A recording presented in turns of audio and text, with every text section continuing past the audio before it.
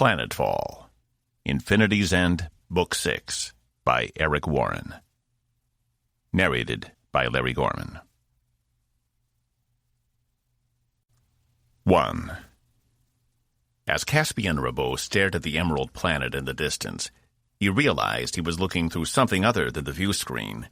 He was looking through himself. The smoky image reflected a person he didn't recognize, and someone who would have been foreign to him just a few short seasons ago. His face betrayed none of the discomfort or pain which he'd become accustomed to long ago. Cas had to give himself credit. He'd made big strides. There had been a time when stepping back on a shuttle had seemed like an impossibility. But he'd managed this mission without any trouble, though when 25% of your body wasn't your own, it tended to change one's perspective on things. Cas had always prided himself on his resilience, and this often included his physical characteristics.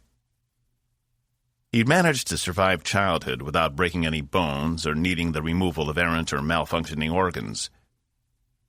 He'd had perfect eyesight and straight teeth for as long as he could remember, and he'd never needed any artificial augmentation. So maybe he didn't hit the gym much, but that hardly mattered. The point was, his body had always been reliable.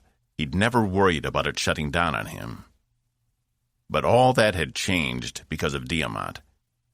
4 days ago, he'd woken up in sickbay, having been informed 3 major organs had been regrown, and new skin had been grafted onto dead tissue. Dr. Zaks had done an excellent job. He couldn't see a difference at all. But he could feel the difference. And for the first time in his life, he didn't quite feel like himself. Maybe that was where he found the willpower to continue to go on shuttle missions again and again.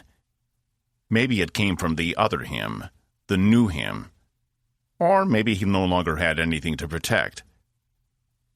Then again, the fact their ship was only days away from losing all life support might have had something to do with it. "Bring her around for another go?" Box asked from the pilot's seat. Cas shook his head. "We're not getting anything else out of this trip. The atmosphere is too thick. If the captain wants to know what's on the surface, she's going to have to send a team." They'd found this planet 2 days ago, after a harrowing series of events with the Bulak. Their leader, Diamant, had attempted to steal their ship for his own purposes. He had also been the man responsible for all of Cas's injuries, and Cas had almost died trying to stop him. But in Cas's haste to retake the ship, he damaged the USCS Tempest more than she already had been. They couldn't even access the bridge, as it was open to space. The only recourse had been to use this planet as a temporary haven, except they had no idea what was on the surface.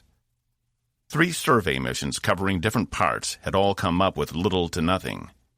They could see the surface itself. It was about 60% water and 40% land, with ice caps on the poles and a deep green atmosphere which made everything appear a different shade of olive.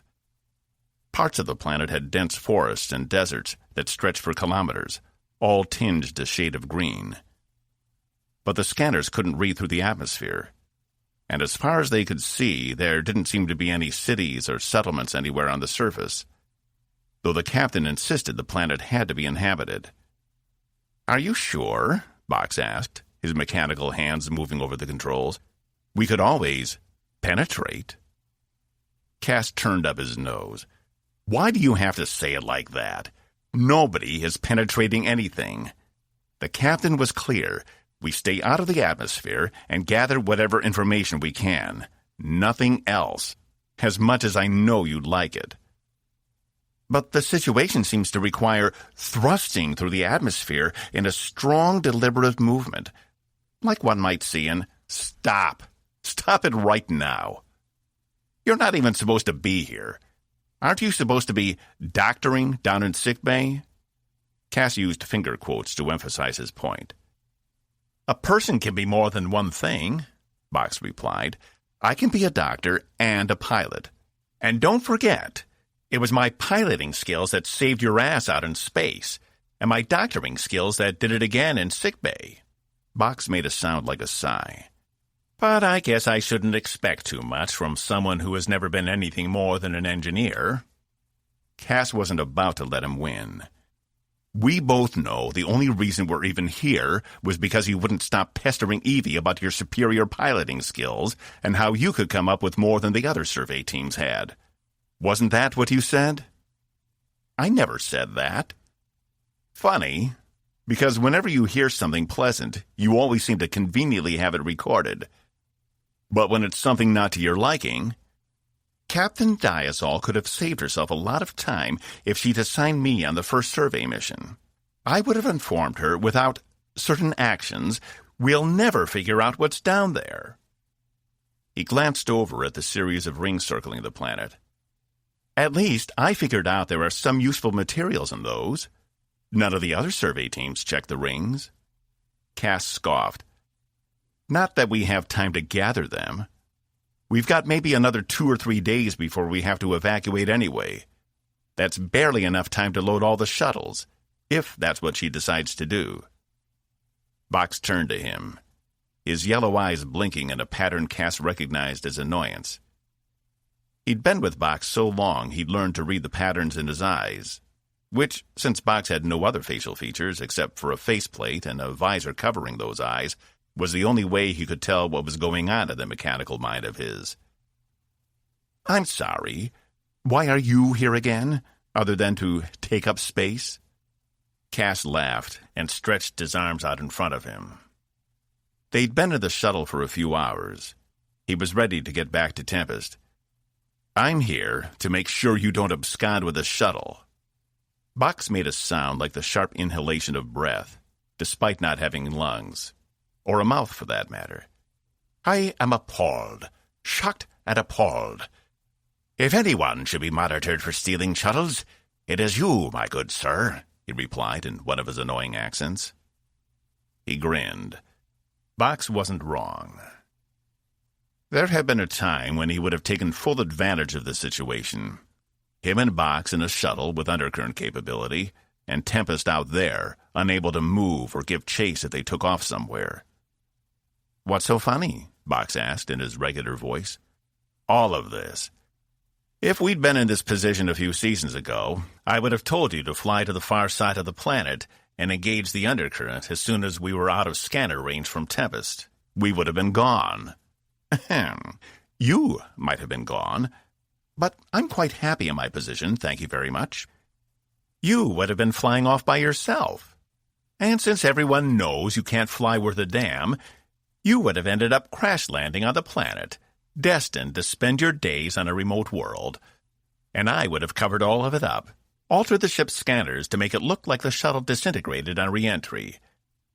I would regale them the tale of your tragic yet foolish venture to escape to parts unknown. Simple, really. It bothers me you planned that far ahead. You didn't think I was going to stay with you forever, did you? I always needed a contingency plan, Box replied. One can only fly a ship for so long before they grow restless. He tried to say it with a sinister tone, but it ended up coming out comical. Box had never been sinister in his entire life. Well, it seemed like you were pretty happy watching net dramas all day. You have no clue, boss. I was 3 days from dropping you on the next planet when Captain Diazol showed up. Cas rolled his eyes. Can we head back yet? Or do you want to keep stalling? The planet peeled away from view as Box altered the shuttle's course. Only the rings circling at a 45-degree angle visible through the view screen. Speaking of which, I can't wait for you to tell Evie about our success. It's your fault we didn't make more progress. You didn't let me Don't say it, Cas interjected. If I hear that word one more time, I'm going to reach in there and wipe it from your processor. Box made an errant sound, but Cas paid him no mind. He thought about everything that happened since he'd been that person who Evie had found back on Devil's Gate. It hadn't been that long ago, but now he couldn't even imagine leaving Tempest to her fate. There was too much at stake. Yet despite all their efforts, they were even further from their goal than ever. The Coalition was at least 2 seasons away, and the mysterious threat known only as Andromeda was headed for Earth. After Diamant had told them about their encounter with the powerful and destructive aliens, Cas was more convinced than ever the aliens' only goal, once they reached the inner planets of the Coalition, was to destroy them. And despite the fact the Coalition was thousands of years old, the loss of the inner systems would completely destabilize the region. Cas didn't think they could survive. And while he had no love for the organization that had once exiled him, he couldn't stand by while trillions of innocent lives were at risk. He ran his hands down his face as Tempest came into view, her gray hull standing out against the field of black. Even from this distance, the damage was visible. Whole sections of the ship blown out by either mines from their brief encounter with Andromeda, or their attempts to retake the ship from the Bulak. Whatever the reason, Tempest was in dire shape and needed serious help. He only hoped this planet might provide a temporary solution until they could get her up and running again. Cas realized Bach said something, but chose to ignore it, instead hoping nothing else would go wrong. If they could just get the ship repaired, that's all it would take. At least that's what he kept telling himself. 2. Captain Evelyn Diazol surveyed the situation in front of her. At their temporary stations, her crew was working their asses off, doing everything to keep her ship in one piece. But they were fighting a losing battle, and everyone knew it. Since the final battle with the Bulak, she'd relocated the senior staff down to engineering, which would serve as the command center for the ship. She would rather have chosen somewhere less busy, but with so many systems offline, engineering made the most sense, as they could route the bridge controls down here.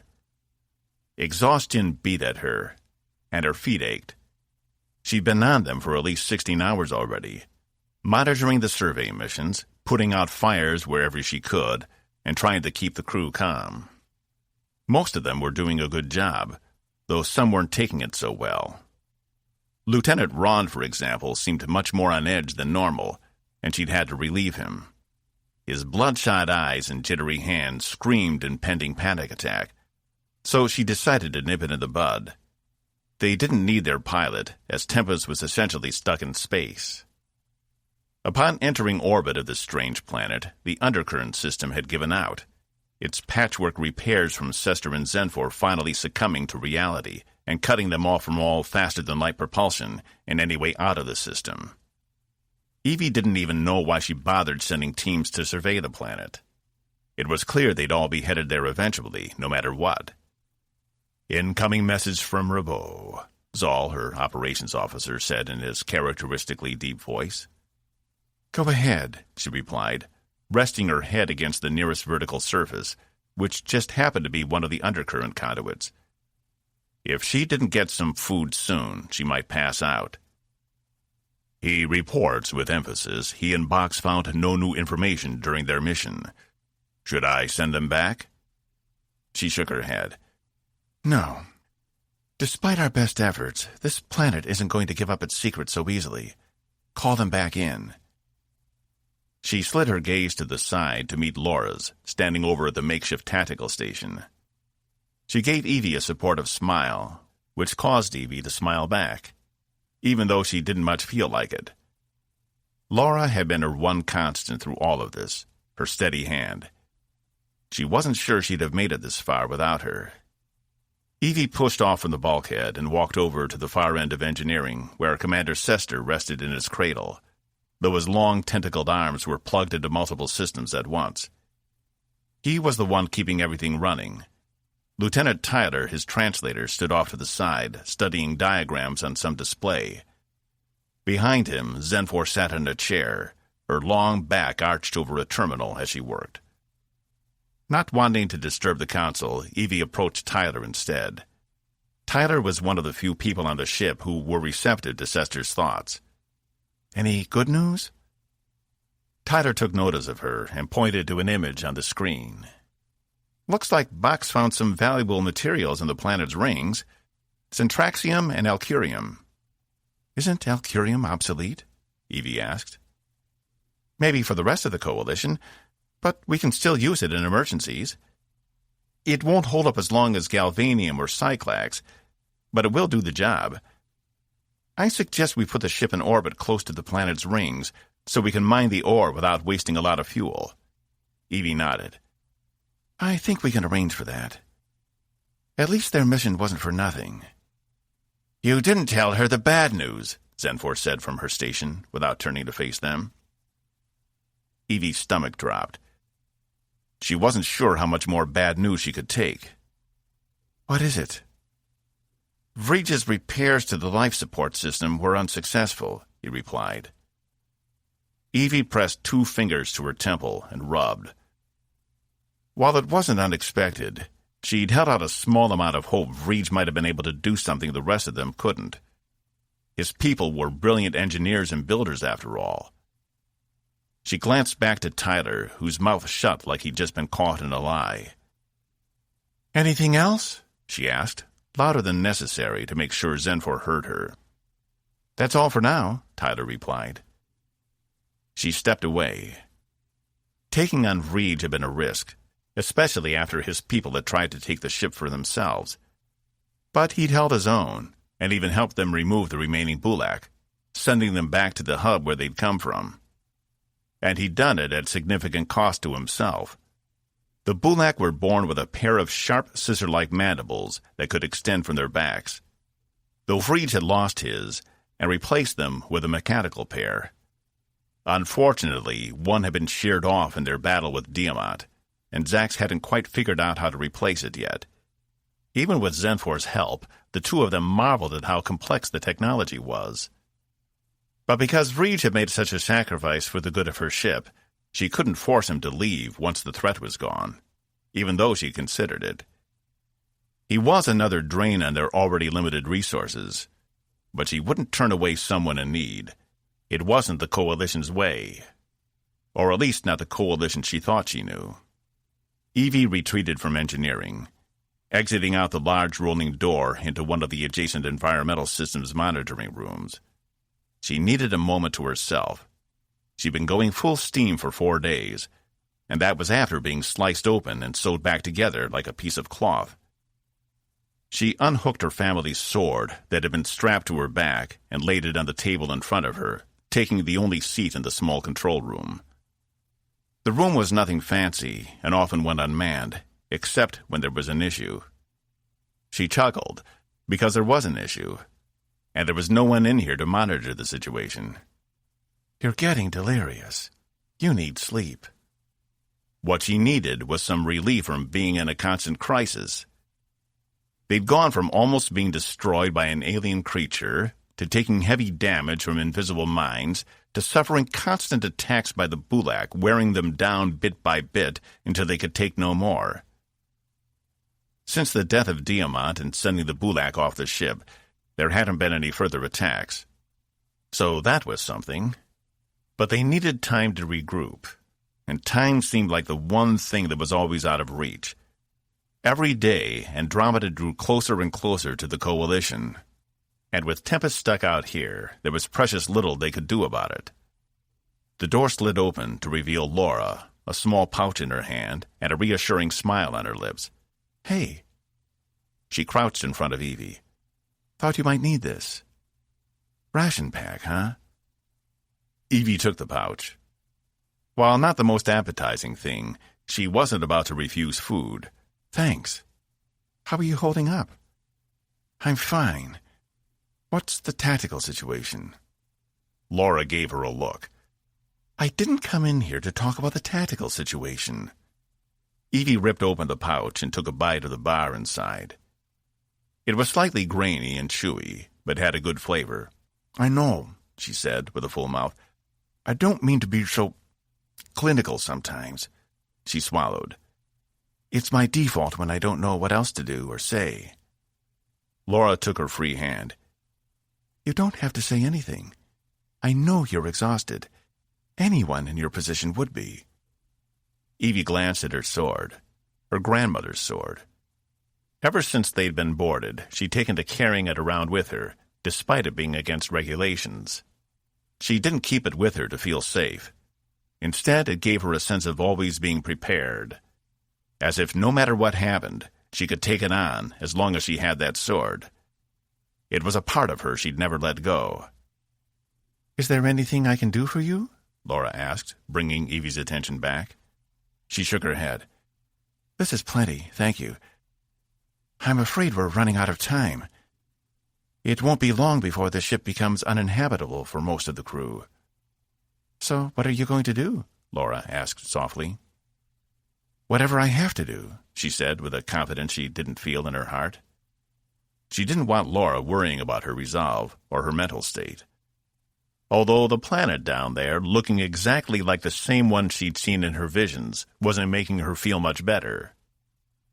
It was like they'd been led here for some purpose she couldn't see, and she didn't like the idea of someone out there pulling at her strings, causing her to act and react without reason. And she knew what they'd find as soon as they landed on the surface. What remained of those gray-faced bastards who were on their way to the Coalition right now to annihilate it.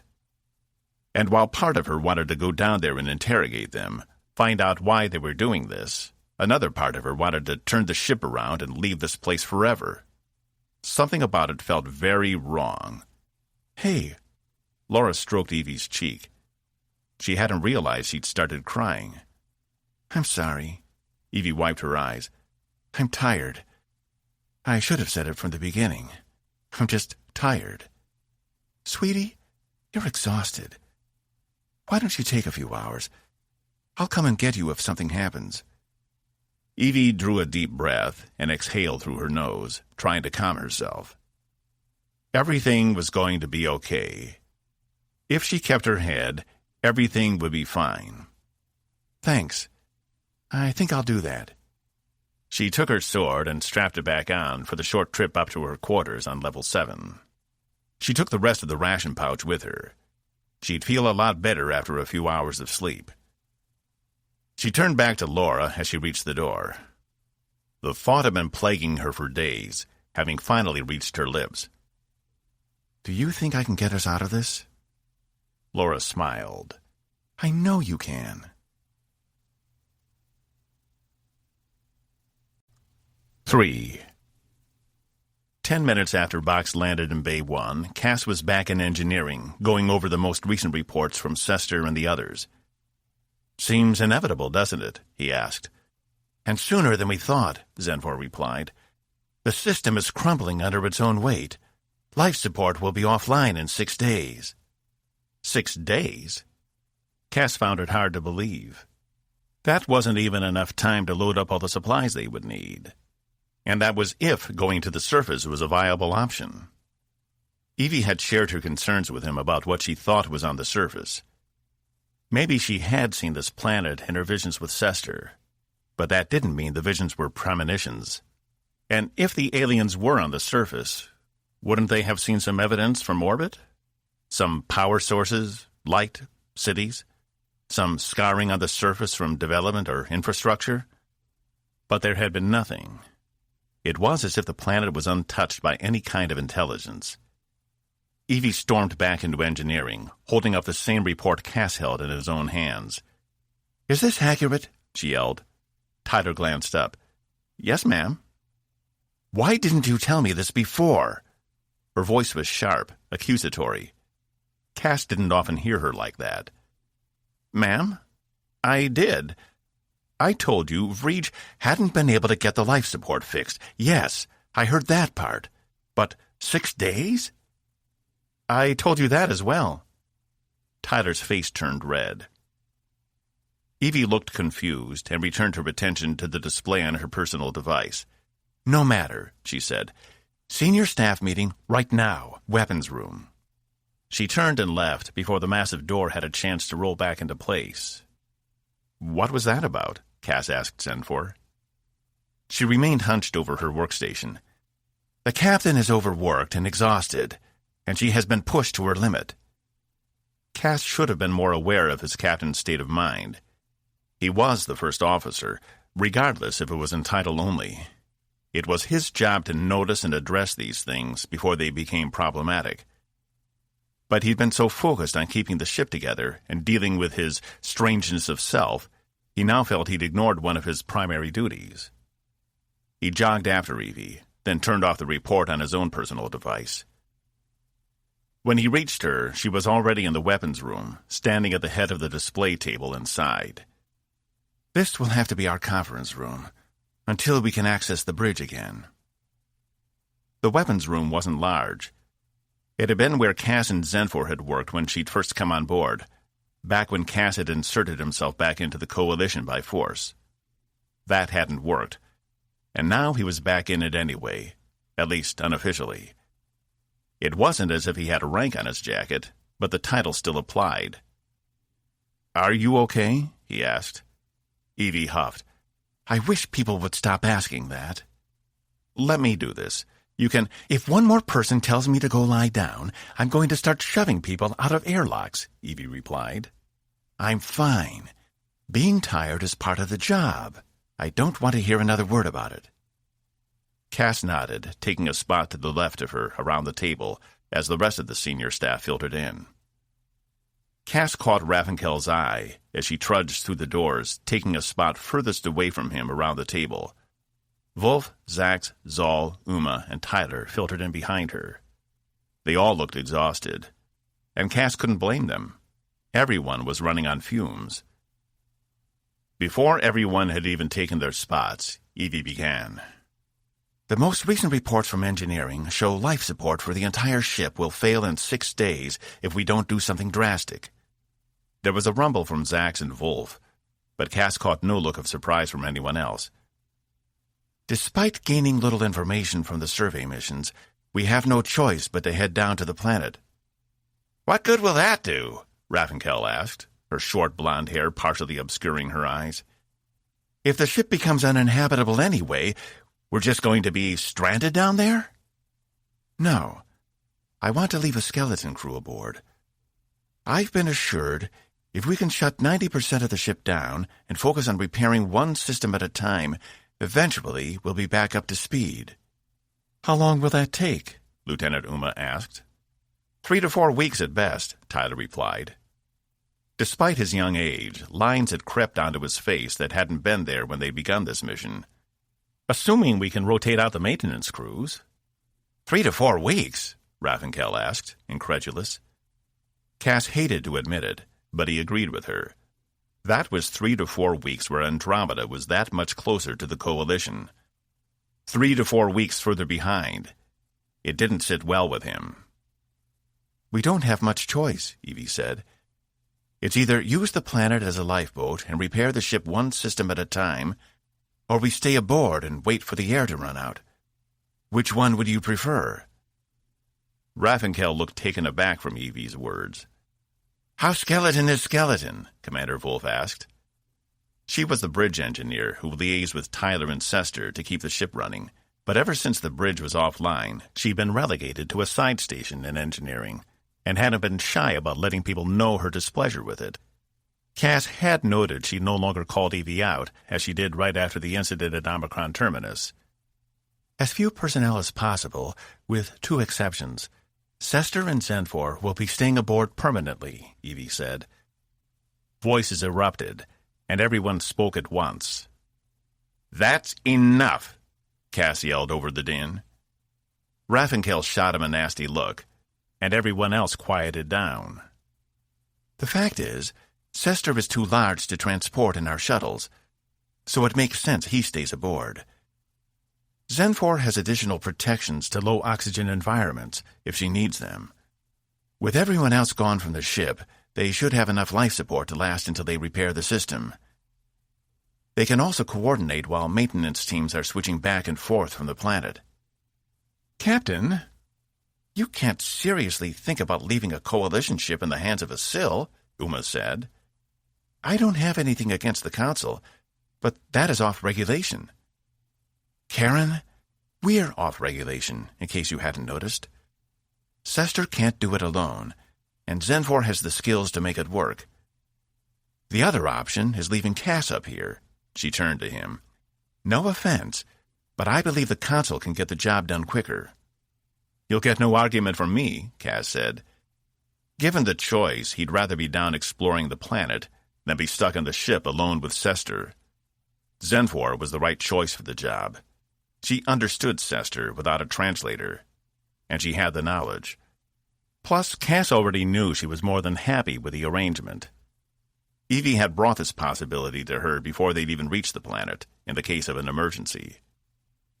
"Do we just stay on the planet, then, waiting until the ship is repaired?" Saul asked. "That's the plan," Evie replied. "We'll coordinate with Tempest from a camp we establish on the surface. All the species on the ship should be fine in an environment down there. It has plenty of oxygen, water, and heat. If we can get through whatever is blocking us in the atmosphere, we can set up energy collectors to take care of our energy needs. They're smaller versions of the one Tempest is currently using." Cas thought he caught something strange in Zal's voice.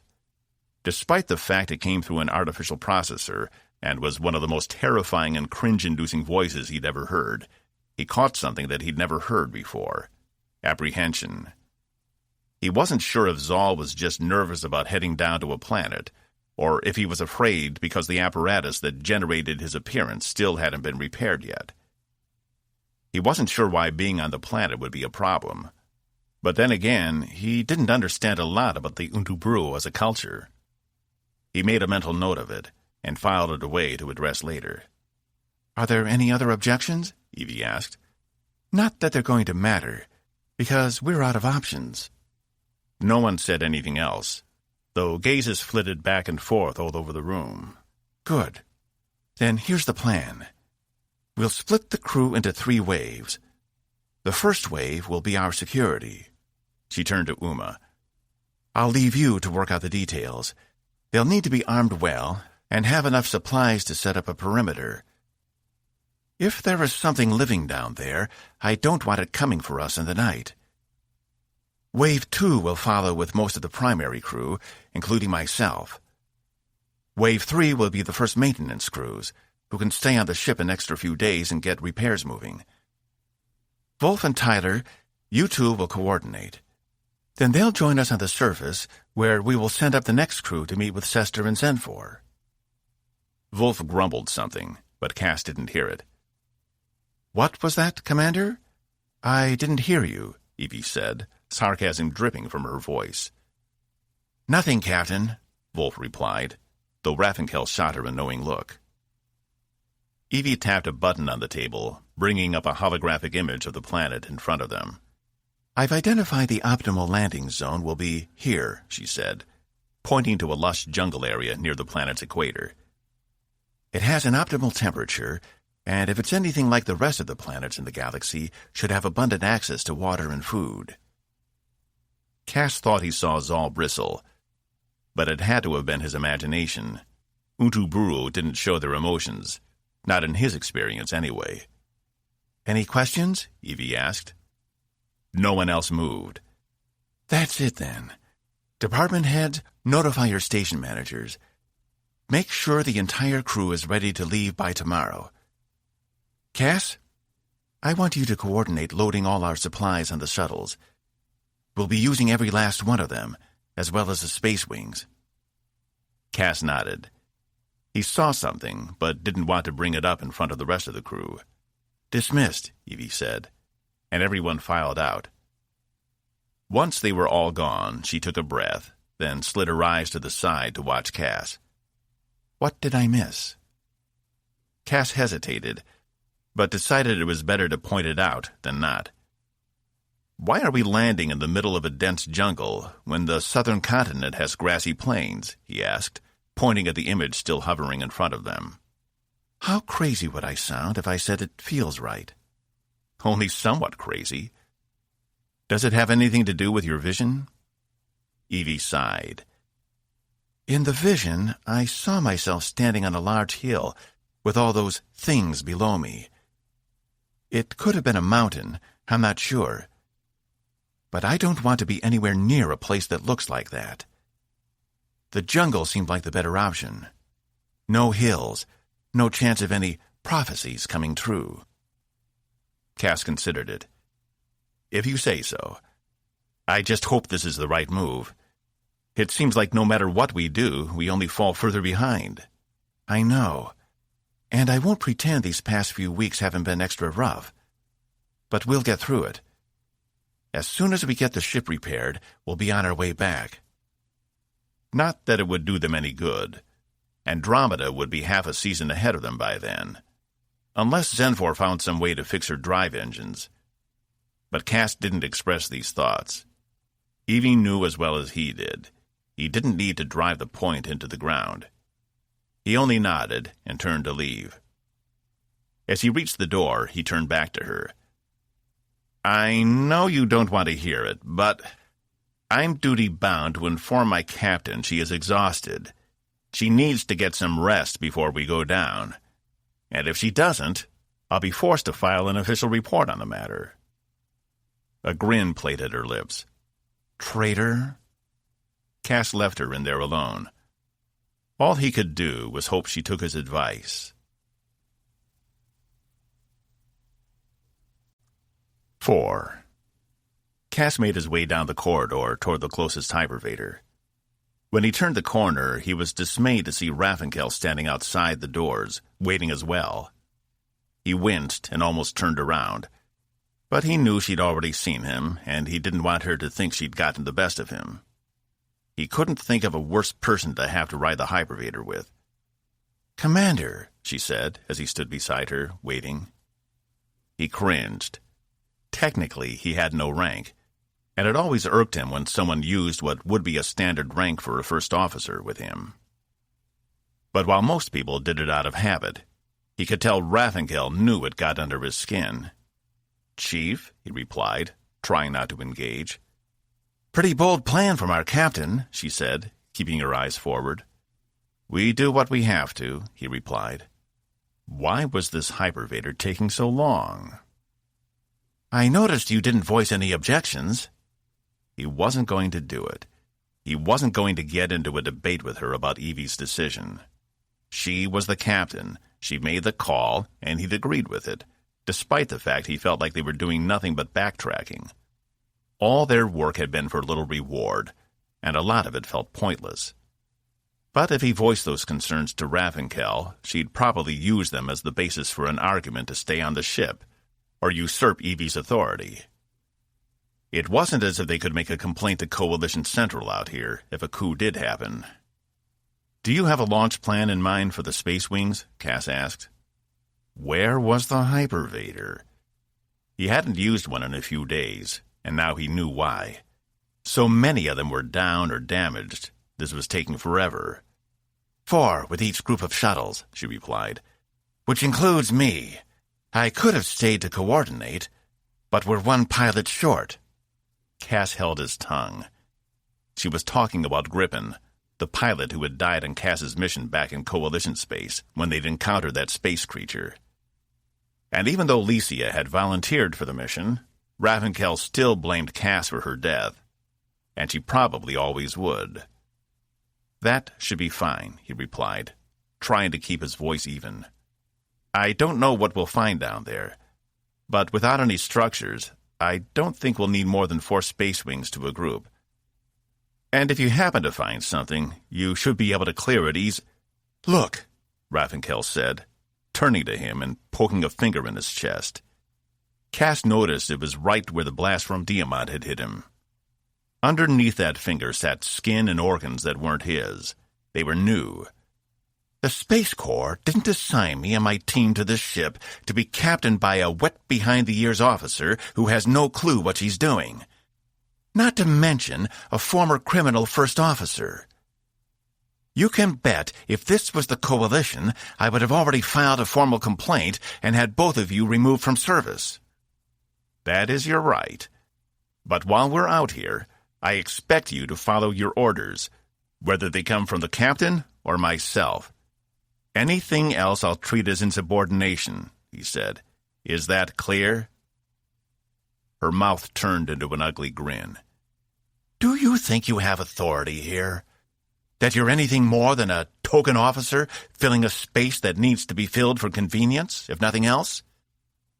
You are a criminal who has been kicked out of the Coalition more than once. Don't think I don't know about your hearing.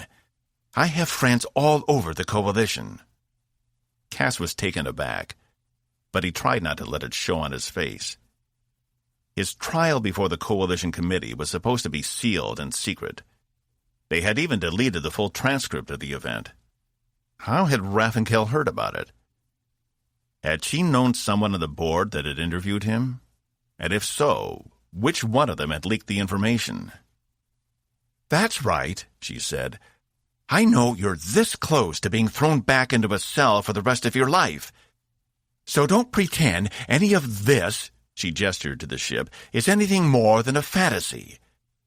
When we get back, it's all over for you, especially after they learn about how you invited a hostile force aboard who tried to take over the ship." "That wasn't intentional," he snapped. "Whatever you say. I'm sure they'll believe that from someone who used to work for the Sargan Commonwealth." The hypervator doors finally opened, and Raffinkel stepped inside. "Going down?" she asked, her voice sickeningly sweet. "I'll take the next one," Cas said through clenched teeth. She shrugged, and the doors closed, leaving him alone to the corridor. Should he inform Evie? Or would that only lead to further stress on her part? He couldn't believe it. Raffinkel knew someone on his review board, and she knew they'd given him a stay of execution because of Zenfor. What would happen when they returned? Even if they were dealing with the Andromeda crisis, would they take the time to remove Cas from the ship now that Zenfor no longer needed him? And what about Evie? If Cas allowed Raffinkel to openly challenge her authority, it could lead to chaos. He'd have to find a way to keep her from doing anything drastic, which was easier said than done. Rather than wait for another hypervator, Cas headed for the access corridors. He'd get down there the hard way. Cas emerged in Bay 1, scanning the area for Raffinkel. She'd been on her way down here as well to start coordinating the assignments with the other Space Wing pilots. Fortunately, she wasn't around. She was probably over in Bay 2, either complaining about the futility of their mission or sulking in her office near the back. Either way, he needed to get to work. They had to transport 119 personnel down to the surface, along with supplies and food for 3 to 4 weeks.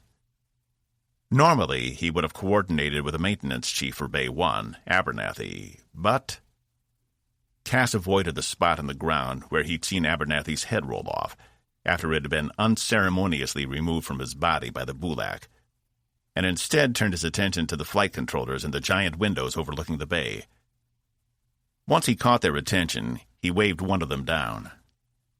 "So we're headed down to the surface after all, huh?" Cas turned to see Captains Ryant and Yan making their way over to him from Bay 2, Ryant's voice echoing off the walls. As always, his trademark goggles were perched on top of his head. Cas didn't think he ever took them off. And while he had an iron jaw and was a good half-meter taller than Saturina Yan, she always seemed like the more imposing of the two. Maybe it was because she only spoke when it was necessary. Ever since he'd met her, Yan had been quiet, reserved, but deadly when necessary. They were the only 2 Space Wing pilots Cas had gotten to know. He assumed the rest probably wanted nothing to do with him after what happened to Griffin. Ryant and Yan weren't like that. "Those are the captain's orders," Cas replied. "Can't believe it, man," Dorsey Ryant said. "Abandoning ship. It's a ballsy move." "Is that what Raffinkel told you?" Cas said, heat rising in his cheeks. Ryant shrugged. "Is that not what's happening?" "No," Cas emphasized. "Sester and Zenfor are staying on the ship. We're going to have maintenance crews going back and forth all the time. We're not abandoning anything." "Man, what is that woman's problem?" "You'll have to cut her some slack," Yan said. "Today is the anniversary of when Griffin joined the team. She's extra sensitive today." Cas cursed under his breath. While he could understand anniversaries could be painful for people, Raffinkel had outright threatened him. Could it be anything else? Jan's mouth turned into a frown. "I don't think so. Why?" Cas hesitated. While he trusted these two, discussing their commanding officer behind her back could lead to even more cards stacked against him. but only if they let it slip, which he didn't think they would.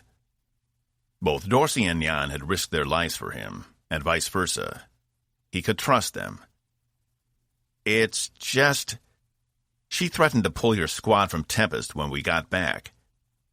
It seems she's not happy with the new chain of command. Jan arched an eyebrow. You or the captain? Both. I can't say I'm surprised, Ryan said. She's always been a stickler for the chain of command. And ever since the death of Captain Green, she's been more on edge than usual. I didn't pick up on it until you said something, but it makes sense now. She was a big admirer of his. I think his death might have hit her harder than we realized. He turned to Jan for confirmation. His death hit all of us hard, Cas replied. And it doesn't help we haven't had the chance to even have a proper funeral. An idea sparked in him. They still had the captain's body in stasis in the morgue. He wondered if Evie would be open to holding a ceremony down at the surface. It might be a good chance for the crew to reflect and pay tribute to their captain and to all their fallen comrades. It might be perfect timing. You don't have to worry about us, Ryan added. The Annihilator here and I will stay aboard, even if she tries to pull our squad. We've got your back. Jan looked up at him. The Annihilator? Yeah, I thought you needed a new nickname. And since your ship has more guns than all the others, plus you did blow a few holes in the ship, so... Then what are we going to call you? The Fumbler? Hey, that was one time, Ryan protested, and I was half drunk. Do you know how hard it is to hit something dead center when your vision gets blurry? Not for all of us. Plus, I thought that's what those were for, she replied, tapping the goggles on the top of his head. Jan turned back to Cas. Don't worry about Raffi. She's not going to do anything. Especially because the Coalition is going to be dealing with much bigger things by the time we get back. Yeah, Cas replied. I hope you're right. The man who'd been up in the flight control room came jogging into the bay through the main entrance. You wanted to see me, sir? I hope you had a big breakfast, because we have a lot of preparation to do. 5. This is racism, pure and simple, Box yelled as he strode across the landing area in the bay. Just wait until the Judge Advocate General hears about this. You don't yet know the meaning of a lawsuit. I will own this ship by the time this is over. Would you shut up and get on the damn shuttle already? Cas yelled back. Evie watched this exchange from across the bay, doing her best not to let her annoyance show. Box had been complaining about being on the first wave headed down to the planet ever since Cas had informed him. The fact his body was more resilient than most organics, and he didn't need to breathe, didn't make a difference. He was still upset about being cannon fodder, as he put it. Evie thought it was nothing but bluster. But wasn't she using him as part of their initial wave because he was a robot? Box, wait up. Evie trotted over to the two of them, arguing at the foot of the shuttle's ramp. Captain, my individual rights as a person are being violated by this man. Box pointed at Cas. Would you stop complaining for once in your life and do your job? Cas grumbled. Evie put on a sweet smile. Box, I want you to know I'll be recommending you for a special commendation once we get back home. I think it will go a long way to helping Coalition Central make a decision on your personhood status. His yellow eyes blinked once. She thought that might mean he was skeptical. You're just saying that to get me on this ship. No, it's long overdue. You've been a tremendous help to this crew. In fact, you are one of its most valuable members. We wouldn't be where we are today without your help. You've been essential. Something clicked in the back of Box's head. You've been essential, Evie's voice said again, distorted from the recording. Hear that? He turned to Cas. Evie crossed her arms. Did you have to do that? Being the most important member of the crew, I didn't need to hear it, Box replied. But it helps for everyone else to know how things stack up. Evie sputtered. Wait, I only said, I would like my special commendation to come with a full Navy ceremony as required by coalition law, Box interrupted, puffing out his metal chest. And I want my medal to be magnetic, so I can display it right here. He tapped his sternum. See what you've done? Cas whispered. Excuse me, peasant. Box pushed past Cas. Hero coming through. I have to lead this motley crew to victory on the planet's surface. You know, to make sure it's safe for the weaklings like yourself. Thanks, Cas said. We'll have your ceremony when the ship is repaired, Evie called after him. He flitted his fingers like it no longer concerned him, his head raised high as he disappeared into the ship. I am really thankful I'm not going down with the first wave, Cas said. She shrugged. He deserves it. He's gone far beyond the capabilities of any autonomous robot I've ever seen. Yeah, 'cause he's insane. She surveyed the scene. 14 shuttles, all full of crew and supplies for the first run. Most of their security forces were on those shuttles, prepared to secure the landing site Evie had picked out. Though she'd left a few behind for the other waves, just in case. Is that everyone? Almost. Cas looked over her shoulder. Laura stood a few meters away, a pulse rifle slung over her shoulder in the same manner Evie wore her sword. She didn't see Cas leave, but he must have, because it was just the two of them now. Ready to go? Evie asked. Laura nodded. Ready. We'll be waiting for you down there. Got all your equipment? Again she nodded, but didn't move from where she stood. When Uma had given Evie her outline of who would be going down and when, she'd been surprised to see Laura's name at the top of the list for Wave 1. She'd tried not to be too conspicuous about it, but Uma had explained she was one of the more skilled tactical officers, and Uma had chosen her to lead the Wave 1 team. In that moment, Evie cursed Laura for putting in so much practice on the simulators.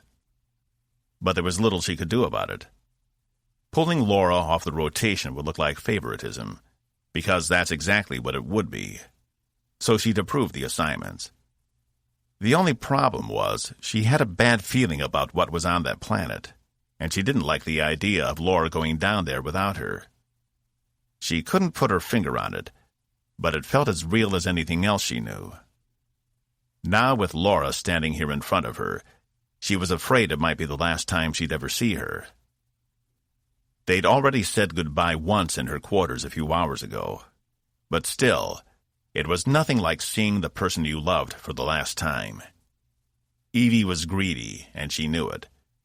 She should have stayed in engineering, but she couldn't help wanting to see them off, to see her off. Anything else, Captain? Laura asked, and Evie noticed a brief shimmer in her eyes before she blinked it away. Good luck down there. We'll be behind you in a few hours, Evie replied. Laura hesitated, then took a deep breath and stepped onto the shuttle. She disappeared into the body as the ramp retracted and the door closed the shuttle off.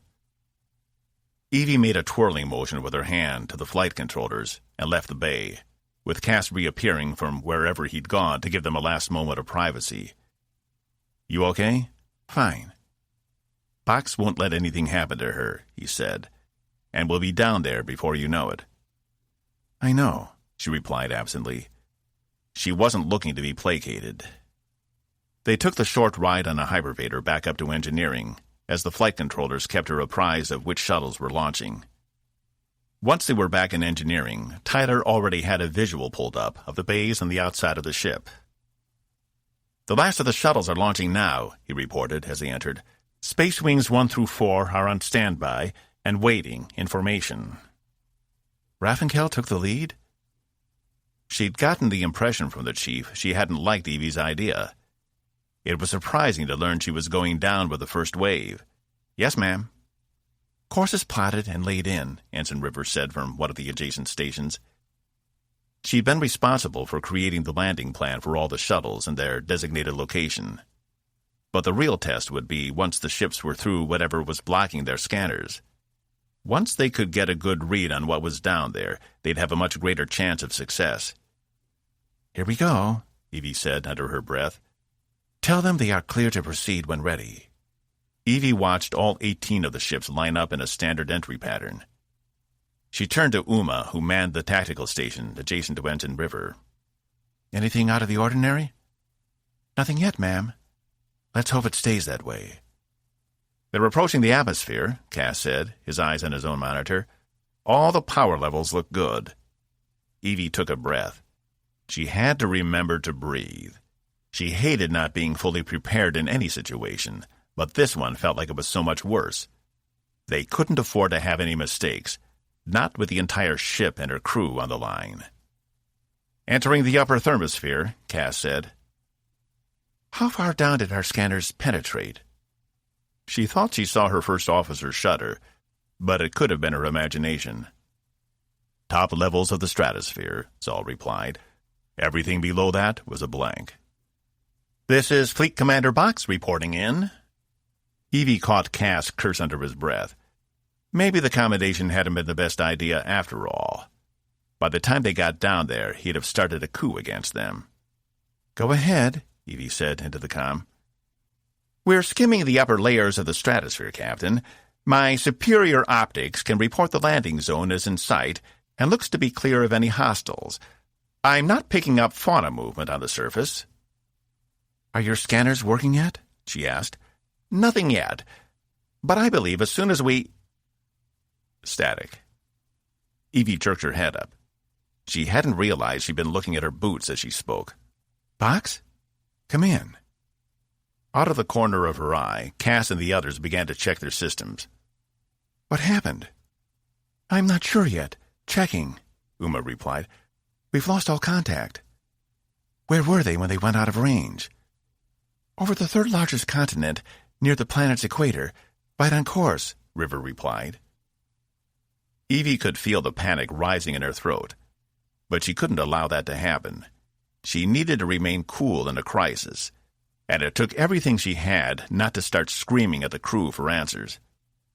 Is there something that could be interfering with our systems, other than the planet's atmosphere? Nothing that I see, Cas replied. Zal? I have nothing unusual, Captain. I can only assume whatever blocked our scanners is now blocking our communications with the shuttles. What about visual communications? Can we still see them? She asked. I've lost them on visual, Uma replied. They slip below some cloud layers, and I can't see anything from the ship's cameras. We have to have something. They can't just have disappeared, Evie replied. I'm sorry, Captain, but we've lost them. 6. Check every system, Evie replied, stamping down the panic building in the back of her mind. And prepare to send out visual probes. They should be able to pick up any debris on the surface. She knew it was foolish, but by anticipating the worst-case scenario before it was confirmed, maybe she could insulate herself from it. I can confirm they didn't disintegrate in the atmosphere, Zal said. We would be seeing residual radiation and debris at even the upper layers of the atmosphere, and I'm detecting neither. But the scanners aren't working. All we have are the visual cameras, Wolf replied. You ever seen things break apart in the atmosphere? It doesn't always leave traces. Sometimes the pieces are so small, it takes weeks of searching on the surface for even one clue. Evie tried not to think about the details. Not only would it mean the loss of Laura, but also 40 of her crew, including Bax and Raffenkel. And it would be that many more people lost on her watch, which was unacceptable. She didn't care if she had to get in her own shuttle and go after them. She wasn't going to allow that to become her reality, no matter what it took. She clenched her fists until her fingernails dug into her palms. Someone give me an update. Visual probes are ready to launch, Uma replied. Send them out. The first one on the same trajectory, and another 200 meters above it. Monitor what happens to the first probe. Aye, Uma replied. Cas motioned her to the side. She didn't want to unplug from the activity in case they found something important, but she did so anyway, following him to the back wall where no one could hear them. What are we going to do if we can't contact them? We can't stay on the ship much longer. They couldn't very well follow Wave 1 if they didn't know what happened to them. But they couldn't stay put and die of asphyxiation and heat deprivation. They needed a lifeboat, and the planet was their only option. I don't think we'll have much choice, she replied. He sighed and pulled his head back, like something was bothering him. What is it? Nothing, he replied, which was obviously a lie. I guess I'm just worried about Box. She wanted to press him on it. After everything they'd been through, she hoped she could trust him not to lie anymore. But she couldn't force him to tell her what was wrong. She had to trust he'd make the right decision eventually. Captain, Uma called. The probes are in position. Evie left Cas by the wall and resumed her place in engineering. Status. Probe 1 is headed along the same heading, descending at 12 degrees declination. Probe 2 is monitoring, Uma said, bringing up the visual feed from Probe 2 as it tracked Probe 1 disappearing into the same cloud formation. She stared at the monitor until her console beeped at her. Damn! It's lost the transmission. Evie's composure was balancing on a knife's edge between hope and despair, unable to decide where to fall. She had to maintain her visage for both her own sanity as well as the crew's. Captain, it seems no matter what we do, we're not going to find out what is beyond that barrier unless we go there ourselves, Tyler said. Evie pulled her long ponytail over her shoulder. I refuse to accept that. What about the landing site? Can the probe pick up anything from there? No, Captain. But the landing site is no longer within visual. This atmospheric disturbance has blocked us from seeing anything in the surrounding area. It's like trying to see through a fog, Saul replied. Evie shook her head. Consul? Any theories? Zenfor hadn't even looked up when the shuttles disappeared. Instead, she'd hunched over her terminal, working on who knew what. Evie wasn't even sure if she had been listening. Nothing concrete, Zenfor replied, removing any doubt from Evie's mind. Without further evidence, I'm not in a position to give an opinion. True to form. Cas only shrugged, as if to say, we're out of options. She wasn't willing to leave her crew to their fate. Just because they couldn't contact them and they couldn't see them didn't mean they were dead. But the only way to make sure was to take the rest of the shuttles down behind them. Maybe once they got through the stratosphere, they would regain communications, at least within the planet's atmosphere.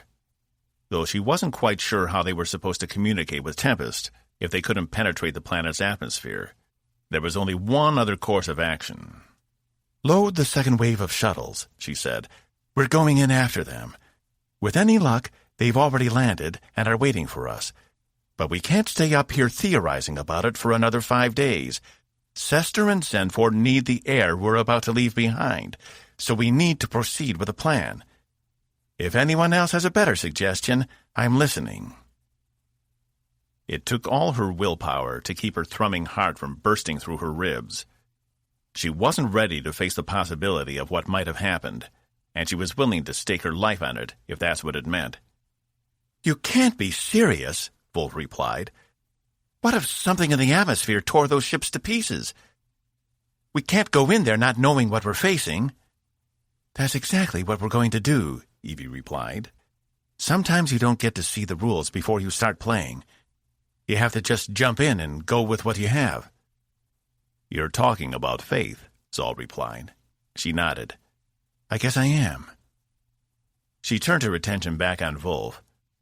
A few days prior, the engineer had shaved off her pink mohawk, as she couldn't keep it the way she wanted it with their supplies so low.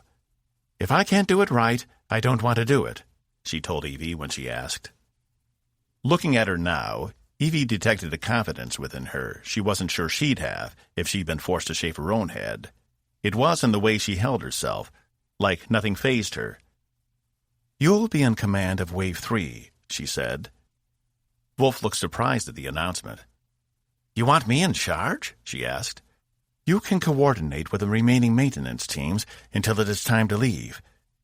You've got plenty of experience, and I know you'll do what is right for the good of the ship. Cas and I will be busy establishing our temporary colony on the surface, as it's going to take both of us to coordinate all that needs to be done. Can I count on you?" Wolf straightened her back, as if coming to attention. "Yes, ma'am. Of course. It's just, I didn't expect you to choose me." "You're a qualified officer," Evie replied, "and I know you'll do a good job. As for everyone else, I want you to begin evacuation procedures. Wave 2 will be leaving in 1 hour." There was a scuttle of activity. They hadn't finished loading all the shuttles yet, and most of the crew that was due to go down with 2 probably wasn't ready. But Evie'd had enough waiting around. Barring some kind of miracle, they were out of options, so they might as well get on with it. And if Wave 1 ran into trouble on their way down, she wanted to know about it as soon as possible. She turned to Cas to ask him if he had anything to add, only to find he was no longer at his post. She didn't see him anywhere else in engineering either. At some point he'd slipped out, and she hadn't even noticed. Cas trudged down the corridor, doing his best to keep his emotions off his face as he passed members of the crew. A general alert announcement blared all over the ship, informing everyone the timetable for Wave 2 had been moved up, and for everyone to be in their designated areas within the hour. Normally, he would have headed straight for Bay 1 and continued the process of loading all the equipment and supplies in the second set of shuttles. But all the fight had gone out of him, and he hadn't wanted anyone to see. He dared not consider the possibility Wave 1 was lost. He knew he would lose himself somewhere in the recesses of his mind and would never resurface. Because not only would it mean the loss of his oldest and best friend, but with so many of the crew lost, the ship wouldn't be able to function. Dragon-class ships required an absolute minimum of 90 to operate within regulations, and with a third of the crew on the first wave of shuttles, that already put them below the primary requirements to operate the ship safely. Which meant, even if Sester and Zenfor managed to get everything fixed, they were still dead in the water. There seemed to be no end to their string of bad luck, and Cas wasn't sure how much more he could take. Dealing with a Sargans daily had been a dream compared to this. He nodded at a group of crewmen trotting down the hallway beside him, packs on their backs and equipment in their hands, as they headed toward the bays. They returned the gesture, with even a few of them addressing him by Commander or Sir, neither of which he'd become accustomed to. Maybe Raffenkel was right. What was he doing here? Playing a part on some grand theater? The thought almost made him laugh out loud. After all, he'd always wanted to be an actor, and now he'd finally landed the role of a lifetime, lieutenant commander of a starship on which he had no business. No, he couldn't afford to think like that again. He was dropping into the dark places of his mind faster than he'd anticipated. His feet moved faster. There was relief from all this, and he was determined to get it. If he could just block all of it out, he could function well enough to get through the next few days, weeks, or whatever it took.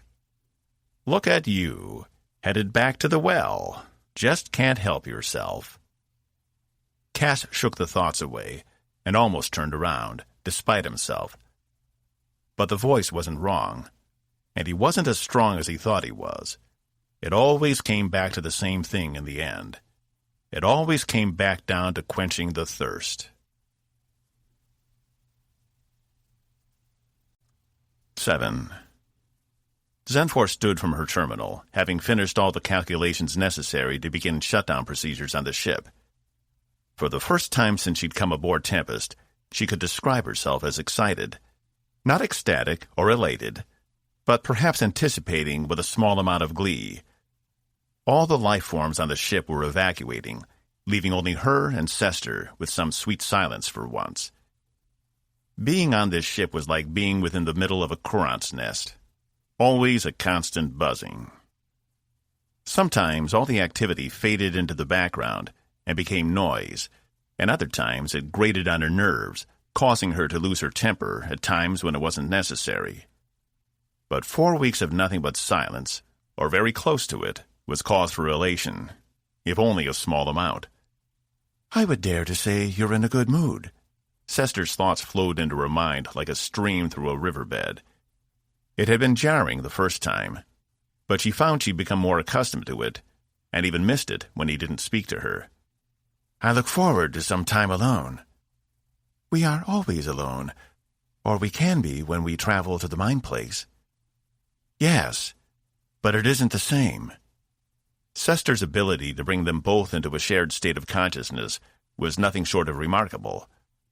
But at the same time, it had its limits. They could spend only a few minutes within, and hours could pass in the real world, which she didn't care for. She'd always been cognizant of time, aware of its constant presence, and in the mind place, time seemed to lose meaning. While there, all of her senses were activated and working, but a part of her that knew it wasn't as real as the world she occupied the rest of the time. It was like a dream in many ways, real as it could be while they were there. But afterward, she was left with a sense of longing and loss for something she couldn't quite grasp. Her only solution seemed to be to either stay in the mind place forever or never return. Regardless, she didn't like either option. I understand your concerns, and I apologize if it isn't the experience you want it to be. That isn't what I think. Perhaps I am too greedy. Perhaps I want too much. There was the feeling of joy and laughter which rippled through her, though it hadn't come from her.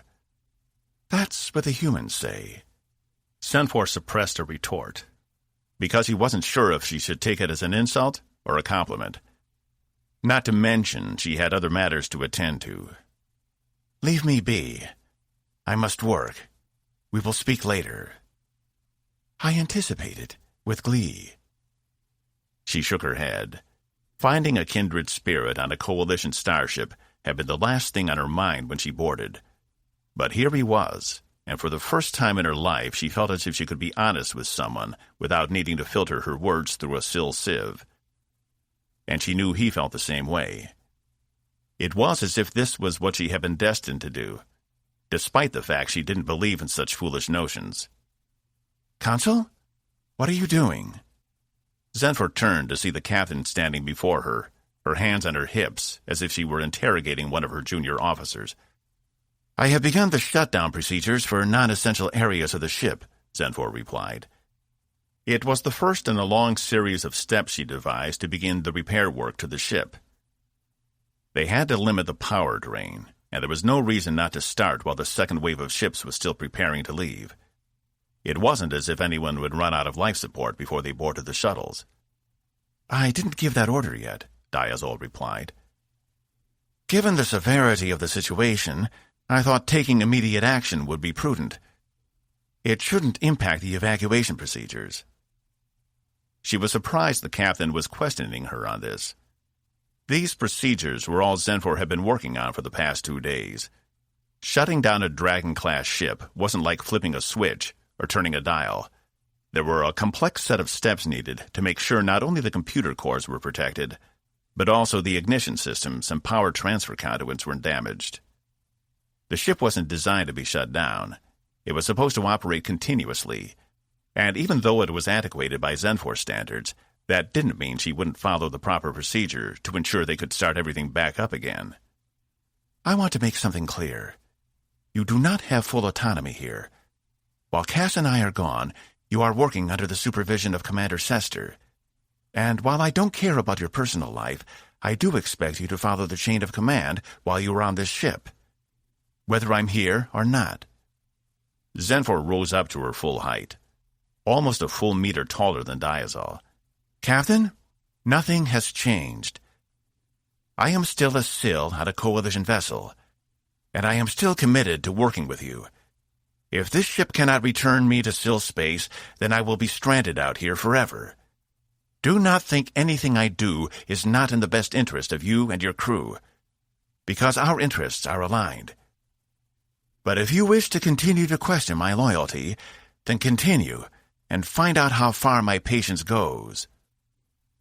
Diazol didn't flinch. Senfor found additional respect for the woman, despite the fact she was challenging her. Humans typically cowered in her presence, and even Cas was careful to maintain some composure when he was around her, never challenging her outright. Then again, he had felt the power of her fists on more than one occasion. Perhaps if Captain Diazol felt Zenfor's fury, she might not be so courageous. Though she suspected that might not be true. Diazol would take the beating and return for more, just to spite Zenfor. She smiled. Were Diazol a Sill instead of human, Zenfor would have considered her for top position on her own crew. I am not questioning your loyalty, but I expect my orders to be followed. Is that understood? Her face was like that of a statue, unwavering. What could drive her so deeply? Zenfor felt as if there were more to this woman than just an iron resolve. She'd seen glimpses of it before, and it was only becoming more evident. She would need to investigate further. I understand, Captain, she finally replied. Do you wish for me to disengage the shutdown procedures? No, but notify me before taking any further action. We don't know what we're running into down there, and we might need Tempest to help us out. She can't do that if she's completely powerless. Do you expect Wave 2 to fare better than its predecessor? Zenfor asked, probing. She'd seen something of the captain, and she wanted to see how far it would go. If Zenfor was right, she wouldn't break. A small flash of something crossed the captain's face. But it was either too fast or too human for Zenfor to decipher what it was. Not fear, but something else. I don't know. But one way or another we'll find out. I am trusting you up here with my ship. Don't let me down. I don't go back on my promises, she replied. Diazol held her gaze for a moment longer before heading off in the opposite direction. You shouldn't goad the captain. She's under enough pressure as it is. I know, but that's precisely why I must. Tell me you don't suspect there was something about her which does not make sense. These visions she's had, and her ability to navigate us through the maze at Omicron Terminus. She hadn't spent an abundant amount of time with the captain, but it wasn't hard to tell there was something foreign about her, and she wasn't even sure if the captain recognized it. Will you tell me about your experiences together? I'm sorry, Sester said, but those are for her to divulge, not me. I understand, though I wish I understood better. It would have to wait until the captain and the rest of the crew returned from the surface, if they returned. While Zenfor didn't necessarily believe the first wave of shuttles had broken up in the atmosphere or been destroyed, there was always a chance. And there was a chance she and Sester would be the only beings left on the ship. It was possible all 3 waves could leave and never return. Then it would just be the 2 of them for the rest of their natural lives. Would that be so bad? I think you might find it lonely after a while. I can only provide so much. I'm not so sure about that, Zenfor whispered, watching the rest of the engineering crew file out of the room. 8. Before Cas stood the answer to all his problems. It was a siren's song, pulling and dragging him ever closer. Damn the consequences, and damn what anyone else thought. He was tired of living for someone else's expectations. It was his life, and he could do as he pleased. So why was part of him so hesitant to step forward? The lounge had been sealed off ever since the initial attack back at Omicron Terminus, since it was considered a non-essential luxury, and maintaining the socializing and drinking establishment on the ship wasn't a high priority. Most of the furniture had been tossed around, and many of the bottles were smashed, their scents permeating the air as Cas stepped through the doors. He'd only been in here once since the attack, when he tried to lure Diamant into revealing his true intentions. And to some degree it had worked, but it hadn't prevented the man from taking over the ship. The day Evie had named him as first officer, he'd sworn off drinking until he was a full civilian again. Not just because it would affect his performance, but because he had felt different. He had something of a purpose again, and with all the repairs and minor emergencies all over the ship, it had kept him busy. He'd never had to face the real test, the one where he would find himself without his hours in the day filled. the one where he didn't have an excuse not to come down here every evening. But now everything had changed. With the potential loss of Wave 1, and the rest of them flying into the same danger without knowing what was ahead of them, Cas figured now was as good a time as any to start back up again. It always came back to excuses. He could always find an excuse to celebrate, and this was no different. He pushed errant chairs aside as he made his way through the room to the bar on the far side. Many of the bottles had spilled or broken, but a few remained intact and still on the shelves, those with magnetic locks or other safeguards in place. Cas couldn't even read half the labels, as they were often in a native planet's tongue. But did it really matter? As long as it was amber and alcoholic, did he really care? He pulled a delicious-looking bottle, its contents the color of honey, off the middle shelf. The label looked as if it was written in Hosmus Riza, the letters and shapes all flowy with accented ends. He wasn't much of a paleographer, but he was reasonably sure the bottle was at least a couple 100 years old, based on the script. And it hadn't even been opened. He tore the paper and pulled the artificial cork away, allowing the liquid inside to breathe for the first time in centuries. 600 bottles in here, and you choose the rarest one, a gruff voice said from the doors of the lounge. Cas glanced up to see the silhouette of a broad-shouldered man, a slight reflection coming off his bald head, though the rest of him was in shadow. "Marshal? Aren't you supposed to be in the evacuation area?" Cas asked, setting the bottle down. "I'm sure no one's noticed." Marshal stepped into the light. He had a light gray beard which matched his eyes perfectly, though he didn't look old in the traditional sense. If Cas had to guess, he'd say Marshal was probably in his 50s, though his build suggested someone who could still be in their 30s, especially his arms, which seemed to strain the fabric holding them in. They were probably the reason he was such an intimidating bartender.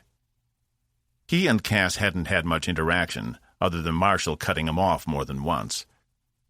Marshal walked around the bar, staring at Cas like a predator as he watches his next meal. "Do you have any idea how hard that stuff is to find?" He didn't. He hadn't even been sure what it was. But if it was to be his last drink, he'd made a fitting choice.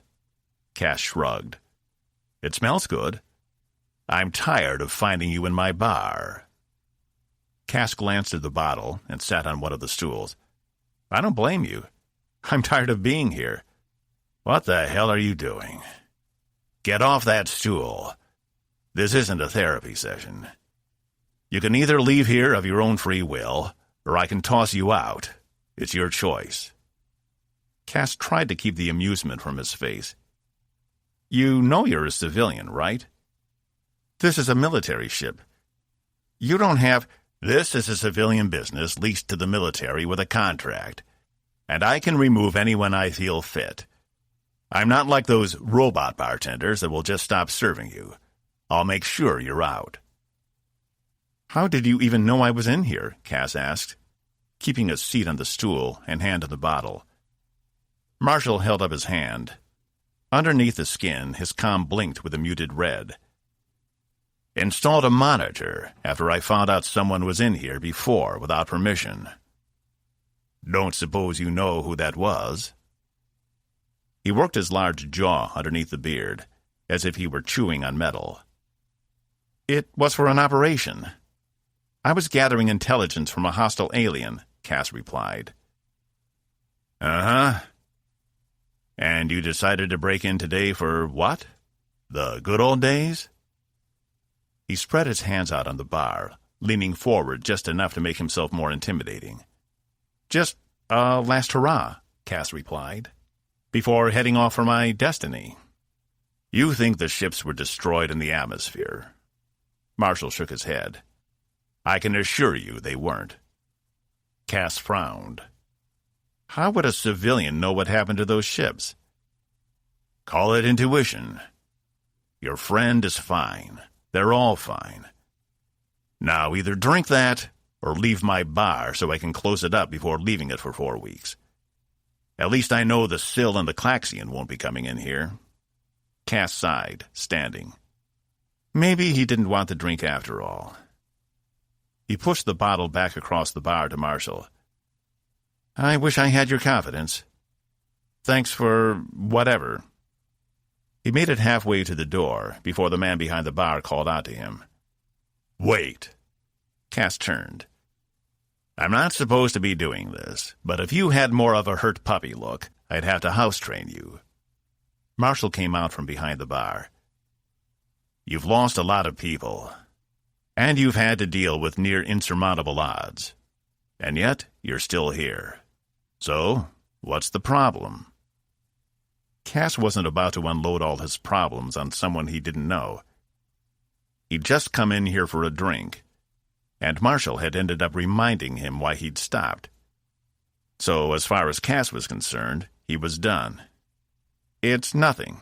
I'm fine. I'd believe that lie if I hadn't seen the exact same look on your face every time you came in here to get smashed. The first 50 times I took you for just another drunk, numbing the pain of his life away because he had nothing better to do with his time. But it turns out you're a little more complicated than that. Isn't that right? Cas took a step toward the door. I'm not in the mood to talk about it. Isn't that what bartenders are for? To give advice? And you've been moping around here so often, you're finally going to get some. Didn't you just say this wasn't a therapy session? Cas stopped in his place as Marshall continued. It's not. It's a life lesson. Let me tell you something about loss. Loss will fuck you up in ways you never imagined. It will split you right down the middle into two people. One who continues to live a life on the outside, acting as if everything is fine and going about their business, and the other who lives inside now, wanting back what they can never have.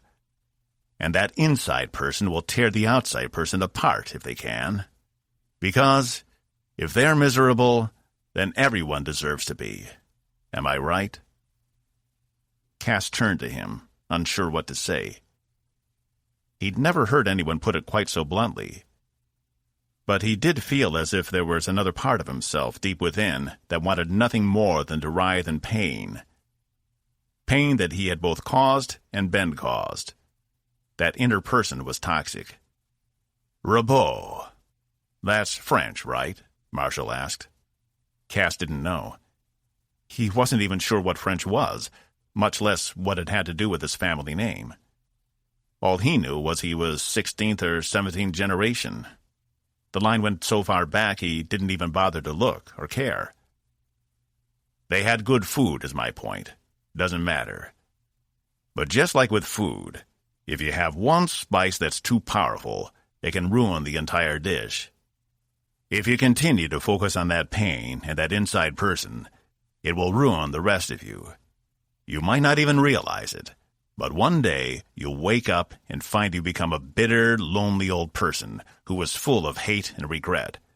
And that's what that inner person wants. It wants to ruin you because he feels ruined. And what I'm telling you is, don't give in to it. No matter how hopeless you feel, no matter how bad things get, don't you give in to that person. Because it is so much harder to come back out. That, he pointed to the bar where the open bottle still sat, that is like an undercurrent right to where you don't want to go. Cas stood back, defiant. His first instinct was to refute everything Marshall had said, to tell him he was off the mark, that Cas was perfectly fine, even though he knew he wasn't. Otherwise, why would he be here? A celebratory drink? Right. Not even Box would have believed that one. And how did Marshall know everyone on the shuttles was fine? Was he just talking out of his ass? Anyway, Marshall said, retreating into the space of the lounge, picking up chairs and overturned tables as he went. That's enough introspection. Like I said, I'm not supposed to do that. But both you and the captain are in fragile states. What are you, some kind of telepath? Cas asked. He laughed. Just a man who can read people. Nothing more, nothing less. He picked up another chair, pushing it under one of the tables. Until this moment, Cas hadn't paid much attention to Marshall, other than being annoyed when he called Box or Evie into the bar to come fetch him. He wasn't even sure what planet or colony he was from. As soon as Cas got some free time, he was going to do some research. There was something strange about this man, and he needed to find out what. He could be a security threat if they weren't careful. Wait, what was he thinking? This was the bartender, not some Sargant spy. Green never would have approved of him being on the ship if he hadn't already been thoroughly vetted. But something still nagged at the back of Cas's mind. The intership comm system activated. Wave 2 shuttles will be leaving in 20 minutes. All hands report to final launch stations. Maintenance crews 4 through 7, stand by. Looks like your ride is about to take off, Marshall said.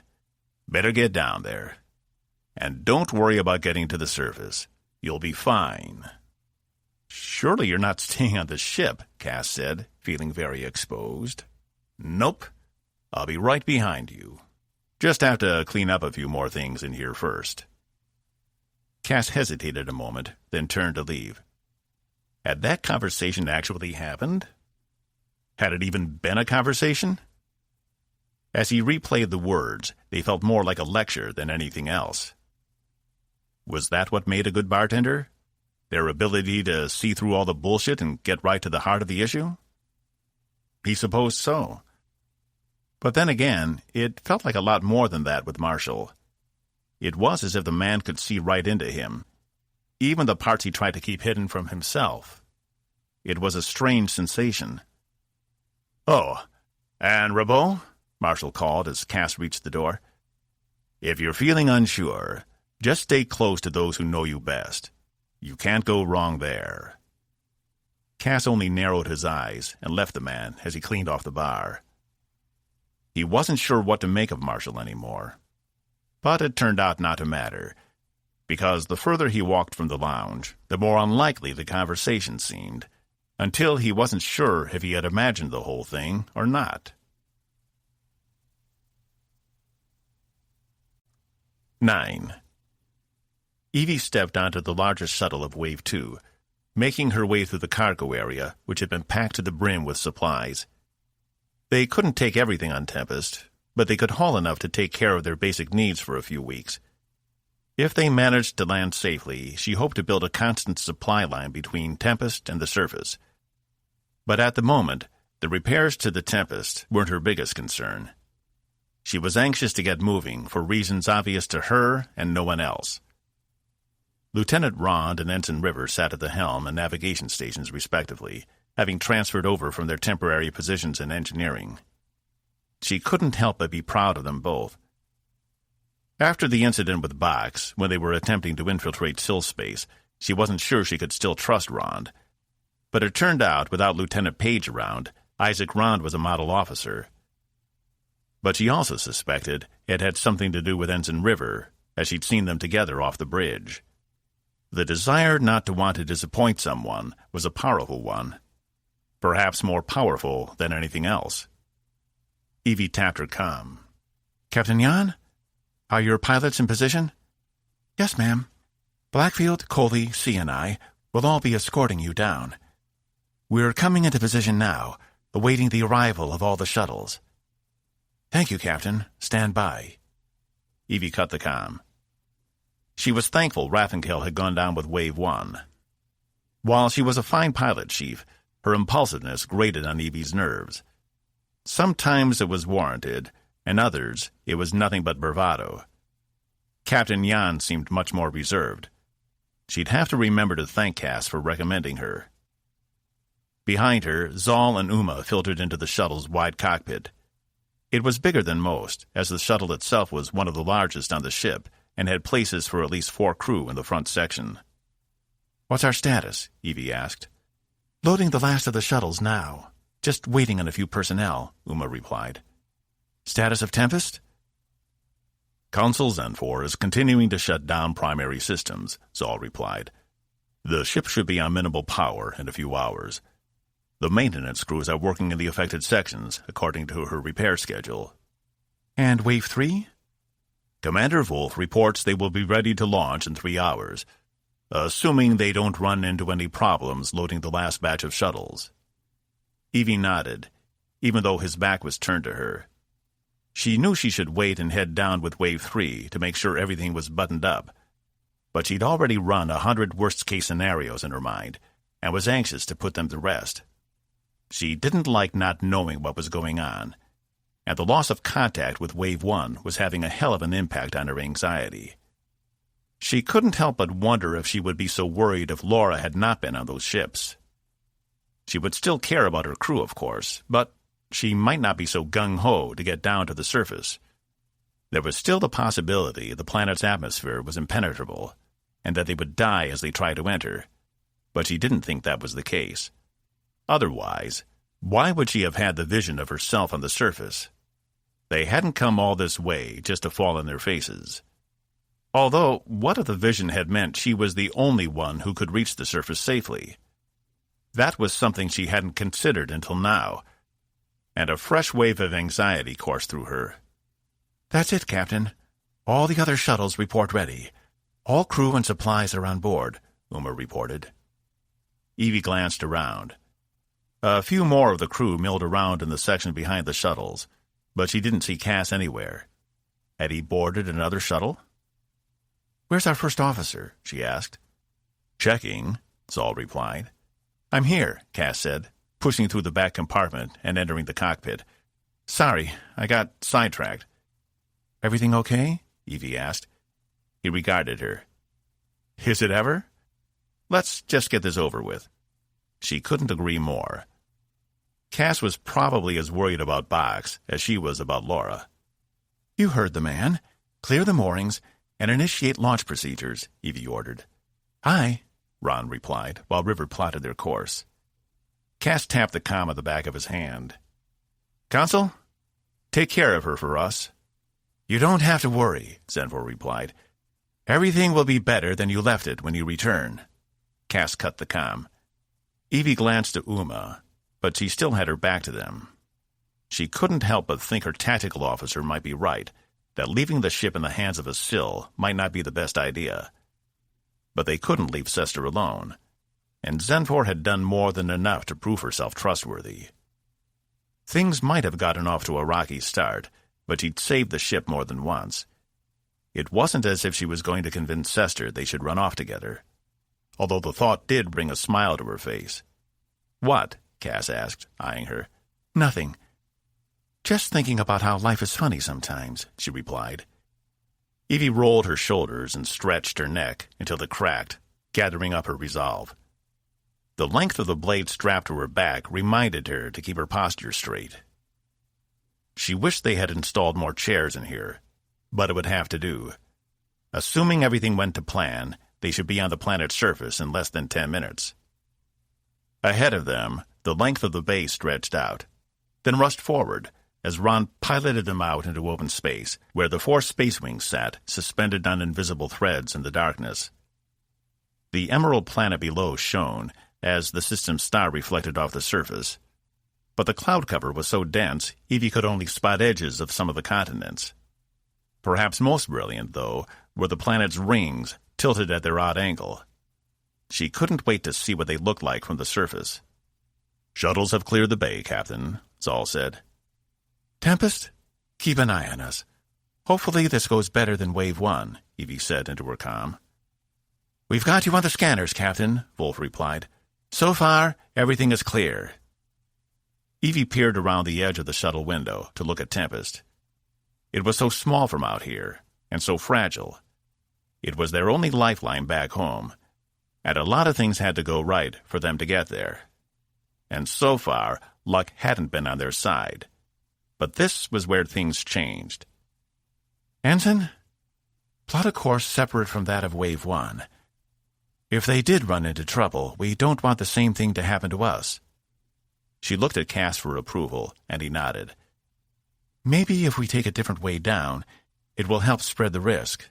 "Aye," River replied. This was the absolute worst way to do this, and she knew it, but they were out of time. If the ship had been in better working order, they could have taken more time to study the planet, figure out a way to break through the interference. But then again, if the ship was in better working order, they wouldn't need to head down in the first place. All shuttles are clear and in formation. The Space Wings have taken positions around us, Ron said. Ensign? Evie asked. Course plotted and ready when you are, Captain. Evie tapped her comm. Wave 2?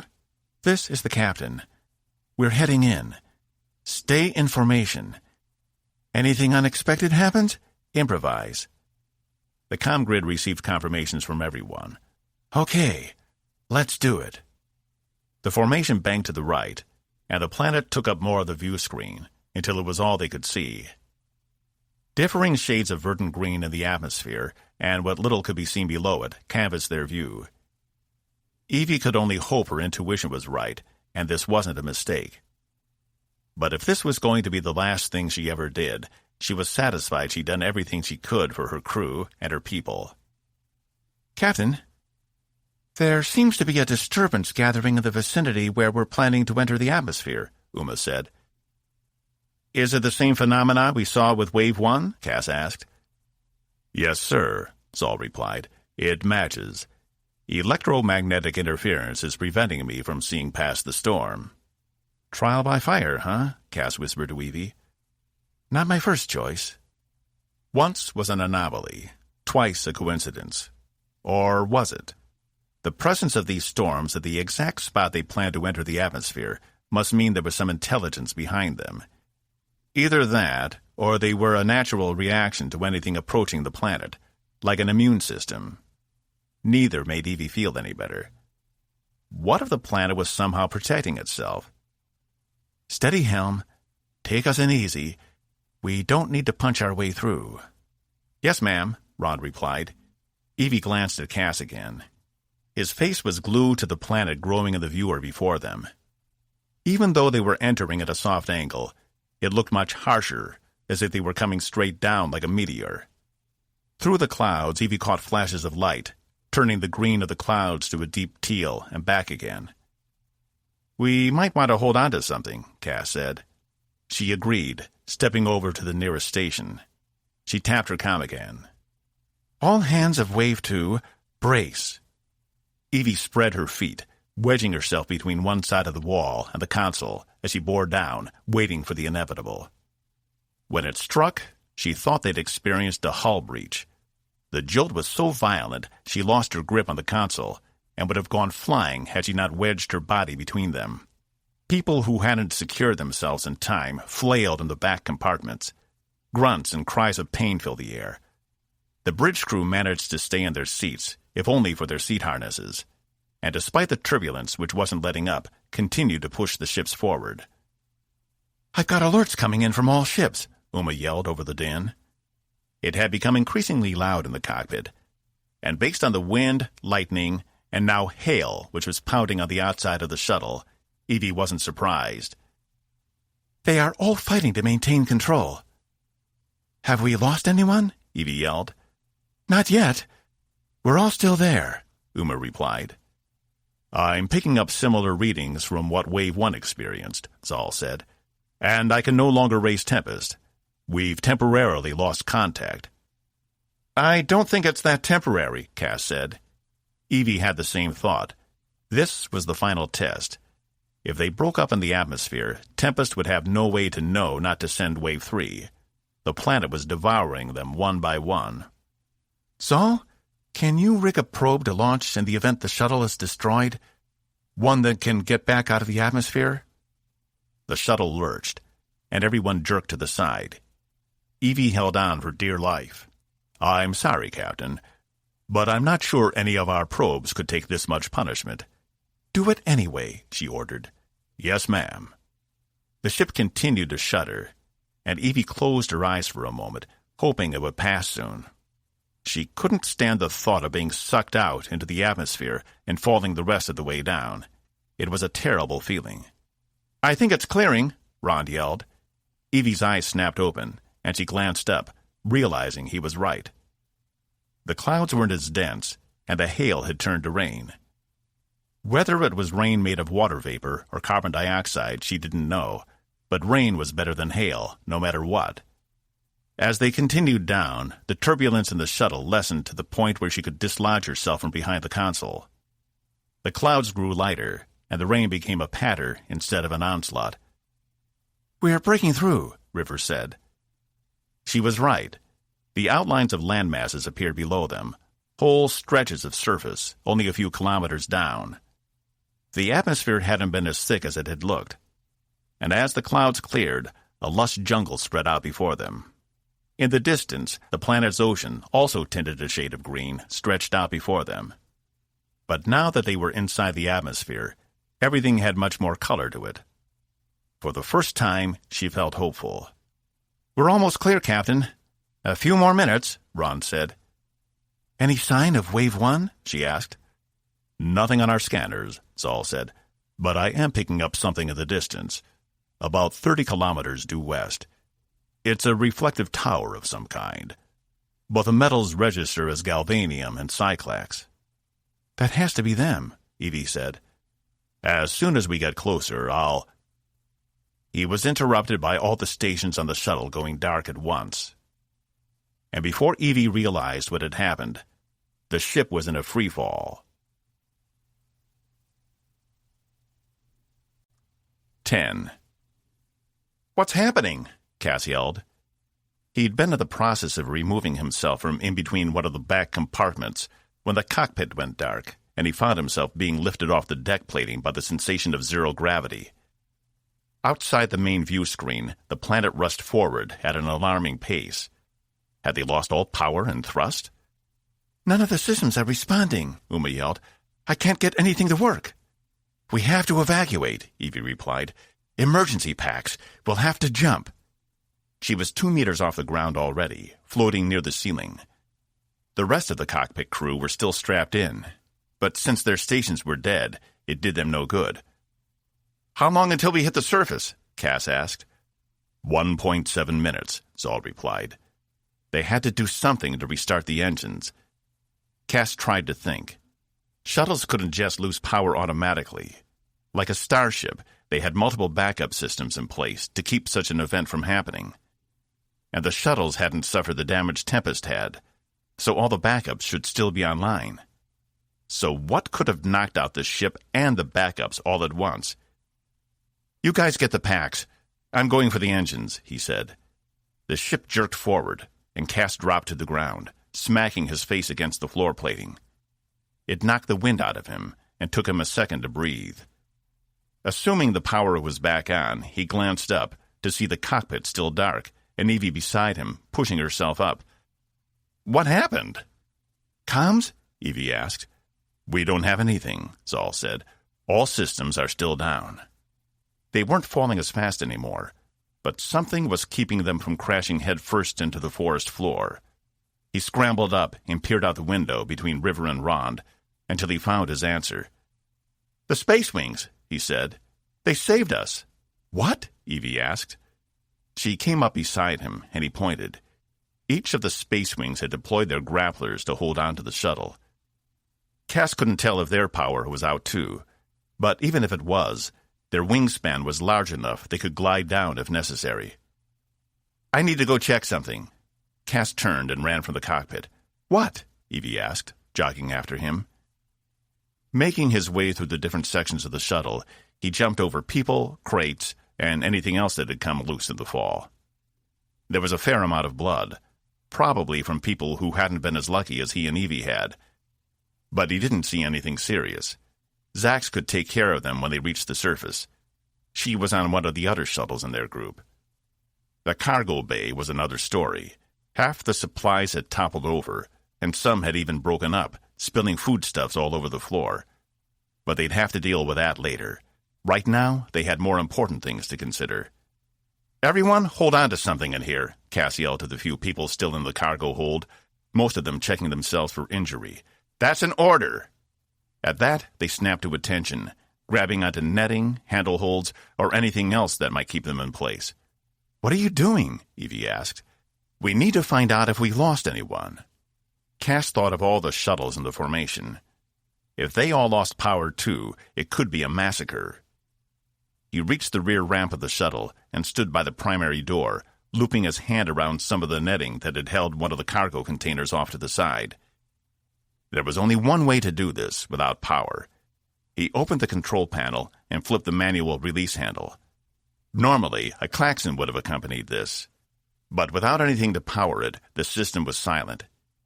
He indicated Evie do the same as him and take some of the netting as it was still attached to the floor.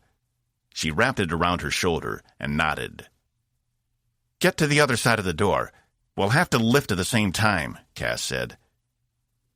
Two of the crew who had been in the back saw what they were doing and came to assist, also making sure they were secured by the netting. "Ready? Everyone lift on 3.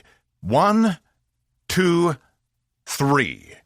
He strained, pulling up with all his might, until he felt the door begin to budge. Everyone pulled at once, and finally it lifted out of the way. They were greeted with a shock of cold air smacking them in the face, but it was breathable. But what interested Cas was the scene beyond. It was like looking at a giant spider web. Each of the 4 space wings had used their grapplers to impale the shuttles at crucial points, keeping them all in the air. Cas did a quick count. "I think we're missing one," he yelled over the rush of air. A pained look formed over Evie's face, and she scanned the mini armada. She nodded. Cas looked behind them for any evidence of smoke or fire, but saw nothing. Maybe the other shuttle didn't make it all the way through the atmosphere, or maybe they were already too far away to see it in the distance. They were still descending at a quick pace, quicker than Cas would have liked if they couldn't slow down. Had the same thing happened to Wave 1? Had they lost power as soon as they'd come through the atmosphere? He glanced up. The space wings weren't using their thrusters either, instead gliding on their long wings. Their grapplers were pneumatic and could be launched without power. Whatever affected the shuttles affected the space wings too. It was something they'd have to deal with once they landed. The air was growing warmer and the surface closer, though Cas still didn't like how fast they were coming in. The space wings needed to pull back. "Can you tell what they're doing?" Evie yelled. He shook his head. All he could see was that each shuttle was dangling from the grapplers, swaying back and forth as the tops of the trees only grew closer and the speed of the shuttles became more and more apparent. Cas estimated they had to be moving at close to 60 or 70 kph. A thought occurred to him. "Get the hatch shut," he yelled, reaching up for the door above them. Confusion turned to action when the first of the shuttles behind them fell out of view into the trees. Immediately, the space wings banked, coming around, and a second shuttle disappeared in behind the first. "They're dropping us!" Cas yanked down to the hatch, but it wouldn't close as easily as it opened. If they fell with it still open, everything inside could come tumbling out, knocking the 4 of them off with it. The space wings banked again. The shuttles were now skirting the very tops of the trees. A third and fourth shuttle dropped out of view, creating holes in the canopy where they fell. Cas gave one more hard yank, and the door started to move. The 4 of them pushed down, forcing the door closed. Before Cas could get to the panel to lock it down, there was that familiar sense of zero gravity as he was lifted off his feet and into the air with everything else that wasn't strapped down. "Grab onto something and brace," he said. The door had started to open again, but there was nothing they could do about it now. Before he even had the chance to hold on to something other than the netting, there was a massive crash as the room turned on its side, and sticks and leaves scraped the small opening made by the door. Cas hit the sidewall with his shoulder, feeling something pop while unsecured crates tumbled all over the room. He'd lost sight of the others. It was all he could do to hang on to the netting for dear life and hope the shuttle would come to a rest. There was one last great jolt, and he was thrown half across the room, landing on an errant crate that had already spilled open. It took him a moment to realize they weren't moving any longer, and the sensation he felt was nothing more than his mind playing tricks on him. He pushed himself off the crate, noting it had dug into his side. He'd have a massive bruise there later. He tried to move his right arm, but it hurt too much, so he let it hang loose. "Hello?" he called out. Where is everyone? Here. Evie pushed a crate off herself. It had landed on her back, but she stood, no worse for wear. You okay? Yeah, just a scratch, she replied, dusting her hands. She went to work helping the others up, though they had a few more injuries. No one seemed to be dead yet. Cas made his way back through the middle section of the shuttle, checking on all the crew who had been in the compartments. Most seemed okay, though there were a few head injuries he wanted Zax to check out as soon as they got their bearings. He told them all to stay put for the time being. When he reached the cockpit, the first person he saw was Zal on his side with his hood down, exposing his robotic head. Cas ran over to him. Are you okay? I will be fine. See to the others, he said. Cas didn't like the way he held the side of his armature's body. Lieutenant Uma was still strapped to her chair, as were River and Rond, though they all looked like they'd been through hell. Despite the large windows of the shuttle, it was still dark inside, probably because the planet's star was on the far side of the horizon, dipping below on its transition to night. In front of them, the canopy of the jungle opened up to a wide plain, and Cas caught the Space Wings banking one last time before coming into land. Despite not having power themselves, they'd managed to save the shuttles. The other 3 Space Wings landed in a similar fashion, all coming to a stop approximately 100 meters from their shuttle. Cas ventured to guess they tried to drop all the shuttles relatively close to each other. Evie came into the cockpit behind him. I guess we made it. Yeah, Cas said, looking around at the dark room. So now what do we do? 11. Same as before? Wolf asked. Lost contact at the exact same point, Zenfor replied. Tyler made a clicking noise in his throat and walked to the other side of engineering, his back to them. Fuck! Wolf ran her hand over her smooth head. It was nice not having to deal with hair again. It felt more natural. She'd been rocking the mohawk much too long. Even Chris had said as much. She never took his advice about her appearance, not until she was ready to. She surveyed the few of them left in engineering, finding she was surrounded by a bunch of non-humans, a first in her experience. Though she'd much rather be with these people than some of the humans she'd worked with in the past, especially back in the Hiawatha. She shook her head. I don't care what the captain said. I'm not sending what's left of us down there to die if the first 2 waves are gone. We're just going to have to come up with another solution. Well, what about the remaining shuttles? Reed suggested. How long will their life support last? She cut her eyes to him.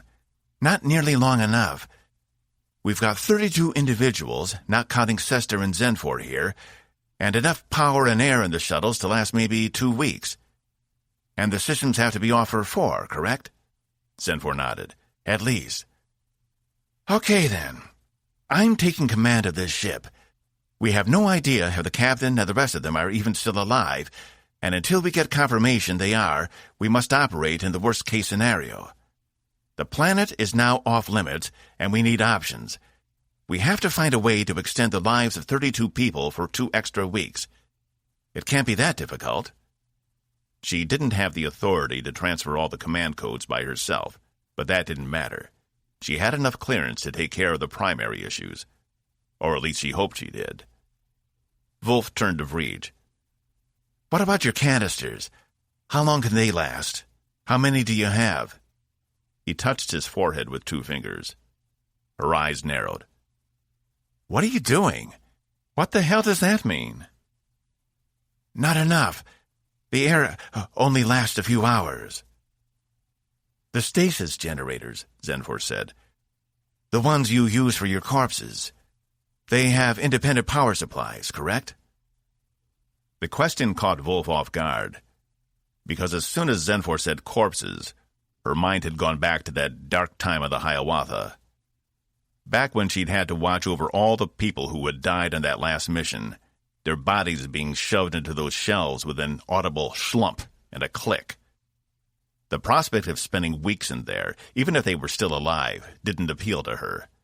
I believe they are, she said. Sester tells me they have individual power units in case of a ship-wide power failure, and they don't draw a lot of energy. We could hold the crew in there and rotate out the maintenance crews as necessary. Wolf dreaded spending the next 4 weeks in and out of one of those tiny shells. Just thinking about it gave her the shudders. How many spots did they have? 24? Maybe a few more?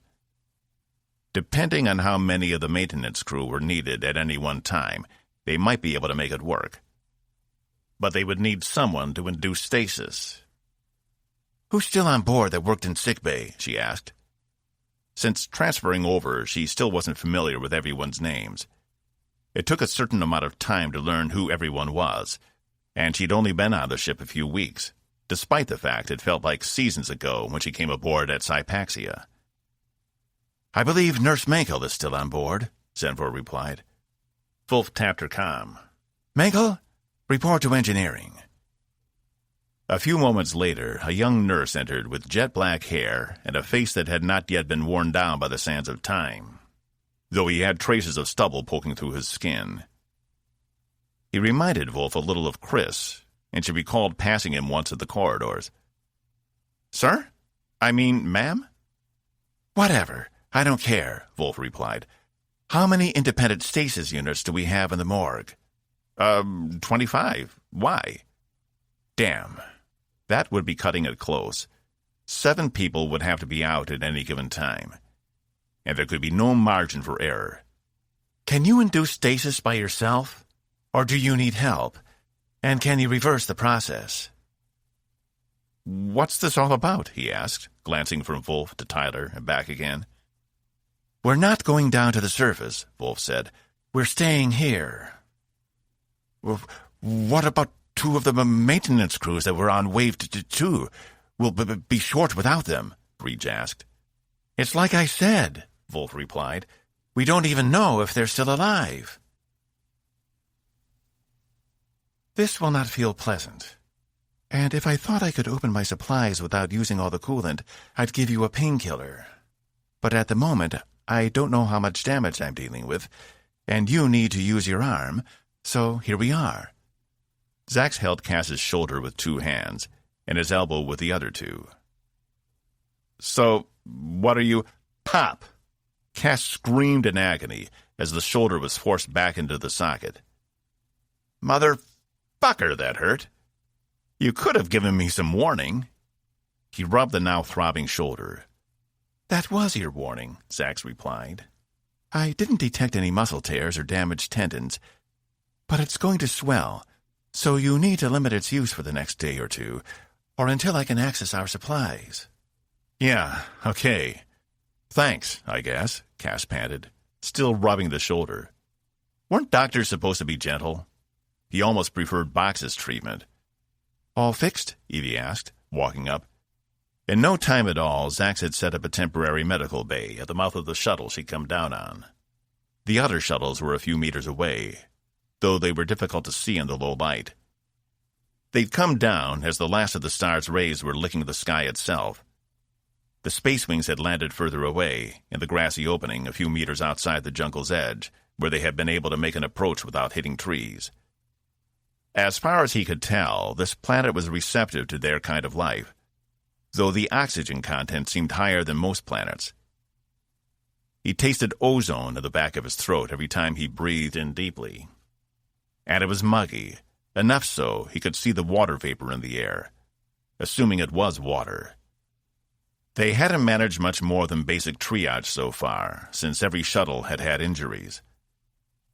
There were no casualties reported, but they were missing 1 shuttle from the formation. It's the Honduras, Evie said. I checked all the others, and it's the only one missing. Have you talked to the pilots yet? Cass shook his head. He'd barely had time to crawl out of the command shuttle and help the injured, including himself, over to Zax after everyone had landed. How could I have talked to the pilots? I've been over here getting tortured. Is he okay? Evie leaned around Cass to look at Zax. He'll be sore, but fine, she replied. Evie stared at him. Go check in while I finish doing an inventory. We need to know what happened and how bad the damage is. and we need to figure out how we're going to take off again. I've already set Zal to working on diagnosing the power problem. Captain, do you need any treatment? Zax asked. She considered it for a moment. I don't think so. I feel fine. Oh, come on, Cas replied. I got thrown around as much as you did. You're only, 2 years younger than me? 3, she replied. And from what Box tells me, you skip your gym time. Maybe if you were a little sturdier, you wouldn't break so easily. There was a smile in her voice that wasn't present on her face. Cas forced his own grin. How about I just go check on the pilots? Great idea, she replied, not masking the sarcasm in her voice. Cas grumbled under his breath and held his shoulder as he made his way through the thick brush to the plains where the pilots were helping each other out of their ships. The trees on this planet were tall for temperate trees, taller than he'd seen on other planets, though there didn't seem to be much about them he hadn't seen before. And the jungle wasn't dense, which was helpful. He wasn't sure how well they'd be able to get around if they had to chop trees out of their way to get to the next shuttle. He'd have to compliment the pilots for landing them in such a good spot. As soon as he broke into the clearing, his eye caught the ghostly outline of the planet's rings in the eastern sky, like they were some magnificent castle floating in the dimming atmosphere. If this planet did have an indigenous and intelligent species, what had they thought of those rings when they'd first looked to the sky? He hadn't spent much time on ringed worlds, and found them gorgeous. From down here, he barely saw a cloud or trace of atmospheric disturbance. So what had they come through? Had the storm moved on that fast? Cas! He glanced over to see Yan running toward him, her flight helmet still on. Is everyone okay over there? We lost one. I know, he said. It's okay, don't worry, we'll get it. You guys did great. If it hadn't been for your quick thinking, we'd all be dead right now. When we lost power, I thought it was a fluke, she said. But then we saw the shuttles plummet. Thankfully, the grapplers are on hydraulics, and they have emergency releases. It was just a matter of aiming them. All of you lost power at the same time we did? She nodded. Have you had a chance to check your ships? Is there anything that could have caused the outage? She shook her head. We're still trying to get C out of her ship. The hatch is sealed. We're going to have to break it open. He glanced over to where the other 2 pilots were yanking on the primary space wing hatch. When he returned his gaze to her, he noticed she was staring at his shoulder. What happened? Popped it out of the socket on the way down, he replied. I guess you didn't see us open the back hatch. Nope. But that probably wasn't the smartest move, with as fast as we were coming in. We tried to slow as best we could, and we picked the best location given the circumstances. How did you communicate without comms? She stuck 2 fingers in his face and wagged them back and forth. Hand signals. Of Reed's Classic. Makes sense. Can I help with Captain C? She arched an eyebrow. I don't know. How's the shoulder? He thought back to Evie's apparent sturdiness. Well enough to work. 12. Evie squinted at the small but detailed drawing Ensign River had done of the dirt with her fingers. She had to admit, for being nothing but lines and clay, it was surprisingly accurate, though hard to make out in the low light. This is where I think we came in, River said, and this is where we saw the tower. But, based on our heading when we lost power and the speed of our descent, I think we're somewhere over here. She pointed to a small area she'd marked on the ground with a circle. And if we do a little trigonometry, I'm going to estimate that puts us about 30 kilometers from where Wave 1 went down, and at least 15 from where we lost the Honduras. That's assuming it fell in a straight path. The margin of error is about 3 kilometers in any direction. Evie took a deep breath. How long would it take to cross 30 kilometers in this jungle? Are you sure about your measurements? Pretty sure. I have a knack for distances and measuring. River kept her eyes on the ground, refining her drawing to make it more accurate. And Evie realized she still had her ocular implant. Wait a second. All your implants are still working? River glanced up. Yep. No anomalies detected. That has to mean something, Evie replied. Whatever affected the ships didn't affect you. Oh, I guess you're right.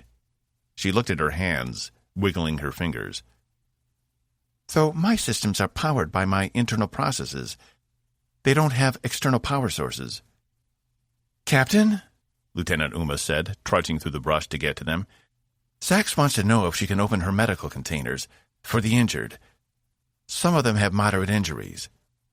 Evie gritted her teeth.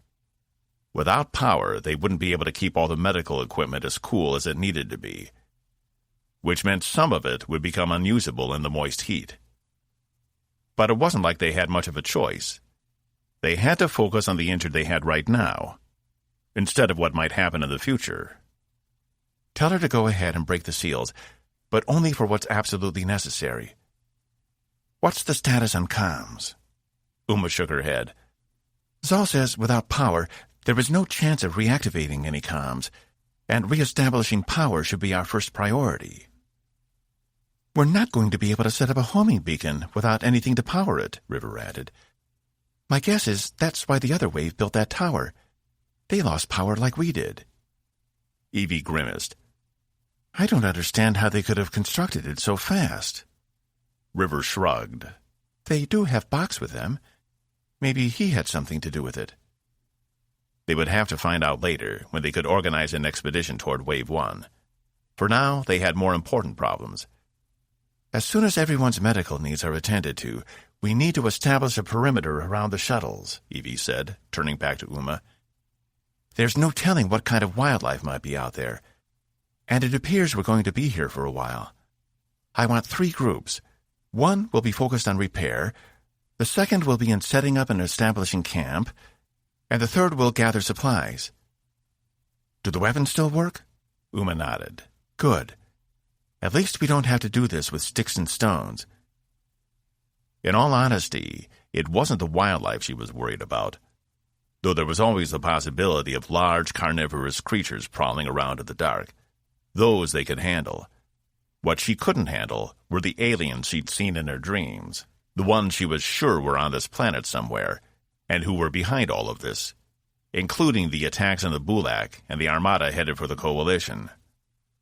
They were on their turf now, and they needed to always be ready for anything. I can have everything ready in an hour, Uma replied.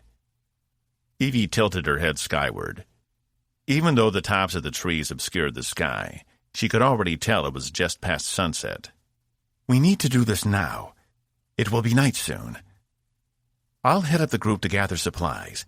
No one is to leave the shuttles by themselves. Is that understood? Yes, ma'am, Uma replied. Anson, fall in for your assignment, Evie said to River, who was still perfecting her drawing in the dirt. She stood and dusted her hands off. They both followed Uma back to the command shuttle, which was still on its side as it had fallen. Is there any chance of righting this one? Half of the supplies in the shuttle were still strapped down, but instead of being on the floor where they were easily accessible, they were 20 meters up the side of the shuttle's wall. I wish I could say, Uma replied. It's going to take a lot of work. We'll just operate out of the others, Evie replied. You have your assignments. Let's get moving. It had taken half an hour to pry the hatch off Captain C's space wing. Cas was pretty sure the damage they'd inflicted to the ship getting it off meant they wouldn't be able to use the ship beyond the atmosphere anymore, as they'd broken the hermetic seals to get inside. He was glad the other 3 ships hadn't had the same malfunction, though he'd put too much oomph into helping, because now his shoulder hurt like hell. So now what do we do? Jan asked, as the 5 of them made their way back across the grassy area to the shade of the trees. I'm going to start working on finding out why we all lost power. It must be something in the atmosphere, and hopefully it's something we can either block, reset, or turn off before Wave 3 comes down. Cas checked his chronometer on the one scanning device he'd brought with him from the ship, which somehow hadn't been damaged in the crash. They had less than 2 hours before Wave 3 was scheduled to come down. What's that? Jan asked, looking over his shoulder.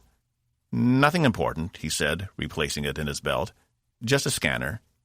Wait a second, she replied, a smile creeping into her voice. I've never seen a scanner with those settings before. What is that attuned to find? Cas's face went red. Just dangerous animals. It's not often I'm on a planet. I don't see local fauna often. Whatever you say, she replied. It's none of my business. He huffed. Fine. It scans for arachnids, okay? Ever since I ran into them on Regis' ship, I've been on edge. And we're in the middle of a jungle. There's probably millions of them in there. Spiders, huh? She asked. Have you ever been to Parasatia? Not that I recall. They've got this species of spider that will burrow into your ear, and then it goes through some kind of molting process before exploding in size, and all of a sudden one day you have these 8 long hairy legs sticking out from your head and a massive headache. I saw them remove one from a guy once. It wasn't pretty. The spider will try and do anything to get out. Cas shuddered. Are you trying to torture me?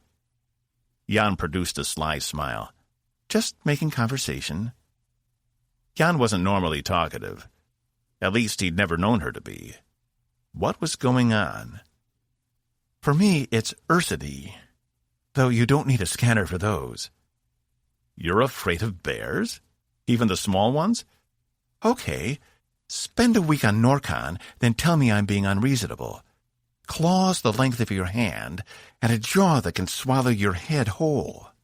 I've seen the animals they leave behind, and trust me, it isn't pretty.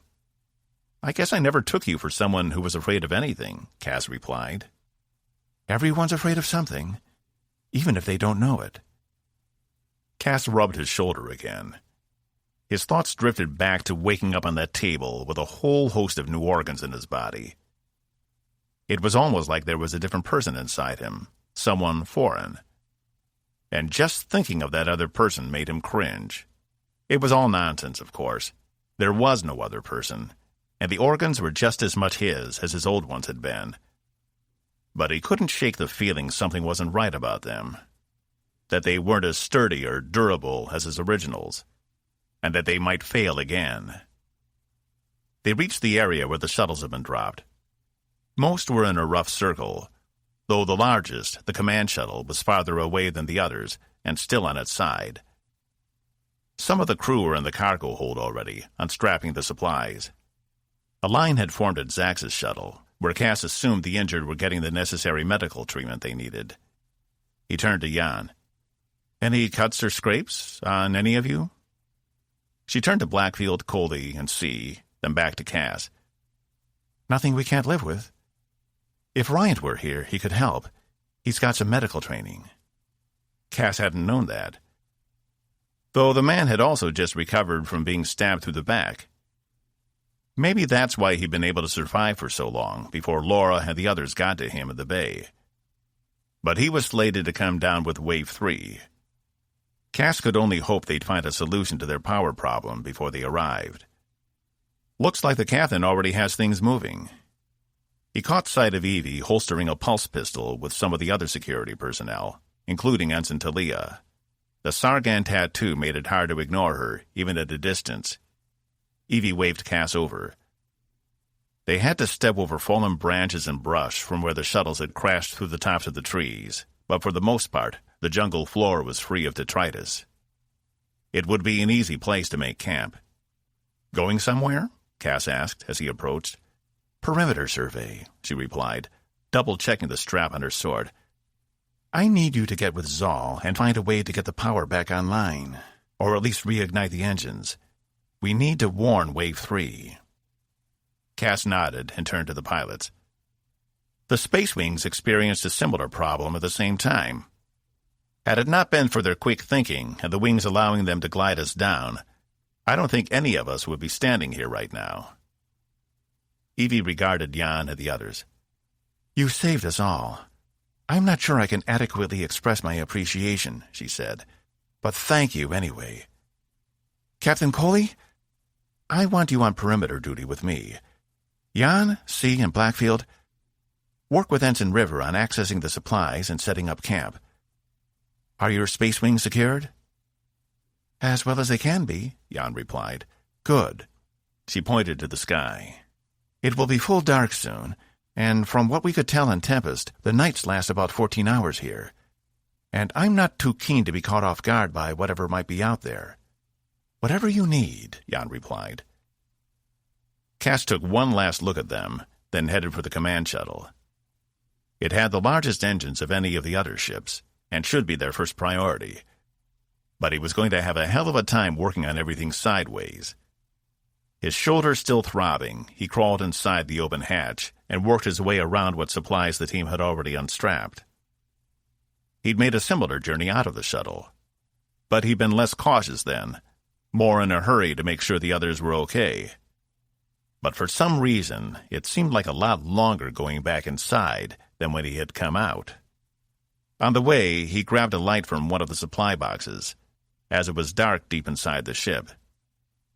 After what had to be 10 minutes of climbing over and around sections of the shuttle, he finally reached the cockpit, where Zal sat on the floor, a maintenance panel open before him. Any luck so far? Zal turned, his metal exoskeleton visible beneath his cerulean robes. Cas wasn't sure if it had happened during the crash or not, but his hood was torn and no longer over his head, while there were other rips and gashes in the material. The exoskeleton's red eyes gleamed from their artificial sockets, so he looked like a harbinger of death stripped bare. Hello, Commander. I haven't found the problem yet. The captain sent me to help. Then I suggest we begin with the backup power systems and why they did not come online when the primaries died. He gestured to the control panel 10 feet up the wall. Sounds good to me, Cas replied, searching for the nearest access panel. With everything on its side, it was a little disorienting. Here. Zal opened an access hatch beside the control panel he was working on. It slid open with a screech, which meant Zal had probably broken the mechanism pushing it open. But it was large enough for Cas to crawl inside, probably even large enough for him to crouch inside if the ship was right side up. Cas took a deep breath. See you in a few, I hope. He climbed inside, unnerved by the fact Zal no longer had a holographic face to project. Now it was nothing but those blank red eyes staring back at him. 13. Zal lingered long after Cas climbed inside the access tunnel.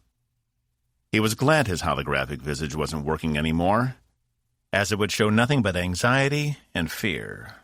Two of the faces Zal had rarely used on board Tempest. An hour after Caspian had entered the hatch, he continued to sit on the floor, staring at the control panel.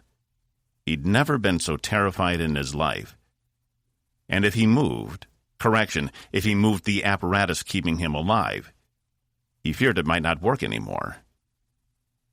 He hadn't told the captain, or Zax, or anyone else, but his exoskeleton had suffered damage in the crash. One of the atmospheric regulators had ruptured. Normally, this wouldn't have been a problem, as the atmosphere on starships was constant, stable, and predictable. Not to mention, it would have been an easy fix for one of the science labs. But down here, where the atmosphere wasn't an exact match to that on Untu, it meant he had a problem. The excess ozone would eventually seep into his system and corrode his natural body. He'd already calculated it would take no more than a few days, if that long. This was often the reason he avoided taking part in journeys down to different planets. He didn't like the risk. But he also didn't want to be seen as an unreliable officer. Otherwise, he would have voiced his concerns to the captain before leaving Tempest. He didn't like he was so far away from his altar, as the first thing he would have done after being damaged was to pray to Kor to bring him safely through this journey. But Kor was far away from this planet, and Zal had no way to reach out to him. Or did he? He glanced up to the cracked view screen. Despite the amount of time he'd been sitting there, the sky hadn't grown any darker.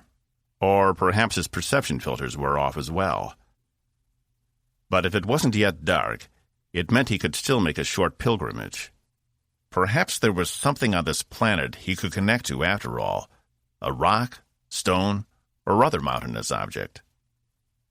He stood, the ribbons of his tattered robe swishing around his metal legs, and began the long crawl out of the shuttle. The crew who had been assigned to remove what supplies they could seemed to have either finished their work or taken a break, as they were nowhere to be found. When he reached the opening to step outside, he paused before placing his foot into the dirt below. This would be the first time he'd been planetside since leaving Untu, and he was determined not to make it a sacrilegious occasion. He said a short prayer, then took the last step onto the ground, the dirt soft beneath his metal foot.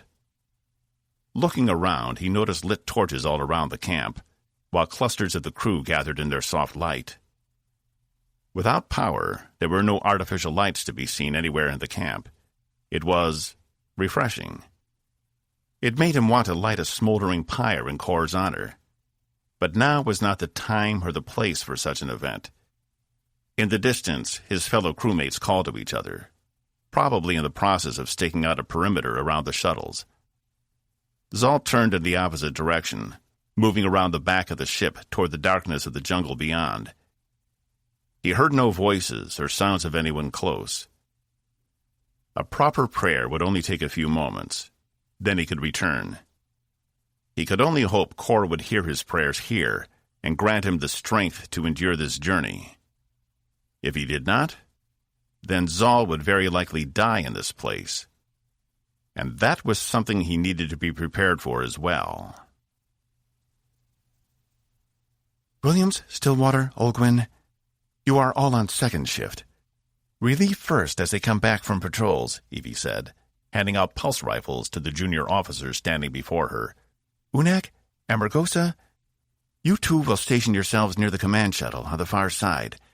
I don't want anything surprising us from over there. The doctor looked timid taking the rifle, but did as she was told, while Unak had nothing but clarity and purpose on his face. Evie split the group almost evenly, with most of her security forces on patrol for the first few shifts. They would catch what was out of the ordinary before the others would, and Evie felt if there was going to be an attack, it would come sooner rather than later. She glanced up to the sky, only to realize the stars still hadn't completely set. The planet must have a longer day than she'd realized. Growing up on Sisk, especially near the equator, the days and nights were almost identical in length, and each exactly 14 hours long. It had been a big adjustment going from a 28-hour day to a 20-hour day as soon as she'd enrolled in the Coalition. But being in space helped ease that transition. Need some help? Surprised to hear a voice she hadn't expected, Evie turned to see Marshall standing at the edge of the shuttle, his eyes expectantly on one of the rifles. Marshall? I thought you were slated to come down with Wave 3 and the other civilians. I was, he replied, but I hopped to ride on Cersei instead. I didn't want to wait. It isn't often I get to stretch my legs. She creased her brow. No one else had changed their wave assignment, and no one had notified her Marshall was on Cersei when they'd launched. Did you stow away? She asked. He shrugged. Does it matter? I'm here now. Give me a job to do. He indicated the rifles with a nod of his head. Do you have any training? You are a civilian, after all. Some, he replied. Well enough to shoot anything that comes running at me with its teeth bared and its claws out. Okay. She took a weapon and handed it to him. I need you to patrol the area between Gramos and Sethirin. Team up with... She checked her memory. Who had she sent over there already? With Lieutenant Handel. You know her? He nodded. Don't lose sight of each other. I'm putting you on a 4-hour rotation. Keep an eye out for anything strange. Any movement, you report it right back here. He held up his hand with a comm embedded in the back. Person-to-person comms aren't working. Just yell, Evie replied. We'll come running. He nodded, drawing a deep breath in through his nose and seeming to relish it. Nothing like being back on a planet, is there? I could take it or leave it, Evie replied. Marshall slung the rifle over his shoulder and gave her one last nod before turning and heading for the shuttle Gramos. Sometimes it was possible to be too comfortable on a planet. The sound of scuttling woke him.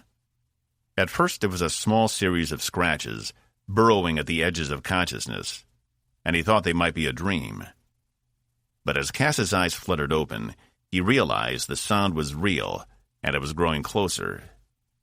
He jolted up, hitting his head on the underside of the tunnel. The small light beside him cast everything around in harsh shadow. He must have fallen asleep while inspecting the backup power systems.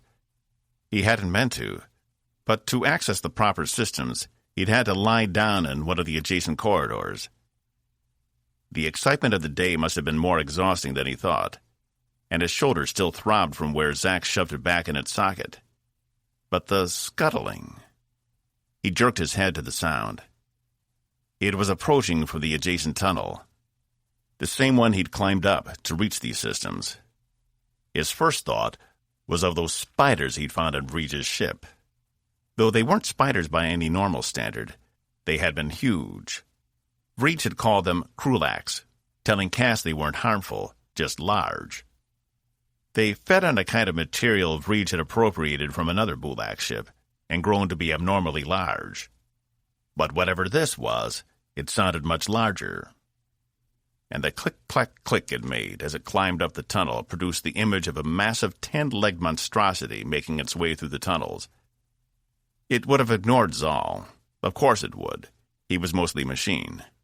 No, it wanted the sweet meat inside, and it had made its way through a small maze of tunnels to reach him. Cass pulled out his scanner and his boom cannon at the same time, pointing them both at the opening of the tunnel. The only other light filtered in for the opening, while a massive shadow made the light rays dance as it moved up the ladder. It had to be a meter in diameter, using its long legs to keep itself braced while it pulled itself up. "You're not getting me today, fucker!" Cass's hand shook, with a finger on the trigger of his weapon. He hadn't even turned his scanner on, and by the time he realized it, a hand appeared over the edge of the opening, the nails on the end of its slender fingers tapping against the metal bulkheads in a rhythmic fashion. Click, clack, click. A half-second later, Jan's face appeared, a giant smile on her lips. Cass let out a deep breath and dropped both the weapon and the scanner, willing his heart to slow down. Not funny. "You should have seen it from this end. I can't wait to tell Ryant." She lifted herself up into the tunnel, holding out a small cup for him. He stowed his weapon and the scanner again, doing his best to act normal and not hyperventilate in front of her. "What's this?" "Coffee. Ront got the portable unit working. It wasn't hooked up to the ship, so its power level is fine. Had any luck in here?" He accepted the cup and took a sip, relishing the taste. It reminded him of the coffee Box used to make back in the Reasonable Excuse. The really crappy freeze-dried kind that he always threw into the brewer halfway thawed. Cass hadn't realized until now he'd actually missed it after a few seasons of nothing but Coalition blend. "Nothing yet. What time is it?" From what little light that came through the tunnel, he figured it had to be at least dawn, or close to. "I think a better question," Jan said, tapping the comm of the back of her hand, "is how long have you been in here? Because the answers are mutually independent." Cass took another sip. "I'm not sure I follow." "You've been up here at least 4 hours. But as best as we can tell, it's still the same time of day out there." Cass furrowed his brow. "How was that possible? When we monitored the planet, we didn't notice an extraordinarily long or short day cycle. It was close to what other planets of its size experience. Maybe 25 or 27 hours at most for a full rotation." Jan shrugged. "All I know is what I see. Up there, the planet's star hasn't moved any further beyond the horizon than it was when we landed. It's like we're stuck in perpetual twilight." "Wait. Did you say 4 hours?" Cass almost jumped up, then remembered the size of the corridor he was laying in. "What about Wave 3? Did they come down yet?" "Captain Diazol has scouts out, but no one has seen them yet. Either they decided not to come after us, or they came down on a part of the planet we can't directly monitor. Something could have gone wrong. Maybe it's better they didn't follow us down. They would have experienced the same problem. Which reminds me. He motioned for her to make her way back down the ladder. I'm not going to find anything in here. I'm going to see if I can't ignite the engines directly. Where's Zal? I'm not sure, she replied, already making her way down the corridor. I haven't seen him. He wasn't in the cockpit when you came in? She shook her head. That wasn't like him. Where could he have gone? Cas followed her out through the tunnels into the still sideways cockpit of the command shuttle. When he emerged, his back to the opening, he felt the presence of someone waiting for them in the room. But as Cas turned, he realized it wasn't Zal at all. It was Marshall. 14. Marshall? Weren't you slated for Wave 3? Cas recovered from being startled twice in 10 minutes. He shot a glance to Jan, who eyed the bartender with interest. His face was dirtier than normal, and he had a rifle slung over his back. He waved a hand dismissively. I was anxious to feel the ground beneath my feet. How did you get along in there? Any progress? Cas narrowed his gaze. No, I was just about to check the engines themselves. Marshall indicated his weapon. Here, I'll escort you. You don't want to go out there alone, especially since the light isn't very good. Are you on patrol? Jan asked, her gaze skeptical. Just finished a shift. Thought I'd come see if I could help. Second shift just took over patrol duty. There was something about his stance and his easygoing manner Cas found unsettling. Here they were, crashed on an unknown planet, with no power, no communication, and no way off. And yet he was talking like it was the most natural thing in the world, and he didn't have a care about it. Aren't you tired from patrolling? Cas asked, moving around him. Jan followed, with Marshall bringing up the rear. Oh no, I love being on terra firma. Something about the natural world fascinates me, draws me in. It's less sterile than being on a ship all the time. Cas couldn't argue with that. Here the only constant was the gravity. Everything else, the temperature, the wind, the weather, was all variable, unlike a starship. Even inside the cockpit, Cas could taste just a hint of smoke from something burning outside. As soon as he thought about it, his body decided to reject it, causing him to cough a few times. They made their way back through the sections of the ship, climbing over and around crates, supply chests, and natural obstructions like the partitions between the walls, before reaching the cargo area again. The door was wide open, and Cas could see torches had been lit all around the shuttles, creating a makeshift camp. In the dim light, it was hard to make out who was who. He could only see shapes moving back and forth, like shadows on a wall. But at least he'd found the source of the smoke.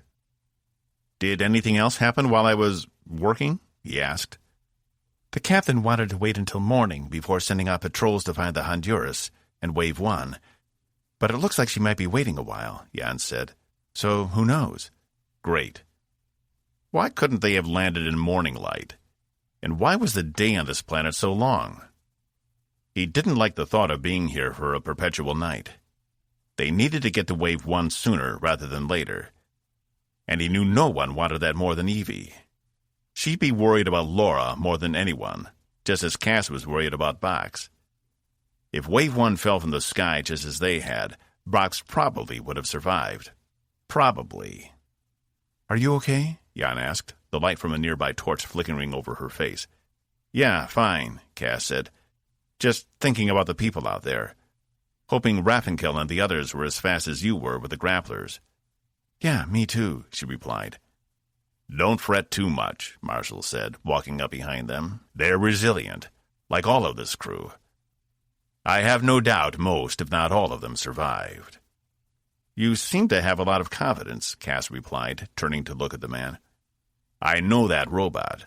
Talked to him a couple of times. He's too stubborn to die, he added, jerking his neck from one side to the other as it produced a series of cracks. "Shall we?"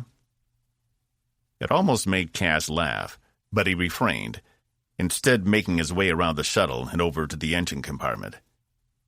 "I'm heading back," Jan said. "See where I can be of use." "Thanks for the coffee," Cas said, only now realizing he left the cup back in the cockpit. She waved as he walked away. "No problem." Cas made his way around the far side of the shuttle, with Marshall close behind. He wasn't sure whether to feel safer with the bartender at his back or not. But there was something strange about the man here. He'd never seen him so engaged and talkative. Usually all he did was listen. That and throw Cas out of the bar on occasion. But down here he had an energy that hadn't been present on Tempest. It was like he'd been electrified and come alive, where before he'd been little more than an empty shell. Maybe he was right. Maybe planetary life really did agree with him. Cas hunched down beside one of the primary Exodyne engine coils. Even though it was on its side, he could still access the unit's firing mechanism. But he also needed a few tools to get the casing off. Shit. He should have grabbed them while they were back in the cargo area climbing over the... "Here you go," Marshall said, holding out a small case to him. It was a standard set of engineering tools. "What?" Cas said before he realized what was coming out of his mouth. "Thought you might need them. I grabbed them while we were still inside." Cas took the toolkit. Great, thank you." Marshall nodded, then took his weapon off his shoulder. For a brief second, Cas thought he might shoot him. But he turned to the dark woods behind them and crouched down, his back to Cas. "Do what you need to. I got you covered." Cas couldn't put his finger on it, but he felt a certain unease with Marshall so close. He'd never felt that way about him before, but there was something off about the man. He tapped the boom cannon under his jacket to make sure it was still there. It wasn't unlike his time in the Sargan Commonwealth. He'd learned the hard way, when someone was being too helpful, it was for a purpose, and they only assisted you until it no longer helped their own needs. Placing the flashlight between his knees, he opened the case and removed the stem bolt extruder. With it, the Exodyne casing came off easily, and Cas got his first good look at the shuttle's engine. He checked the power source. No problems there. The injectors seemed to be okay. And there was nothing blocking the signals from the command systems to the engine itself. By all accounts, it should be working. The only thing that would stop it would be an interruption of the sequence somewhere, and there wasn't one. At least not as far as he could see. It was just off. And it made no sense. Cas sighed and sat back on his feet. "No luck?" Marshall asked. "I think I'm going to have to take it all apart and put it together again. It's like it isn't obeying the laws of physics." "Bet you're glad you didn't have that drink now," he replied. "Tough to work with a fuzzy mind." "On the contrary," Cas said. "I get most of my best ideas when I'm drunk." Marshall laughed. "That doesn't surprise me." Cas reached back in and began disassembling the engine components. He really wished there was more light. This was going to take a while. "Do you think you could bring one of those torches over here?" he asked. "That way I wouldn't have to try and balance this flashlight and work at the same time." "Watch the woods," Marshall said, the former good nature in his voice gone. "I'll be back in a moment." Cas listened to him shuffle away before he could even turn. The silence around him was unnerving. He clicked off the light and stowed it in his pocket, while at the same time drawing his boom cannon from its holster. He didn't point it at the woods, but he did remain very still. Something about the way Marshall had warned him stuck in his brain, and he didn't want to take his eyes off the woods. Beyond the first few trees, it was too dark to see anything. But if he listened, he could make out the call of some alien insects and the rustling of leaves. Could that be the breeze? Or was something moving around back there?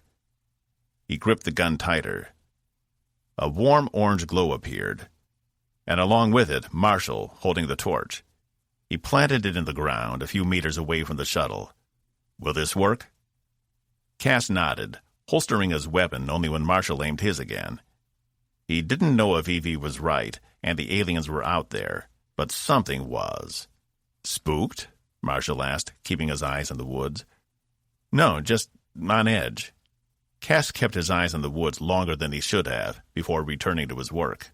Speaking of being on edge, Marshall said, though his voice was close to a whisper, how do you think the captain is holding up? Evie? I think she's doing the best she can in an impossible situation. He removed the primary thrust generator, double-checking the connections between the generator and the casing. Everything seemed to be in order. Did you agree with her decision to come down to the planet? Cas turned to him, setting his eyes on Marshall, even though the bartender kept his gaze on the woods beyond. Do you want to cut the bullshit and tell me what you're really asking? A grin formed on Marshall's face, but he didn't turn. Just the thoughts of a curious old man. Nothing insidious. It's just, abandoning a ship to come down to an unknown planet is a big risk. I was wondering if you agreed. Yes, Cas replied, wrenching his arm back and forth to remove the assembly coil. I agreed. Like I said, it's an impossible situation. We're 700 light-years from Coalition space. We have to improvise. That much is true, Marshall said. I was curious if everyone else thought she was doing as good of a job as I did. I can't imagine Captain Green would have ever done something like this. Cas had already had that discussion with himself. No, he wouldn't have. But then again, he also wouldn't have let the Bulak on the ship. Marshall said, as if it were nothing. Don't beat yourself up over that. It was inevitable. And I don't think they'll be bothering Tempest anymore. Not after what you did to their leader. Cas set his tools down and turned back to Marshall. How the hell do you know all this? That information is classified. He raised his eyebrows. Number one rule about being a bartender is you have to be willing to listen. And when you do, you hear almost everything. If that was true, then he was probably right, and had access to more information than any civilian should. As he continued to work on the engine, Cas couldn't help but wonder what else Marshall knew, and what he wasn't telling them. 15. Evie scanned the woods, staying low and silent. Even though she had the rifle, it was the sword on her back that filled her with confidence. She kept imagining something barreling out of the woods at her, and instead of shooting it, she would drop the rifle, draw her sword, and cleave the creature in half before it even knew what hit it. And while that was technically possible, the actuality of her pulling off such a move was slimmer than she wanted to admit. She was skilled, but not that skilled. It would take a few more years of practice, and she was already weeks behind, having kept the sword out of sight for so long. Perhaps she'd fire the rifle first, then go for her sword. It was honed steel with a carbon composite edge, capable of cutting through almost anything. What could a few gray aliens put up as a defense? If they were true to their appearance in her visions, they'd be naked and unarmed, and she'd have no qualms about cleaving them all if she had to. All but one. She'd been in position so long her legs had grown tired, and she shifted them underneath her, so she was on her knees with the rifle still pointed to the woods. She didn't like how long this evening was lasting. While the air was only warm enough to produce a mild sweat, and there was the occasional breeze, the time was stretching on forever. They'd been here 6 hours, if not more, already, and there had barely been any change in the sky. It should be the middle of the night by now, but the greenish-yellow hues in the sky hadn't waned since they'd landed. Somehow they'd made a serious miscalculation about this planet's cycle, and had been right on the edge of daylight when they landed. If sunset took this long, night itself could last for weeks, maybe years, and she had no desire to live in perpetual darkness on this planet, especially without power. A rustle of leaves deep within the forest caught her attention, and she snapped her weapon up where it had been sagging. She glanced over to crewman Barstow, who'd begun to nod off herself. She was only 10 meters away, but it was too far for Evie to call out, lest she alert whatever was in the woods beyond. Her hand probed the ground while her eyes never left the dark woods in front of her, searching for something, anything, to get the crewman's attention. Her fingers wrapped around what she assumed was a stick and tossed it in the crewman's direction. The sound made her perk up, and Evie signaled there was something in the woods beyond. Barstow drew her weapon level with Evie's, her eyes wild and the heaving of her chest visible. Evie did her best to still her breath, and yet she knew she'd only feel better once her blade was firm within her grasp. The sound came again, and she could have sworn she saw movement, but it was too dark to tell, and she wasn't about to shoot some native animal that was nothing but curious. If there was one rule of the Coalition she wasn't about to violate, it was the protection of native species and their indigenous planets.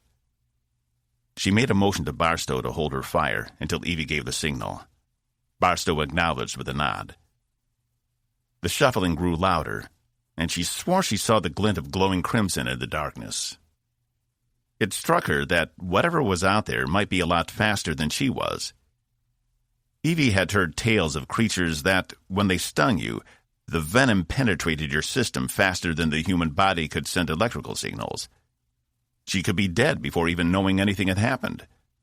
Suddenly, the Coalition's guideline on not killing indigenous animals didn't seem so sensible. She curled her finger around the trigger. She caught sight of the crimson again. Only this time, it was in a pair. 2 red dots moving toward her, and instinctively she tensed before realizing they were not dots, but eyes. Though tattered, she recognized Zal's signature blue robes as he emerged from the woods, his metal exoskeleton exposed to the elements. "Lieutenant?" she asked. Barstow lowered her weapon with a confused look on her face. "I'm sorry if I startled you, Captain. I needed time to pray." His voice was even, almost supplicant. "I ordered no one was to go off by themselves. Did I not make that clear to you?" He shook his head. "I'm sorry. I must have still been in the cockpit when you gave the order. Once Caspian arrived, I left him to his work." Evie stood, not caring about the noise anymore. "How long have you been out there?" 5 hours, 43 minutes. The appropriate time for a prayer ceremony. She furrowed her brow. "Zal? What's going on? You've never been one to go off by yourself without telling anyone. You don't even leave your station at the bridge until your replacement is settled in." "I apologize. It was a personal matter." This was what was so frustrating about the Untuburu. She could never infer what he was thinking. She either had to ask outright or assume, and the assumption could be way off the mark. Either way, now was not the time. "Did you see anything out there? Anything unusual? Anything we should be worried about?" "The flora on this planet are unnaturally sturdy. As I'm sure you noticed when the shuttles dropped through the canopy, most of the limbs bounced back. Only a few broke. I found the same to be true in the forest. It takes considerable pressure to fracture these trees." "And that means?" "I do not know yet. I was also approached by an animal, but based on its size, litheness, and lack of carnivorous teeth, I could only assume it was an herbivore, and not interested in eating either metal or flesh." "How big was it?" 1 meter in height, 4 limbs, long tail, long snout, black with white spots on its rear and tail. Hoofed animal, most likely belonging to the Cervini of this world." Evie huffed. "Anything else? Could you tell if anyone was watching you, or watching this camp?" "I saw nothing of the sort."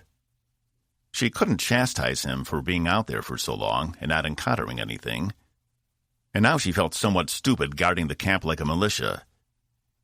If something were coming for them, wouldn't it have taken Zal and ensured he didn't return?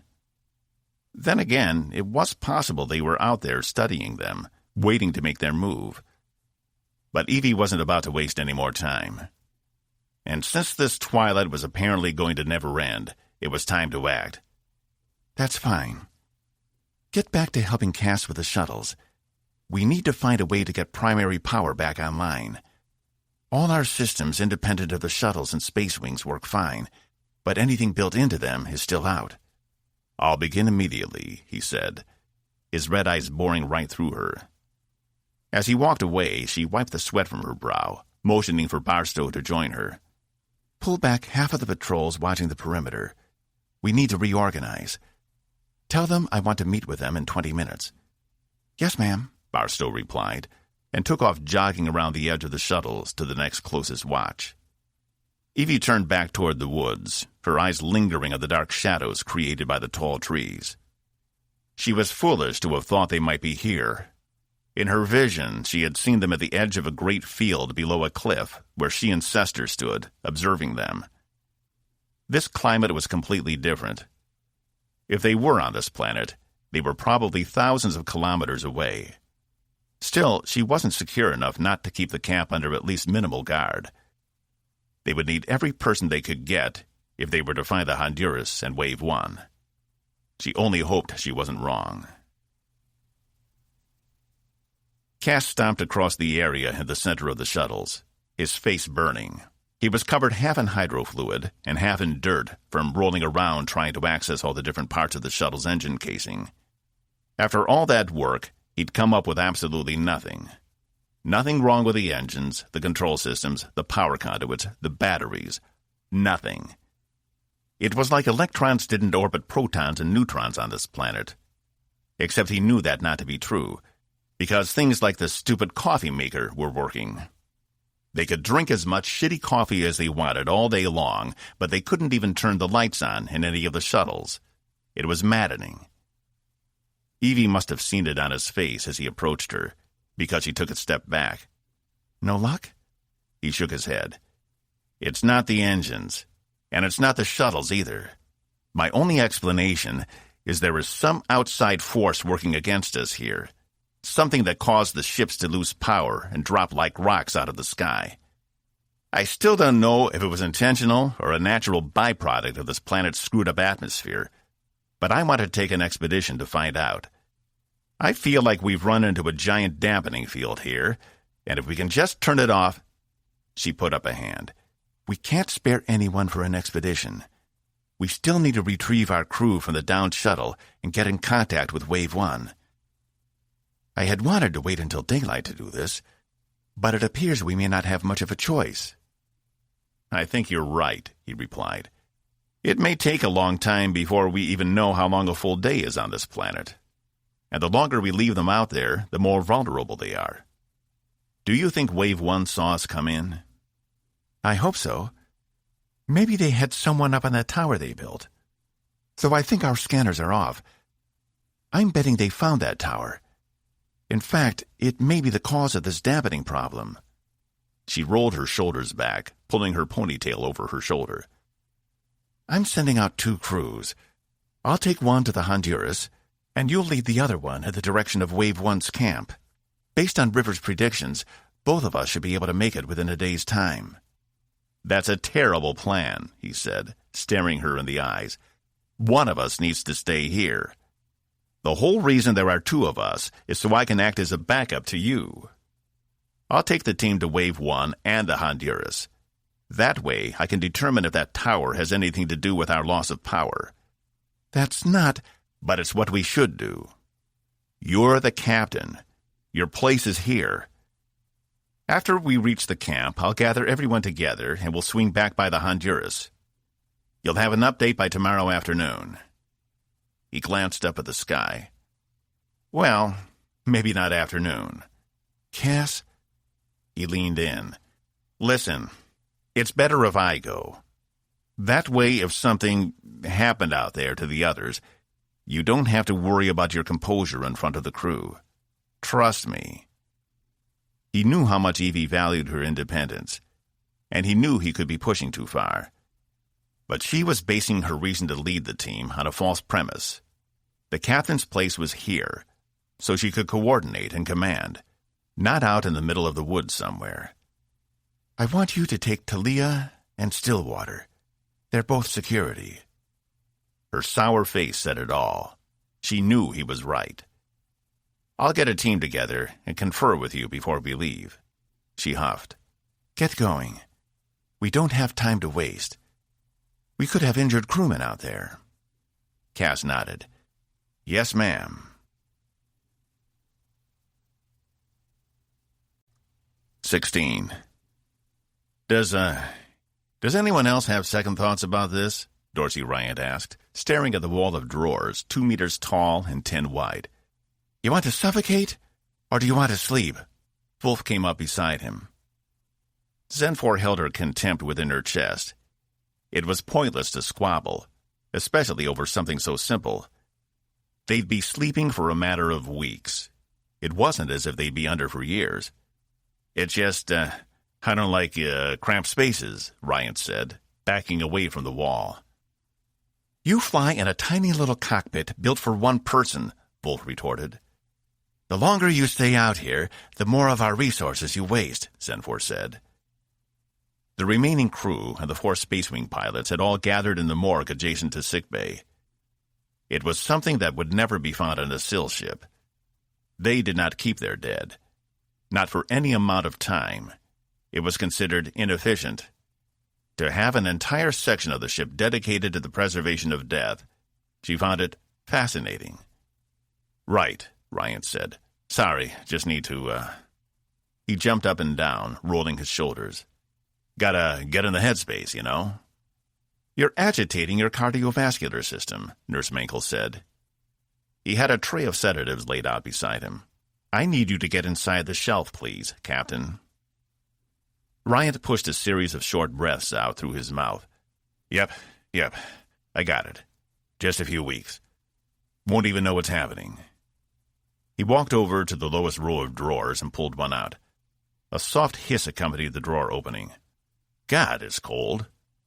You won't feel a thing, Mankel replied, sedative in hand. Even though Ryant had dropped his voice, Zenfor could still pick up his soft words. I must be crazy. I have to be fucking crazy. He stepped into the drawer and slid his considerable frame down on the shelf. For a moment, Zenfor thought he might not fit. But the edges of the slab he laid on extended just beyond his broad shoulders. Just lie still, Mankel said, as he placed the sedative against Ryant's neck. He breathed out and shut his eyes while Mankel tapped something on a small monitor above the drawer. He then closed it. Sleep well, Captain. The drawer shut with a clunk and a click. Finally, Wolf said. Now that the drama's over, who's next? Lieutenant Tyler stepped up to the next drawer, glancing back at Zenfor, almost as if he was trying to tell her something in the same way Sester did. But since he wasn't telepathic, she had no idea what he wanted. If he had wanted to tell her something, he should have done it before now. Tyler dropped his eyes and resigned himself, scooting into the next drawer and following the same procedure as Ryant. One by one, the remaining crew of the Tempest submitted themselves to the drawers. There were 24 members of the crew in total, considering one of the drawers still had Captain Green's body inside. Wolf had determined a maintenance schedule where 8 of them could stay out at a time and still maintain minimal life support on one deck. If nothing else went wrong, they would be able to last until Sester and Zenfor managed to reset the entire system after the repairs were complete. Zenfor's impatience was getting the better of her, and she almost picked up and shoved the rest of the crew into the drawers herself. Instead, she took a breath and watched as they submitted, as slow as possible. I guess that just leaves you and me, Doc, Wolf said, opening one of the last 2 drawers. She hopped up on it, her legs dangling over the edge, and turned to Zenfor. Now don't forget, if something goes wrong, wake me. Zenfor nodded. Sester and I can handle it. We'll change out the maintenance crews as needed. Like the doctor said, it is better for you to stay down once you're already inside. I just meant it will be less of a shock to her or any of our systems, the less we have to wake up and go back under, Mankel replied. Okay, then. Our lives are in your hands. As Wolf laid down, Mankel placed the sedative against her neck. The drawer was high, and Zenfor helped him push it closed. Set the coolant to -6, and the auto-wake to active, and that's it, Mankel said, opening the last drawer. Simple enough. See you in a few weeks, I hope. He pressed the last sedative to his own neck and lay down. Zenfor closed the drawer and set the parameters as he'd outlined. It was done. They were all asleep. The other 8, including Vreej, were in envirosuits up on level 7, inspecting and beginning work on the bridge. It would take them at least 4 days of work up there before they were set to switch out with 8 others in stasis. Zenfor would prefer to keep the same 8 awake and working, but a difference in specialties would keep them to their schedule. And if there was something she could understand, it was different people having different skills to effect repairs. Meanwhile, Zenfor and Sester had their own work to do. Despite the fact no one had ordered her to, she was going to spend some time back on level 11, repairing the hull and working on the undercurrent drive from there. She didn't care if it was open to space or not. She was sturdy enough to handle it. And no one could stop her now, because there was no one to stop her. She had free reign on the ship. Forget about someone. The voice came across her mind like a chuckle. Their bond had grown stronger in recent days, so much so that she could detect his thoughts almost anywhere on the ship, and vice versa. Of course not, she replied, but I am anxious to begin. No longer am I constrained by Coalition rules. I can remake this ship as I see fit. He chuckled again, as if the wind could chuckle. As long as it gets us back, I don't think anyone cares how you do it. The captain would care, Zenfor said. It's best she's not here to watch me undo 100 years of Coalition regulations. I think you'd be surprised. The captain has proven unpredictable in this area. A season ago, I would have said you were right. She would never accept anything beyond what the Coalition stipulates as doctrine. But things have changed. Perhaps. She walked over to the control station for sickbay, shutting down all power to the entire section, while confirming the stasis units were operating independently. She wasn't sure she agreed with Wolf's decision to stay on the ship, but given how little they knew about the planet below, she couldn't fault the woman for not wanting to follow the others. If something really had happened to the first 2 waves, they would be hard-pressed to return to Coalition or Sil space, no matter what condition the ship was in. Sester, I believe we must face a difficult question. If the rest of the crew is dead and does not return, how will we proceed? He was silent a few moments as she made her way through the empty corridors until she reached the access hatches. What few crew remained agreed not to use the hypervators anymore, and instead take routes through access areas only to save power. She reached the first set of ladders to climb back up to engineering. I do not know. We can't take the ship down to find them, and we can't wait here forever. Zenfor made it back up to level 10 faster than any of her human counterparts could have managed. For the first time since leaving Sil space, she felt a sense of being able to stretch her limbs, to walk around the ship as if it were her own. And despite the lack of people around, it felt more like home than ever before. This was her ship now. The door to engineering rolled away, revealing Sester in his cradle, working on the power systems. She walked over to one of the comm panels. Zenfor to maintenance team. The rest of the crew are asleep. Report progress. Progress is slow. We're still tearing out the damaged sections, which will take the better part of the day, Lieutenant Denner replied. But I sent Vreej and Jackson down to the bay to start refining the raw materials. Very well. Keep me updated. They are a good crew. They'll get this ship repaired. I don't dispute it. Though if there were 8 more shelves, I wouldn't hesitate to seal them all up, so we could do the job ourselves. It would be much more satisfying that way. And take longer, Sester replied. We cannot do everything on our own. While the younger Zenfor might have agreed with him, even chastised anyone who was unwilling to stay within their given assignment, she'd become enamored with the idea of performing multiple different functions at once. It was as if the world had opened itself to her, and she could do whatever she wished, instead of what Sil society said she had been bred to do.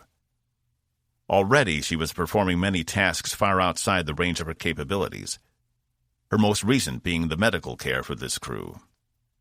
Now she was not only leading the charge to repair, but could enact those repairs herself. She could even design new systems.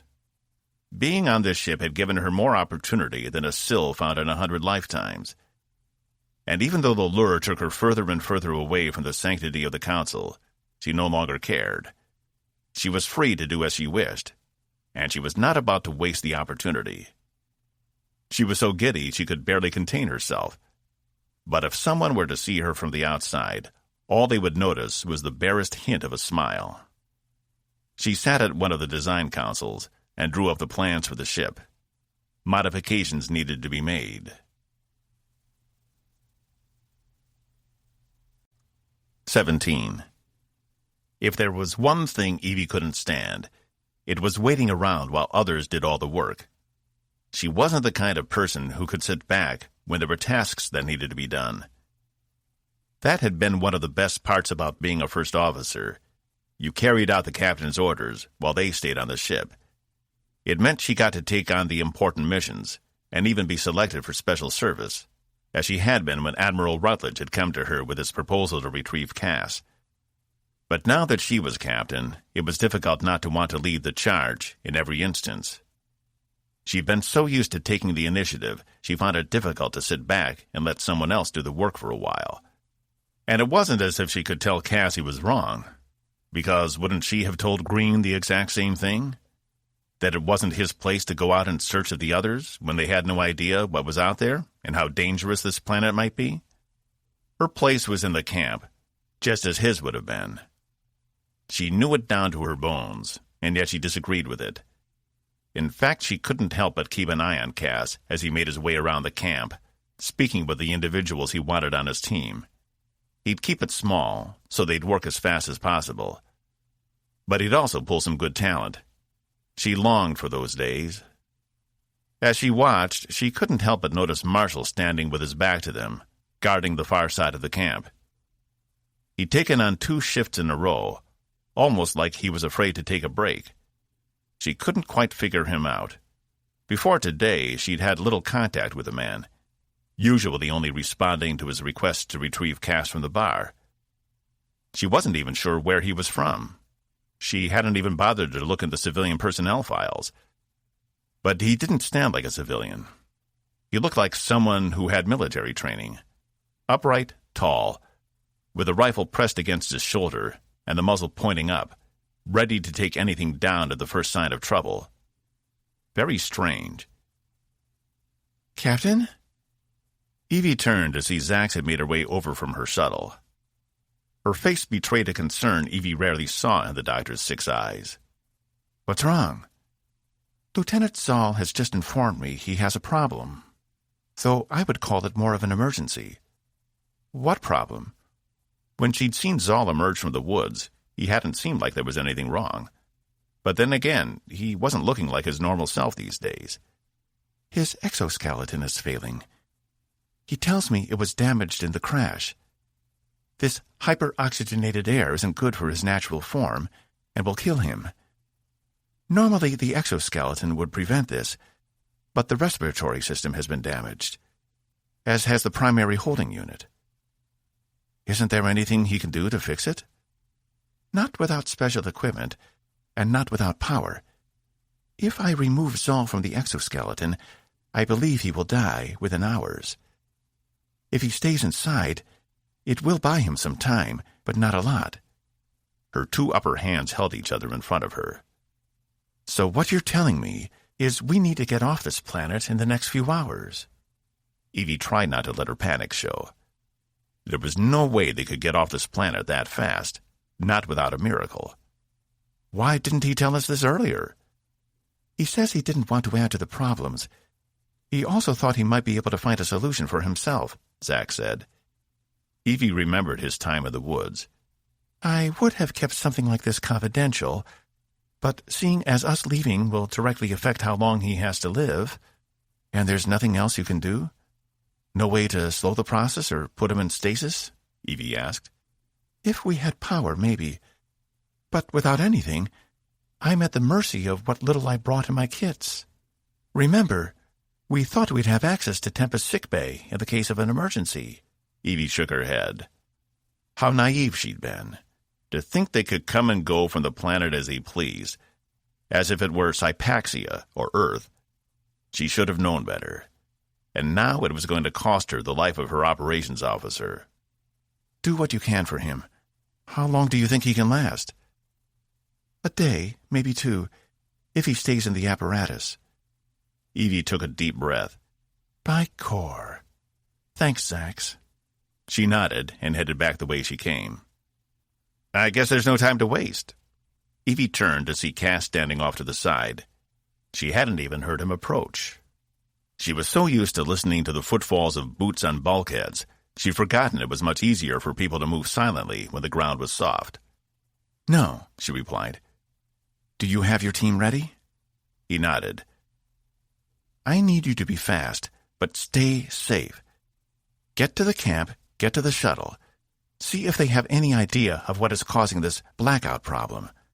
Then solve it. Saul doesn't have long. Do you have the coordinates? He asked.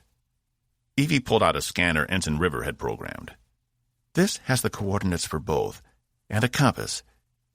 It should continue to work, but in the case it doesn't, try to stay on a straight line.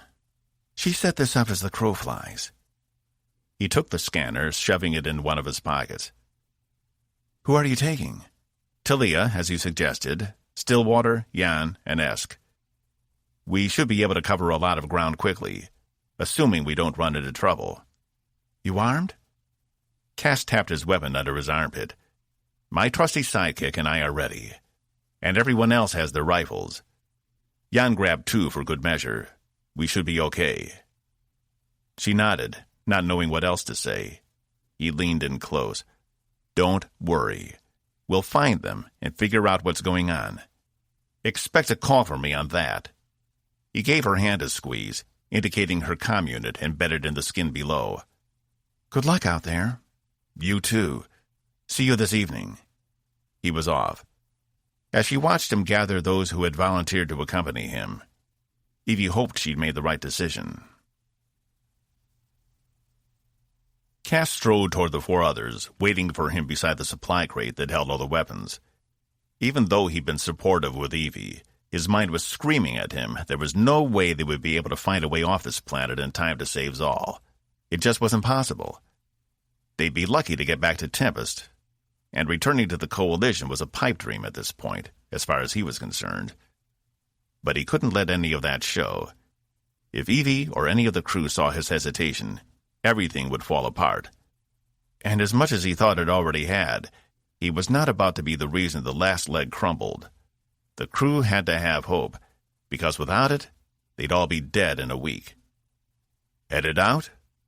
Cas jerked his head to the side to see Marshall standing off to the side, his rifle slung over his shoulder. Yeah, we're leaving to contact Wave 1, and to find the shuttle we lost. Marshall nodded. Don't go looking for trouble out there. Stick to your mission.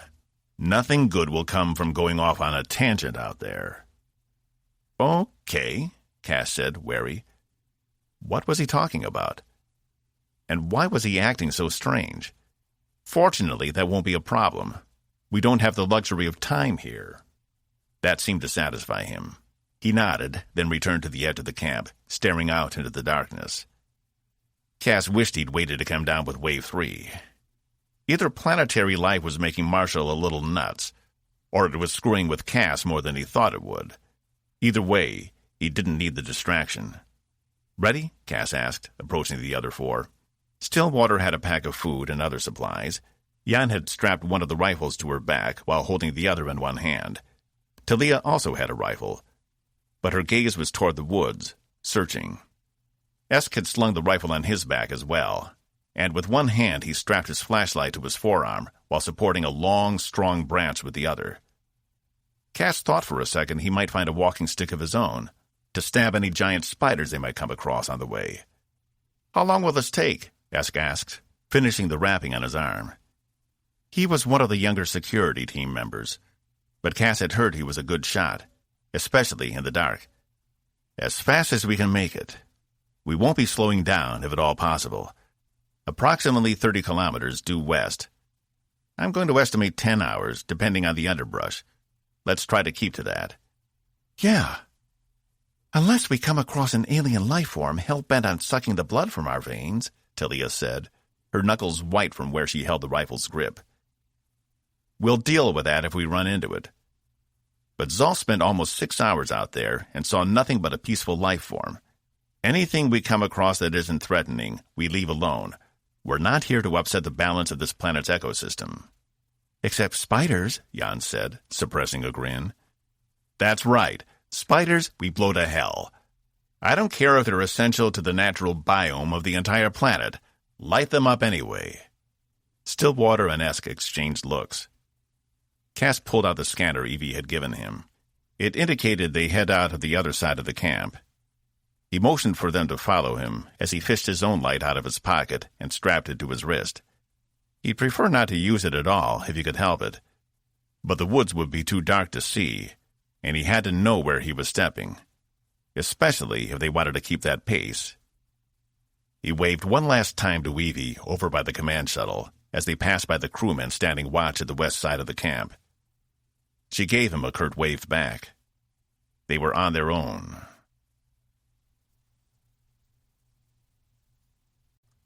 Evie walked into Zax's shuttle.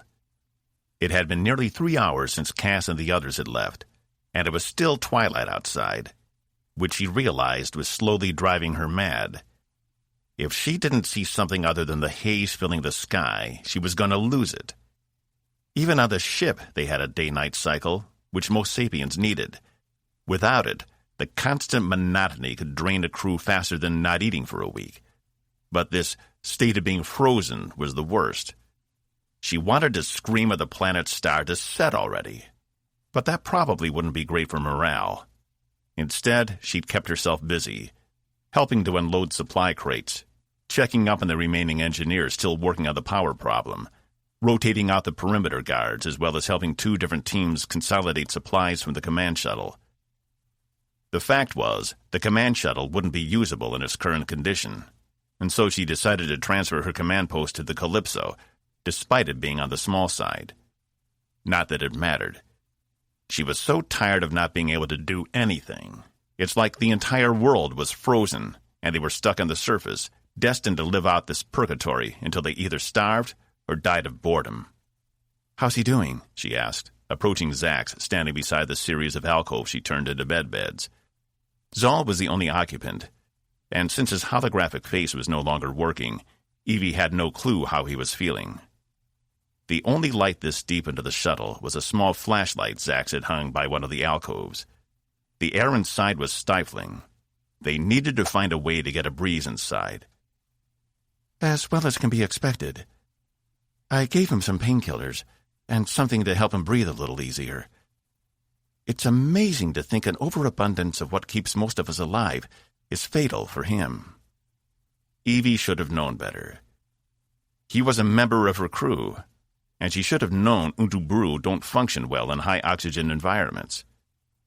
They had managed to take a visual measurement of the atmosphere from Tempest and determined the air was breathable. But she hadn't considered Zal's suit could be damaged, and the extra oxygen might be detrimental for him. She had assumed he'd be fine, because she'd been too preoccupied with getting the crew off the ship. She'd been so desperate she would have taken any outcome. And now one of her crew might die because of her carelessness.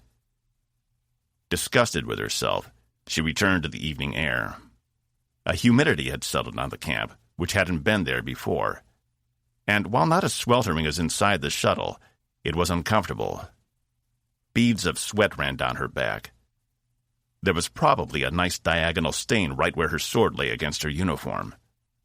When she put the uniform on, she hadn't guessed it might be the last one she might wear. And at the time, she hadn't been alone. She'd done everything she could to keep her mind off Laura, but this was becoming a problem. As captain, she shouldn't be so distracted, and this uncertainty about what might have happened to her wore at her like a river carving a valley over eons. The timing couldn't have been worse.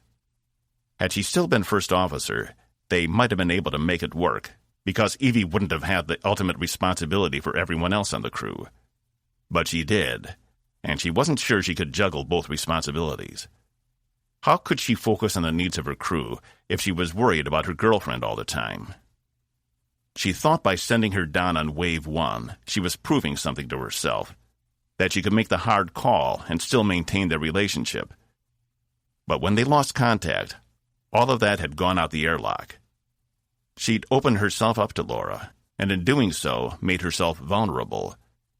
And she wasn't sure anymore that had been the right decision. That was it. If she stayed in this camp waiting any longer, she was going to do something rash or stupid. She'd take a crew to the Honduras and meet up with Cas and the others when they circled around.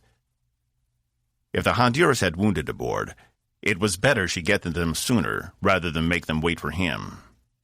How many had been on that shuttle? 5 or 6? She wasn't sure. Looks like a puzzler. His words startled her, and she jerked around to see Marshall walking up beside her. That was the last time someone came up on her unannounced. She needed to get out of her head and pay more attention to the environment around her. She also didn't like a civilian inserting himself into non-civilian activities. He was being too helpful. "Marshall," she said, keeping her voice even. "Anything happening out there tonight?" He shook his head. "It's all quiet. But you look like you're working out something serious." "You could say that," she replied. "Anything I can help with?" She eyed him, looking for any signs of deception or subterfuge, and finding none.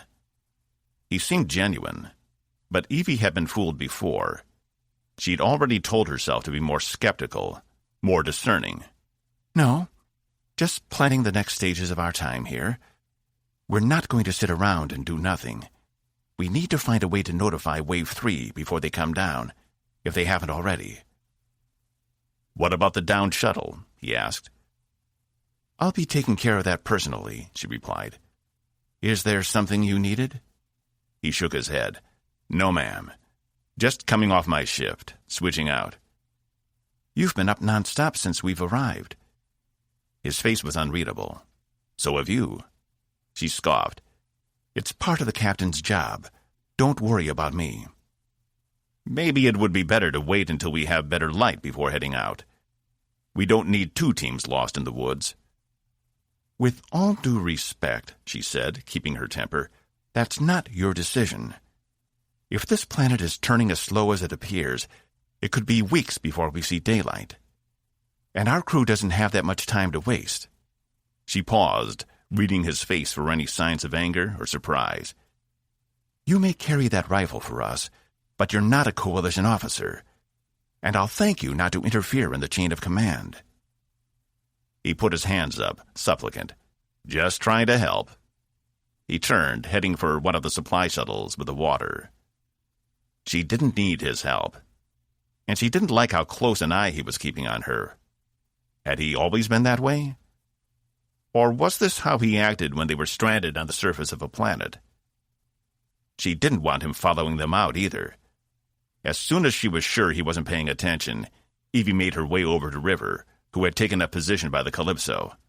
"I need the coordinates to the Honduras," Evie said. River pulled a scanner out of her pocket and input the coordinates. "Another one? What about the first mission?" "I don't want our crew waiting that long," she replied. "Their injuries might be severe." "Where's Lieutenant Uma?" River pointed to the shuttle on the far side of the camp. It was the one they'd been using as temporary barracks until they could get something more permanent established. "Taking a break, I think." "Thanks," Evie replied. "Keep this up, and you might earn a promotion before this mess is over." River beamed. Evie still hadn't had an opportunity to check the logs as to why she'd lost her hands, but she supposed it didn't matter. River had proven herself in a crisis more than once. Evie crossed the camp, minding her footfalls. If everyone else could creep around without making a sound, so could she. She reached the barrack shuttle, and once inside found Uma on one of the lower bunks. She gave her a gentle shake to wake her, and Uma jumped with a start. "Shh, it's Evie. I need your help." "Captain?" Uma asked, her eyes bleary. "What's wrong?" "I need to take a team out to find the Honduras. Based on how long Ensign Rivers said it would take Cas to get to Wave 1 site and back over there, I'm afraid it might be too long. We need to try and reach them sooner. Uma nodded, retrieving her weapon from under the pillow she'd slept on. Gather a small group. No more than 3 others. I want to keep this light. I know just the people, Uma replied. And one other thing. Don't let Marshall see you. 5 minutes later, Evie stood on the far side of the shuttles, staring at the small tracker River had given her. While trying not to think about whether this was a good idea or not, Uma appeared, towing Carson, Vostokov, and Williams. Vostokov and Williams were 2 of her best security officers, and Carson had been in the medical field for over 5 years and was trained in field triage. She'd figured Uma would bring him with them. He was the only other medical personnel that had been in Wave 2, other than Zach's, and they needed someone who could take care of any injuries aboard the Honduras. The fortunate thing had been the shuttle had been carrying mostly supplies and hadn't had a large crew. Uma handed Evie an extra pulse rifle she'd procured. Ready to go? Evie asked.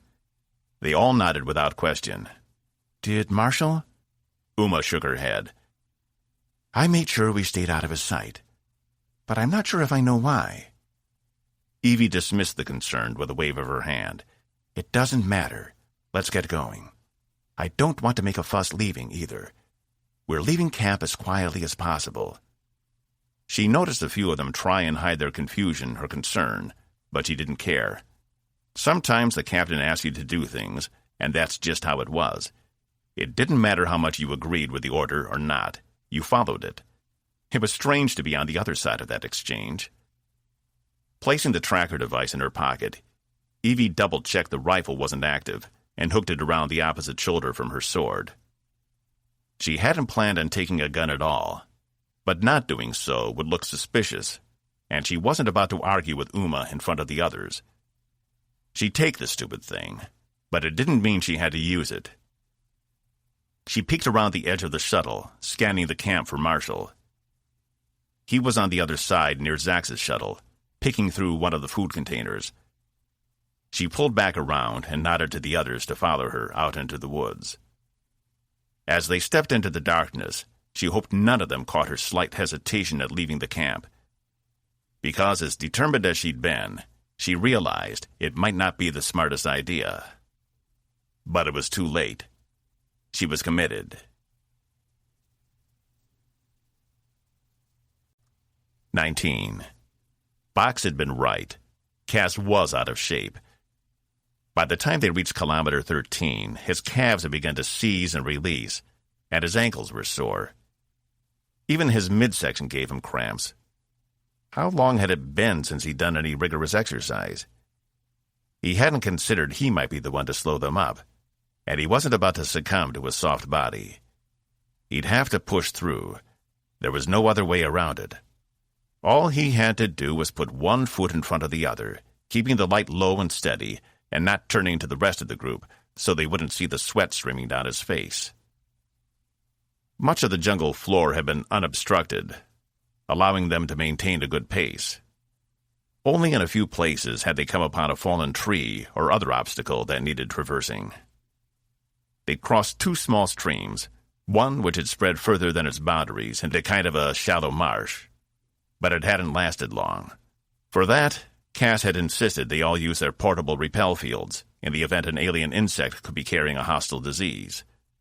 While the Coalition had some of the best immunity blockers in the known galaxy, they were still on a planet far from Coalition space with exotic animals and even more exotic diseases.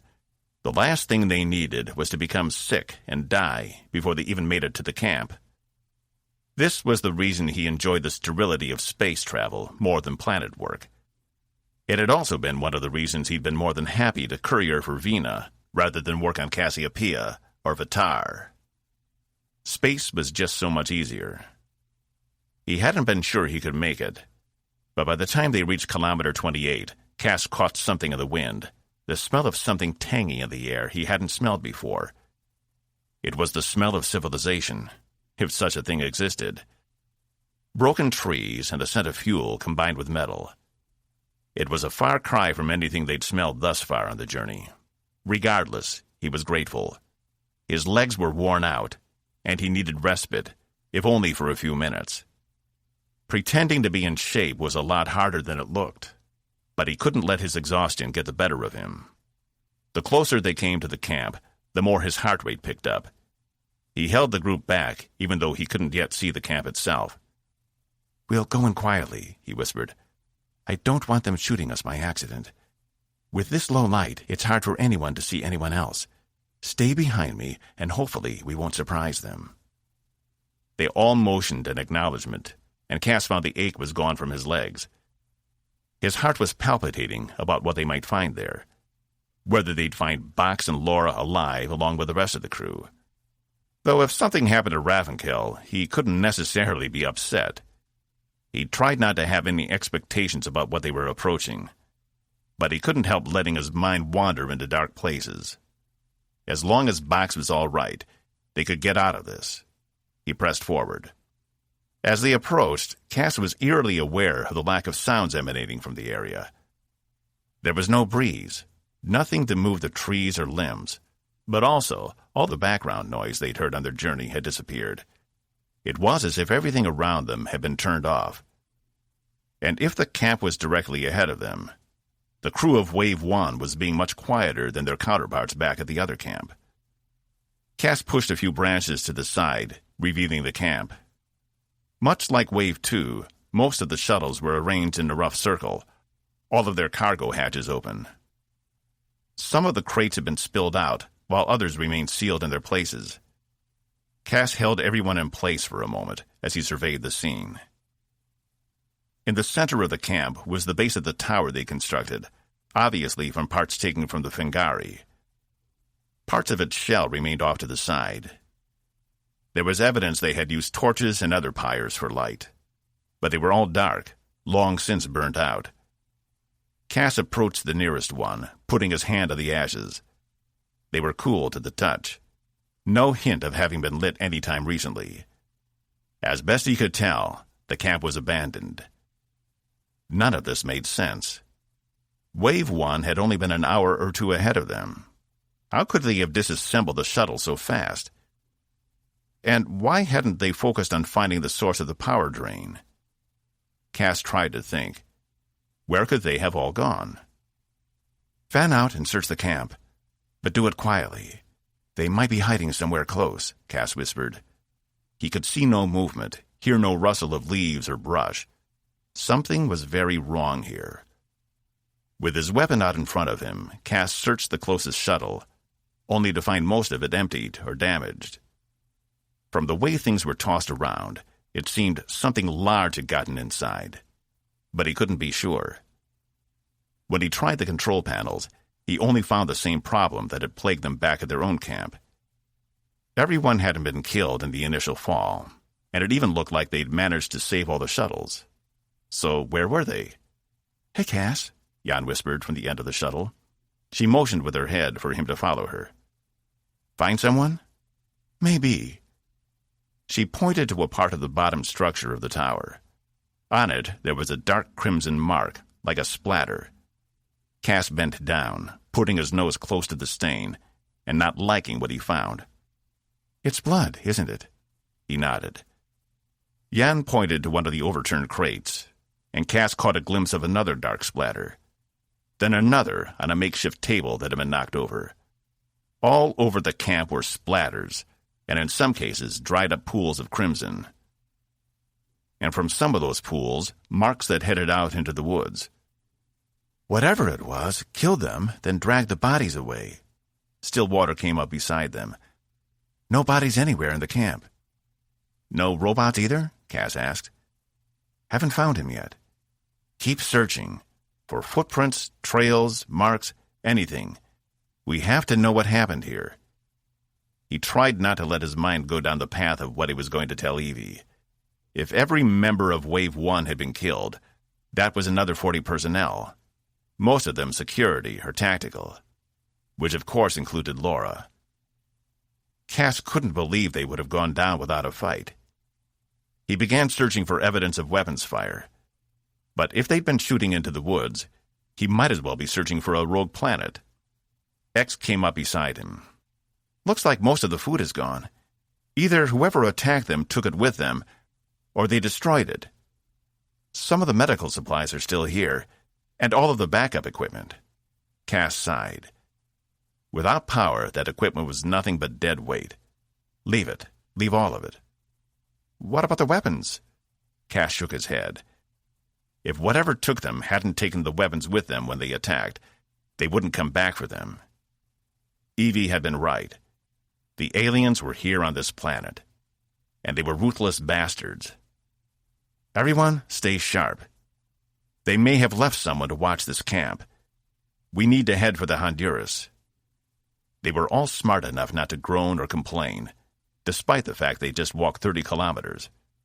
Cas's legs were screaming at him, but he wasn't about to stay here in this death pit, and they needed to get back. What if the same thing was happening to the second camp at this very minute? Though aliens attacking the camp didn't explain what happened to Box. Unless they disabled him and took him with them. For what reason, he couldn't fathom. Cas made a motion with his hand, his boom cannon still ready. Let's get out of here. 20. It felt good to move. To be doing something rather than standing around camp waiting. Evie had forgotten how much she enjoyed being planetside. Her last significant trip down to a planet, apart from Sypaxia, was when her last assignment, the Saragossa, had stopped on S-Hook, a planet teeming with life. The S-Hook were conservative, and everything they built was designed to either have zero impact to the surrounding environment or enhance it in some way. She'd walked among their massive bamboo cities, which had been constructed above the plains on which they sat, suspended high above the trees and the animals that grazed there. The air had been fresh, and the stars' heat warm, and the music from the surrounding wildlife was like an injection of purity. All these creatures living in a harmony, cultivated and preserved by the S-Hook. She'd found it invigorating. Trudging through the woods sent a similar tingle through her skin. She enjoyed being outdoors, where the air currents could change, where the sights and smells never ceased, and where the sounds of wildlife carried on the air. There were no errant sounds on a starship, except for the occasional hum or clang of something going wrong, and the air was always sterile, unless someone happened to be burning incense or something more exotic. The decking was always sure underfoot, and no one ever had to worry about scratching themselves on a stray limb sticking out somewhere. For all the senses humans had, living on a starship was boring. This was much more refreshing. Humans weren't meant to be sealed up in tiny little ships, flying across the cosmos. They were meant to be part of an ecosystem, one determined by the random occurrences of a planet. It all made her miss Sisk. "Captain?" Uma whispered from somewhere behind her. Evie turned and trundled back to the group. She'd pulled ahead without realizing it. Her security chief was standing close to a series of plants they'd passed just a moment before, shining her light on their leaves. "What is it? Does this look like blood to you?" Uma held out the blue leaf with a dark crimson stain. Evie had to admit it looked like dried blood, but she couldn't be sure. She shone her light on the rest of the leaves. Only a few of them had the mark. She rubbed the leaf with her fingernail, and the crimson smeared off, having not completely dried in the humidity. "What are the odds the creatures on this planet bleed red?" Evie asked. Uma indicated to their left. More marks along the trunks of the trees, and even on the ground. Whatever had happened, it had left a trail. Evie didn't like the coincidence of this. According to River's calculations, they were less than a kilometer from the shuttle, or its approximate location. She'd said there could be a 3-kilometer variance in any direction, so the plan was to reach the center of her coordinates, then search outward in a circular pattern until they found it. She hoped this was a sign someone was out hunting for food, though there would have been no need to do so. The Honduras had been packed with supplies, enough to keep the small crew on the shuttle alive for weeks if left alone. "Captain?" Uma said, further concern in her voice. She and the others turned to look, as Uma had followed the trail further until she stopped. Evie came up behind her, gritting her teeth as she saw what Karen had found. On the ground was a human arm, still in the Coalition uniform, where it had been torn from its owner halfway through the bicep. Not at a joint like the shoulder or the elbow, but straight through the middle of one of the strongest muscles in the body, not to mention the bone. And it hadn't been cut either. From the white splintering, it had been broken and ripped off. "Can you tell who it is?" Evie asked. Uma shook her head. "Just that it's female. That leaves Volante and Benson, but I can't tell which one. They both had fair skin." She indicated the hand at the end of the arm. "Is there any way the crash could have done this?" Vostokov asked. It was hard to tell in the dim light, but she seemed unnerved. "I've never seen a shuttle crash do anything like this. Usually it's all or nothing," Uma said. "Wouldn't you agree, Captain?" Evie didn't bother responding. This wasn't the result of any kind of accident. She unholstered her weapon and activated it, noting the other four followed her lead. "The trail leads this way," Evie said, even though it was at a tangent to the destination River had programmed for her. "We need to follow it and find out what happened." Her hope was either Volante or Benson had wandered away from the rest of them and run into a wild animal of sorts. And as gruesome as it was, that was the best-case scenario. As they tracked forward, Evie caught the scent of blood in the air. The coppery tang only grew stronger as they followed the splashes of blood along the ground around the limbs of trees. A distinct buzzing sound also caught her attention. It had been faint at first, but as they moved forward, it only grew louder. Evie pushed through the brush, only to stop dead in her tracks. Dozens of humongous insects, each the size of a human head, were hunched over, poking their bulbous eyes into a pile of something on the ground. The insects had segmented bodies, each with black and green markings and large wings on their backs, and at least a dozen tiny little legs underneath them, allowing them to crawl over each other and the pile. Their faces were made up of giant eyes, but below them was a long needle-like protrusion, which they stuck into the pile and into each other if they got too close. "I think I'm going to throw up," Carson said from behind her. Evie couldn't blame him. The writhing mass of bugs on top of each other, like a sick orgy, turned her stomach. Uma pointed her rifle at one and shot past it, kicking up dirt where the pulse impact hit the ground. The giant bugs scattered to the air, their buzzing intensifying as they retreated to the limbs of trees high above them. Evie watched them go, concerned they might drop back down on top of them.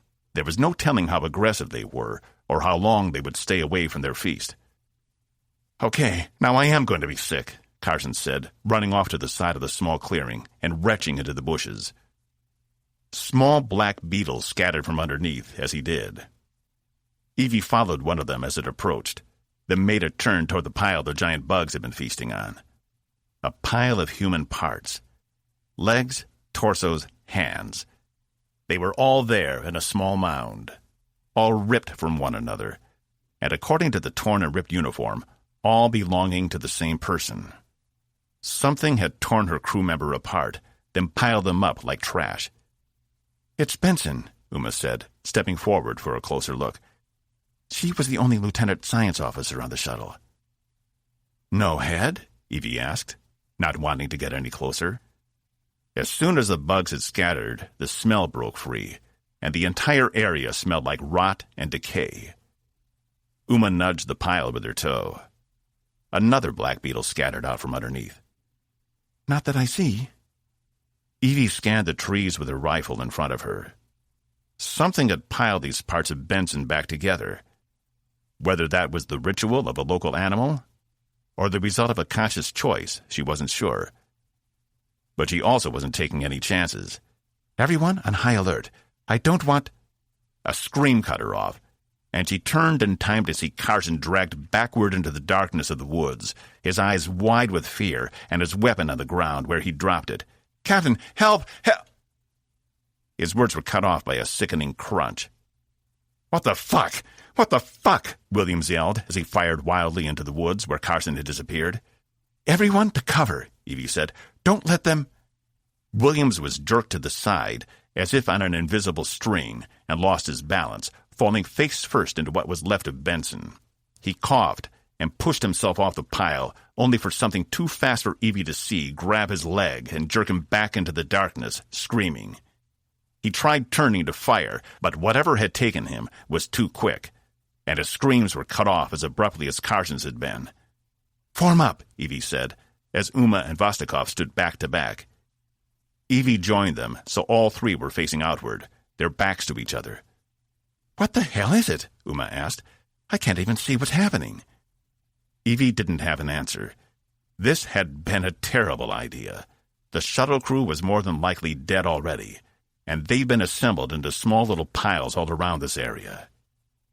Evie also didn't like how Benson's head was missing. What could have wanted it? Were these the Andromeda aliens? And if so, was pure carnage all they cared about? She should have brought an army. "There," Uma said, firing off 3 pulse rounds in quick succession toward what Evie could see was nothing but a blur at the edge of the woods. The pulses disappeared into the night. "Damn! I've got it," Vostokov said, firing her own rifle 5 times in a row. One of the pulses sounded like it connected, but when Evie turned, there was nothing there. "I was sure I had—" Something struck Vostokov in the center of the chest, and she fell to her knees, dropping her weapon. She collapsed to her side, blood seeping from her chest, and her eyes devoid of any remaining life. "Captain?" Uma said, the tone and pitch of her voice rising. Evie dropped her gun, pulling her sword from its sheath and gripping it with both hands out in front of her. If she was going to die, she was going to die with her family's sword in her hand, not some coalition weapon. The glint of the steel reflected the woods all around them. "Are you crazy? If a pulse rifle can't hit it, you don't think a sword can?" "We're going to find out," Evie said, taking 2 steps away from Uma, her eyes scanning the woods. She wasn't going to lose any more crew members on this planet.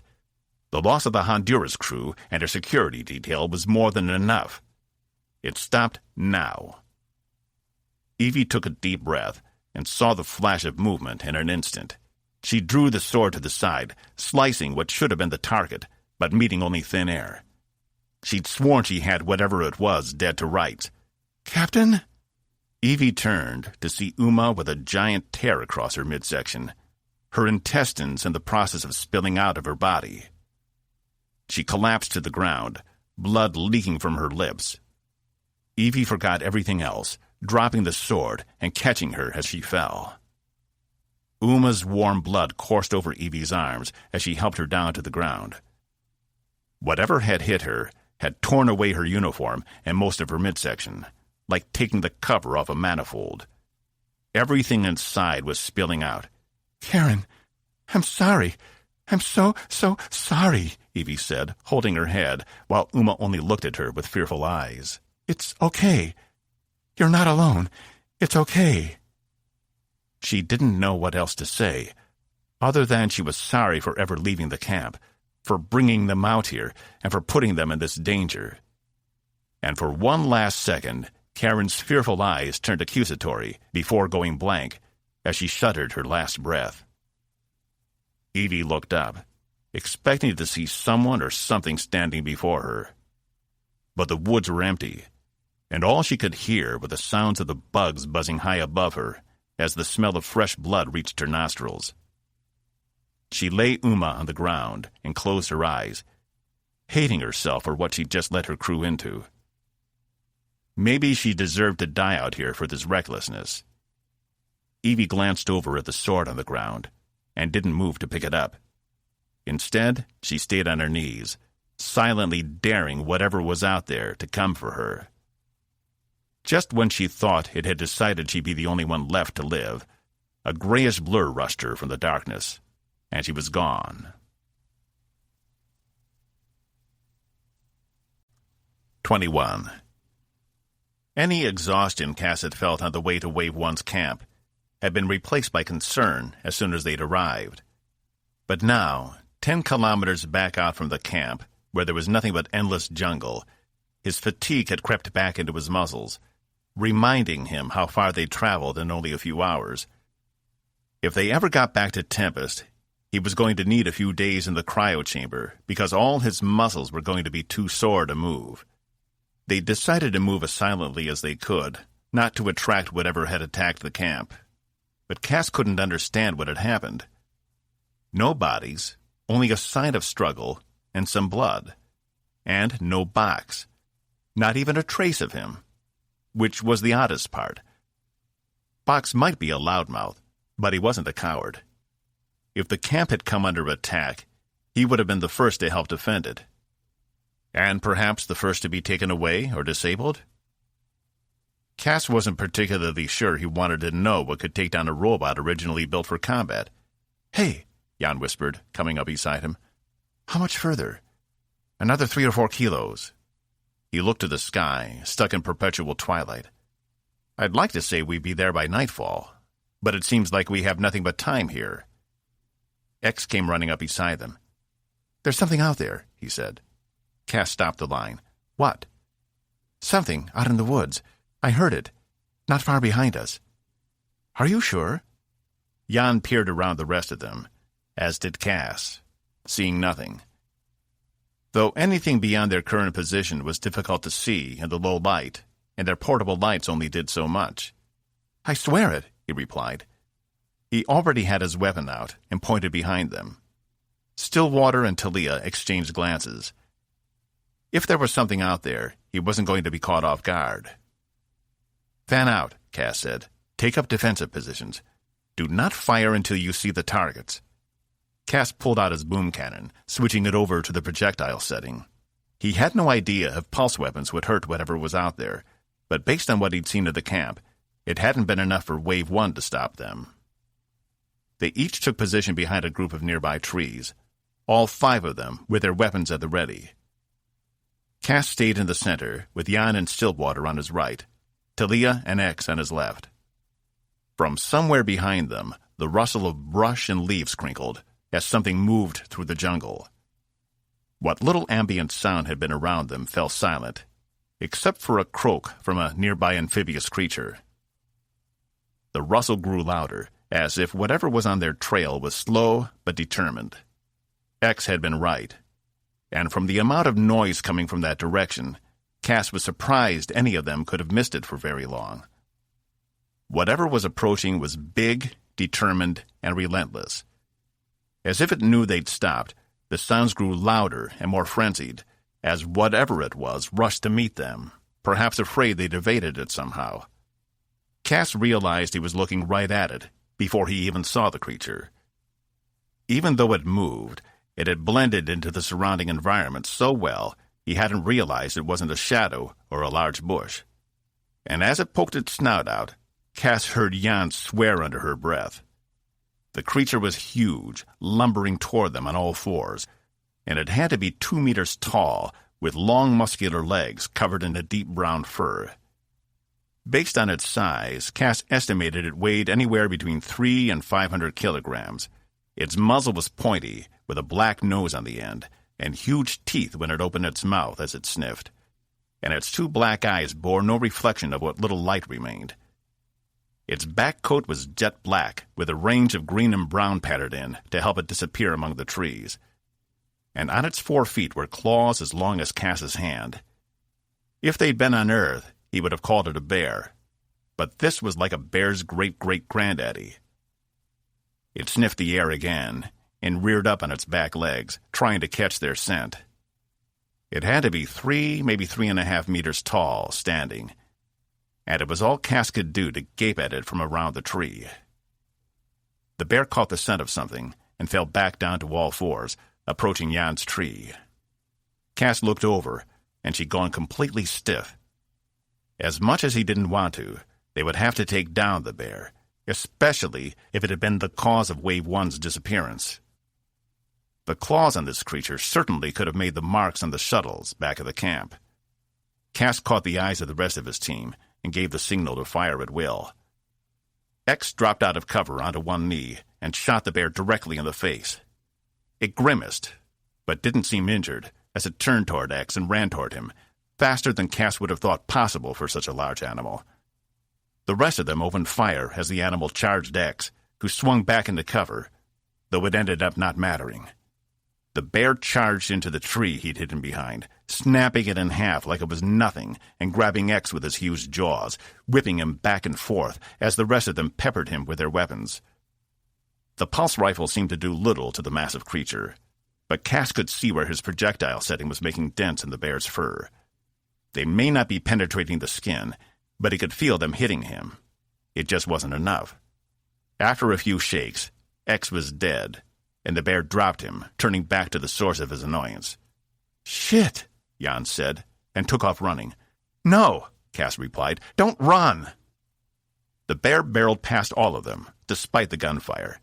Its primary objective was Jan.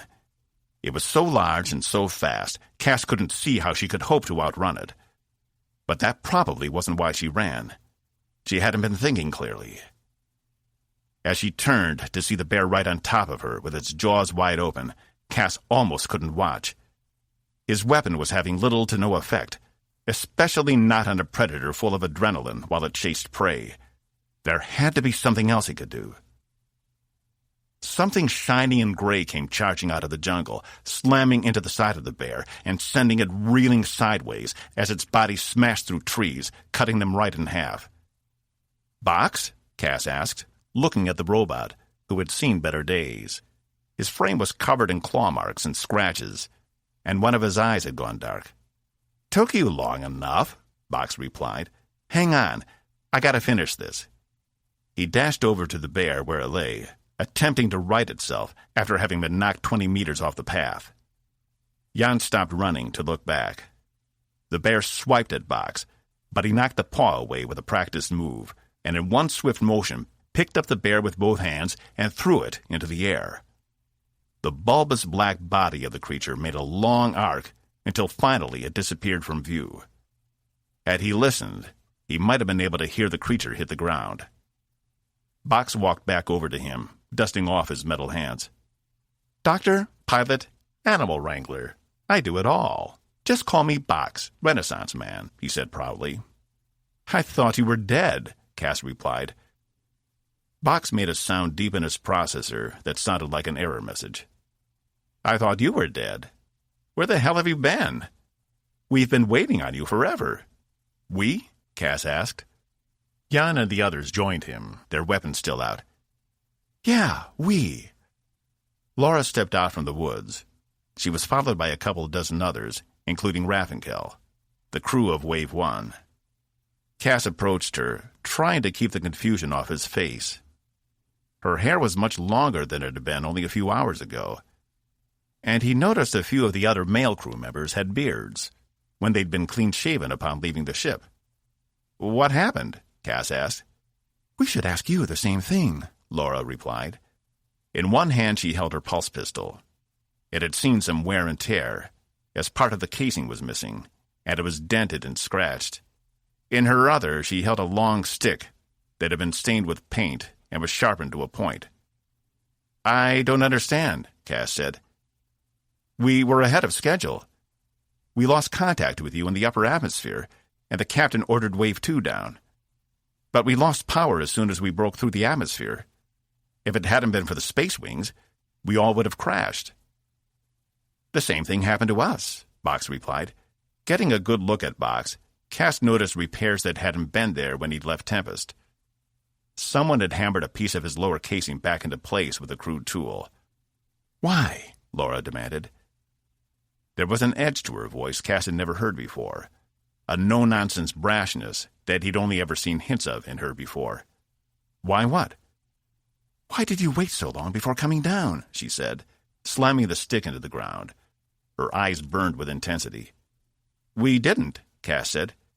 "We waited maybe an hour. 2 at most. Eve, the captain, was in a hurry to find out what happened to you, and our probes weren't working." "Sorry, boss. That just doesn't track," Box said. "Why not?" "Because we've been down here for a full season. Today is day 74. 22. When Evie awoke, it took her a moment to realize where she was. Not aboard Tempest in her comfortable bed. Instead, she found herself on a hard slab, while a magnetic field held her down. She thought she was back in sickbay, with a restraining field binding her. But in the few milliseconds it took her to reach full consciousness, she dismissed that possibility. She was somewhere she'd never seen or been before. The slab was cold to the touch, as she could press her fingers to it, but not lift them back up again. Evie searched for any clue as to where she could be, finding only darkness around the well-lit slab. The light came from above, like sunlight through an open window somewhere far above her. The sides of the ceiling seemed to taper and form a four-sided pyramid at the top, where the light source was concentrated. If she didn't know better, she would say it was this planet's star shining down on her, as the light was warm and radiant, unlike artificial light. Any other clue as to her whereabouts was beyond her ability to discern, and until she could find a way off this piece of rock, she might never learn the truth. Evie tried turning her head one way or the other, only to find it immobilized as well. Although she thought she saw something move in her peripheral vision. She couldn't be sure, though. Without warning, the memories of what had happened in the jungle came rushing back to her, and she almost cried out. Watching Uma die in her arms with that accusatory look on her face was one of the worst things Evie had ever endured, though she deserved it.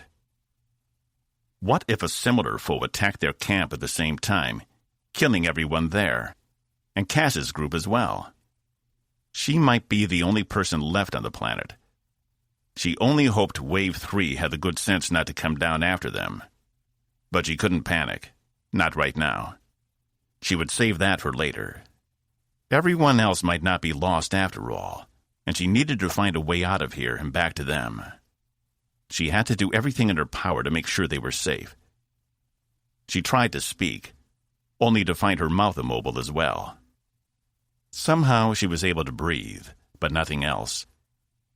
Evie hummed to make sure her vocal cords still worked, which they did. Someone went to a lot of trouble to capture and keep her. But what did they want with her? And did she have any bargaining power? Or was all this nothing more than an elaborate show? Some sort of perverse torture in which the assailant makes you think you might have a chance to survive, only to end up cleaving you in half. Wait, no. Evie pressed her back against the slab, feeling nothing but the cold stone against her. No, she'd lost her sword.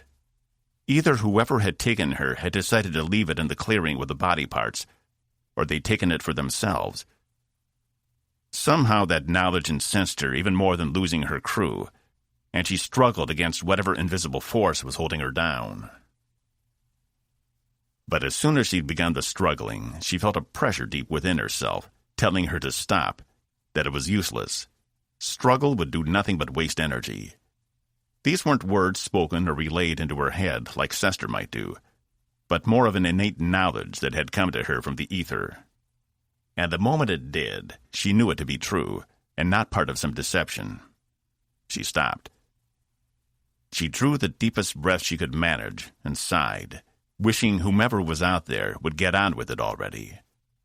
Waiting had never been one of Evie's strong suits, even as a little girl. And as soon as she thought of herself as a little girl, she was transported back to that place in her memories, remembering her time growing up in Sisk with her father. A hard time. But there were good parts, too. Like her friends Cassie and Runak. They had been inseparable, as three of the few non-Simulus children on the planet. But her thoughts didn't stay with Cassie and Runak. Instead, they went back to her father, though she tried not to think of him. She hadn't given him any considerable thought since the incident back in Sypaxia, and didn't want to start now.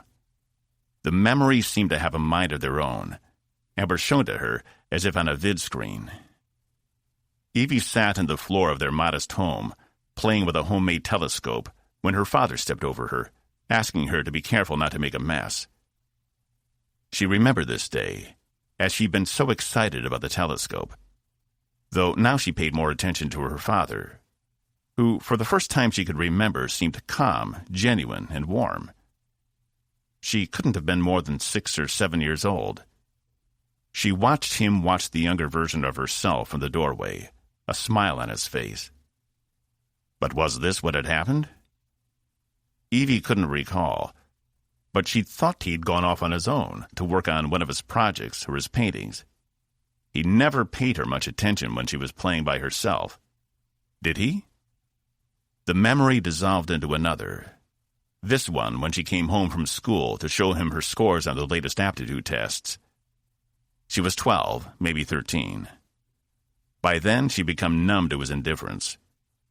She walked through the door, set her score pad on his desk, and retreated to her room. But the scene slowed, and though her younger self's back was turned, she saw the hint of a smirk on his face as he reviewed the scores until she was out of sight. Evie couldn't understand why she was remembering these events. She hadn't thought about them in years.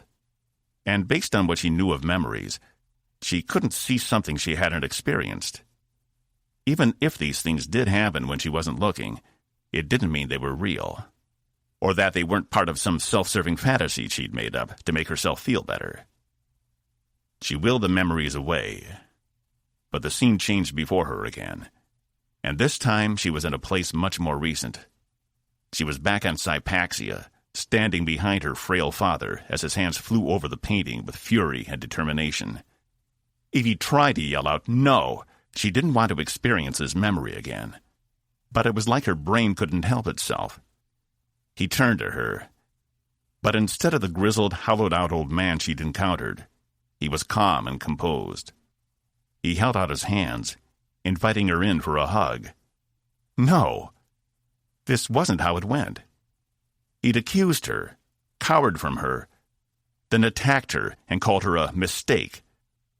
There was no happy reunion, no tearful apologies for years of indifference. It had been more of the same, and she could not forget. Suddenly, it seemed very important not to forget. She couldn't allow these thoughts to alter what she knew to be true. And she refused to be told what she'd seen and experienced wasn't real. Get out of my head! She closed her eyes, willing all her focus on the feelings of warmth and happiness toward her father. As she did, the image of them embracing in her mind cracked like a piece of glass, frozen on that moment. She focused harder, and the image shattered, revealing the true memory underneath, where he had pinned her down, spit flying from his mouth as he told her she had been unwanted and the cause of her mother's suicide. That was the real memory, and she wasn't about to let anyone overwrite it with something fake. She could only assume the other memories she'd seen were fake as well. Osborne had never touted her accomplishments, only tolerated them. He'd never shown her encouragement, only giving her things to keep her out of his hair and occupied. That was her truth. And whoever was trying to take it from her would not be successful. The extraneous feelings and images dissipated, and she had control over her mind again. If the creature who had captured her was part of Andromeda, why were they interested in changing her memories about her father? Perhaps it was part of a mental manipulation scheme designed to eventually get her to reveal secrets about the Coalition. And perhaps that was why she had been spared as well. They knew she was the highest-ranking officer and would have the highest clearance. If that was their plan, they were in for a rude surprise. She'd die before she gave up anything about the Coalition, regardless of whether she agreed with its tactics.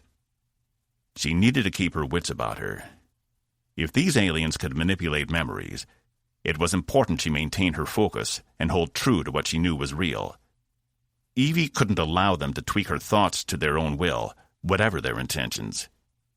But even as she made the resolve, a feeling of intense guilt and melancholy came over her, while everything else fell away.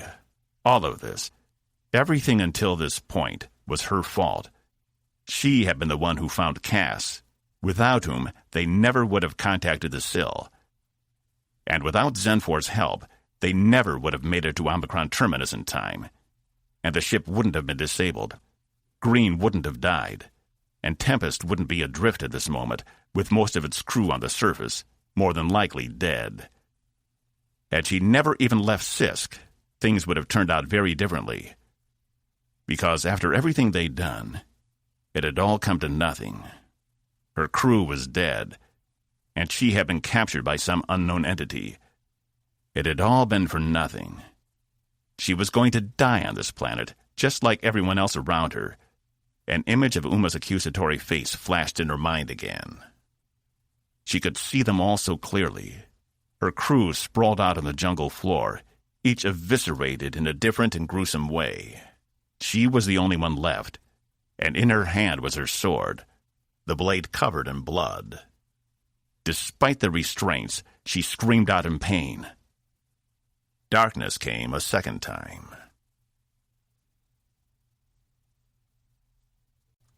23.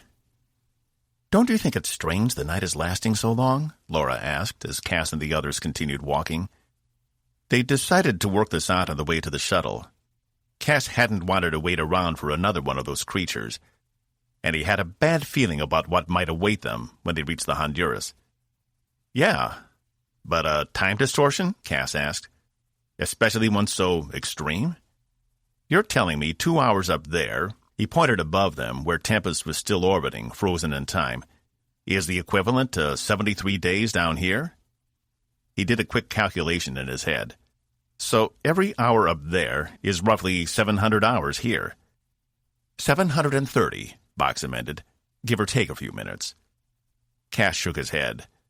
Jan and the other members of his team trudged through the underbrush.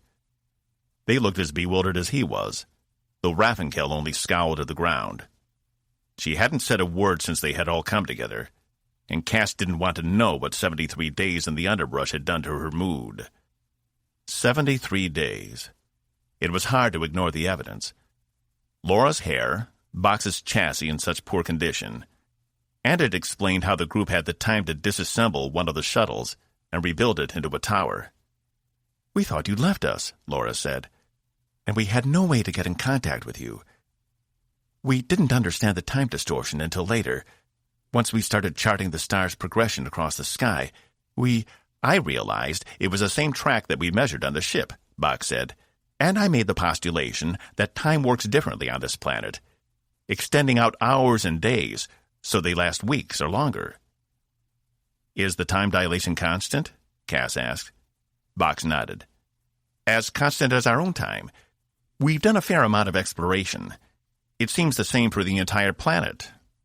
Laura scoffed. "Yeah, that wasn't the smartest idea." When Cas raised an eyebrow to her, she capitulated. "We didn't know about the local wildlife when we landed. Those fuckers are big, but they're quiet. We lost 7 crewmen and one of our pilots to them before we even knew what they were." Cas glanced at Raffinkel, who didn't act as if she'd heard. "Which is what?" Jan asked from behind them. "I've classified them as a long-legged variation of Ursi, but with additional characteristics," Box said. "Fucking bears. I knew it," Jan muttered. Laura huffed. "They're impervious to weapons fire. They have very tough hides. You'll have also noticed they have opposable thumbs, making them especially dangerous. Though that seems to be a relatively new evolutionary feature in these creatures, as they haven't yet learned how to wipe their own asses or start wars with each other." Cas had missed the opposable thumbs.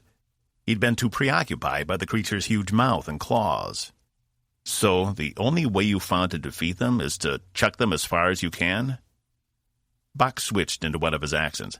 "Quite right. It's effective, isn't it? The old chap had no idea what was coming." He returned to his regular voice and leaned closer to Cas. "In truth, I like doing it. And as best as I can tell, it only stuns them. I've seen that monster before.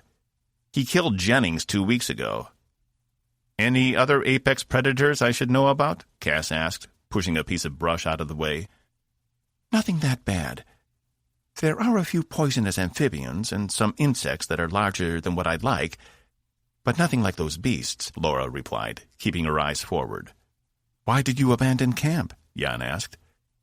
"Once the bears learned it was a prime opportunity for feasting on squishy humans, we didn't have a choice. They were attacking constantly. By staying mobile, they have a harder time finding us. Occasionally, we'll go back for extra supplies, Laura said. But we've lost so many people now, it's almost not worth it. I didn't get a head count, Cas said. How many are left? 22, Laura replied, counting me and Box. They've killed 18 of us so far. 18. At this rate, even if they got off the planet, they might not have enough people to run the ship anymore. They needed to hurry this up and get back to Wave 2's camp. Evie needed to know about the creatures and the threat they posed. Have you found any way to kill them yet? Laura shook her head. Things on this planet are resilient. Cas couldn't believe it. Had he been alone, he might have sat down right there and given up. An impossibly strong enemy, no power, dwindling resources and personnel, and a ship they couldn't contact. If he could keep the feelings of hopelessness away, he might manage to keep putting one foot in front of the other. He turned to Jan, whose tense face stared right back. He'd never seen her like this before. She'd always been so reserved. But she was probably thinking the same thing he was. They were fucked. Wait a second, Cas said. So, if we've been down on this planet for 16 hours, that means only minutes have passed on Tempest. 1.2, Box replied. That's why they haven't sent Wave 3 yet. From their perspective, we've barely left. They won't be coming down for another 60 or 70 days. If they come at all, Jan said. I'm not sure I'd follow 2 waves down onto an unknown planet. Coming down here was stupid. Hey, Laura said, what else were you supposed to do? Suffocate? If we hadn't, all of us would be dead right now. Okay, look. We're not going to do this, Cas said. What's done is done and in the past. And unless I'm mistaken, we can't change that. We need to deal with what we have. We'll get to the Honduras, then get back to the captain and the rest of our people at the second camp. Then we'll take the next steps. Understood? He looked back at the group following along. Most were far enough away that they wouldn't hear them bickering. Or at least Cas hoped they wouldn't. Yeah, Laura replied. Jan remained silent. Are anyone else's olfactory receptors picking that up? Box asked. Cas sniffed the air. He didn't smell anything out of the ordinary. It smells like a surgical bay. A surgical bay? Cas asked. When's the last time you ran a diagnostic? Have you been experiencing any malfunctions? Box turned back to him, his one eye blinking. See this? He pointed to the dark eye. Does that look like it's designed to do that? Of course I'm experiencing malfunctions. I've been left out in the woods to fend for myself for an entire season. I'm not equipped to handle nature. He lifted one of his feet. Dirt caked the bottom of the metal sole. I've got dirt and grime everywhere. When we get back on the ship, you're going to need to do a full cleaning of all my systems. And I do mean a full cleaning. Oh no, Cas said. You're more than capable of that yourself. I've wasted too much time trying to get your shiny butt up to your impossible beauty standards. My body is a temple. It should be treated as such. Laura, tell him. Haven't I said he's on cleaning duty as soon as we get back? Laura sighed. See? She agrees, because it's important. Not all of us let ourselves go as we age. Cas swore under his breath. Maybe he hadn't been as concerned about Box as he'd initially thought. But as he breathed back in, he did taste the tang of something in the air that hadn't been there before. Wait a second, he sniffed. There was something wafting in their direction. Everyone hold back here. I need to check this out. He pulled his boom cannon from its holster and crouched, ignoring the fire in his loins. I'll accompany, Box whispered, in case you need me to throw another bear. Never did Cas expect to hear such a sentence uttered, so it was appropriate it came from Box. He pushed through more of the brush toward the smell, which was only growing stronger by the minute, and more pungent. He didn't like the implications of what that might mean, but he didn't stop. As he pushed through the underbrush, he found Ensign Rivers' coordinates had been close to accurate. The Honduras sat on the ground in front of him. The front of the shuttle was crushed. and he could already see blood on the inside of the shattered windscreen. Stepping quietly, he made his way around the shuttle to the back, where the hatch was open, and the source of the smell became evident. All around him were human body parts, piled into 4 groups. And as best he could tell, each one was a different crew member of the Honduras. "Oh, that is gruesome." Box walked up to one of the piles, hunching down to examine it. "This was Ensign Vellante, but she's missing her head." He picked up one of the dismembered legs on top of the pile. "Don't touch that," Cas hissed. Box turned to him. "Why not? It's not like we don't know it's a murder. And I've already identified the victim. I'm trying to determine what happened." Cas shot looks around the small clearing, searching for any further evidence of the bears. He didn't see the same signs he'd seen at Wave 1's camp, though. No claw marks on the shuttle, and the only spilled canister was empty. Whatever had been inside was long gone. He glanced up. Only a small opening in the trees marked where the shuttle had come down. But as best he could tell, it had landed nose first before the back end fell to the ground. Had anyone survived? Or had the bears just come through after, making their strange little piles? He caught sight of Jan standing at the edge of the trees where they'd come through. He motioned her over. "It looks like another bear attack," he said, indicating the pile Box hunched over. Laura came up behind them. "What the hell?" she asked. The other crew, including Talia and Stillwater, filtered through the trees, congregating at the shuttle.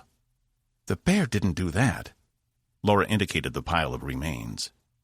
"But," Cas said, turning back toward the pile, "I thought—" "The bears don't leave much. A splash of blood or maybe part of a uniform. Otherwise, it all gets eaten," Laura said. "We've seen it." "And it's not like a factory," Box added, still studying the pile.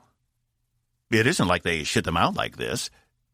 We also found their feces, and they're these giant black—" "Box," Cas hissed, "that's your fellow crewmate there." Box turned back to the pile. "Oh, sorry." He stood. "Definitely not the bear thing. Whatever did this can exert a lot of precision force. The parts weren't pulled apart at the joints. Instead, it seems Ensign Vellante was brutally taken apart. From the constriction of the blood vessels, I would say it happened when she was alive." "God damn," Jan said. Cas nodded to the other piles.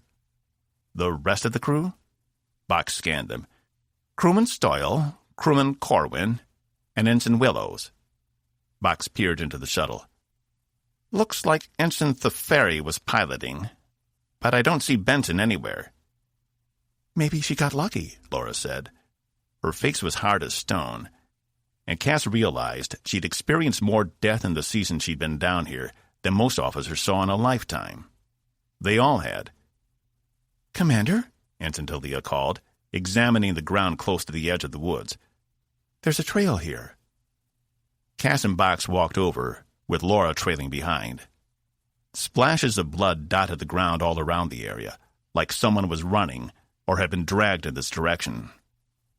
"Oh," Box said, chipper. "Maybe the bear got her after all." They pushed through the brush, and Cas shone his light ahead of them, only to find another pile further away, just like the others. Or not. "Wait." Laura pushed past him.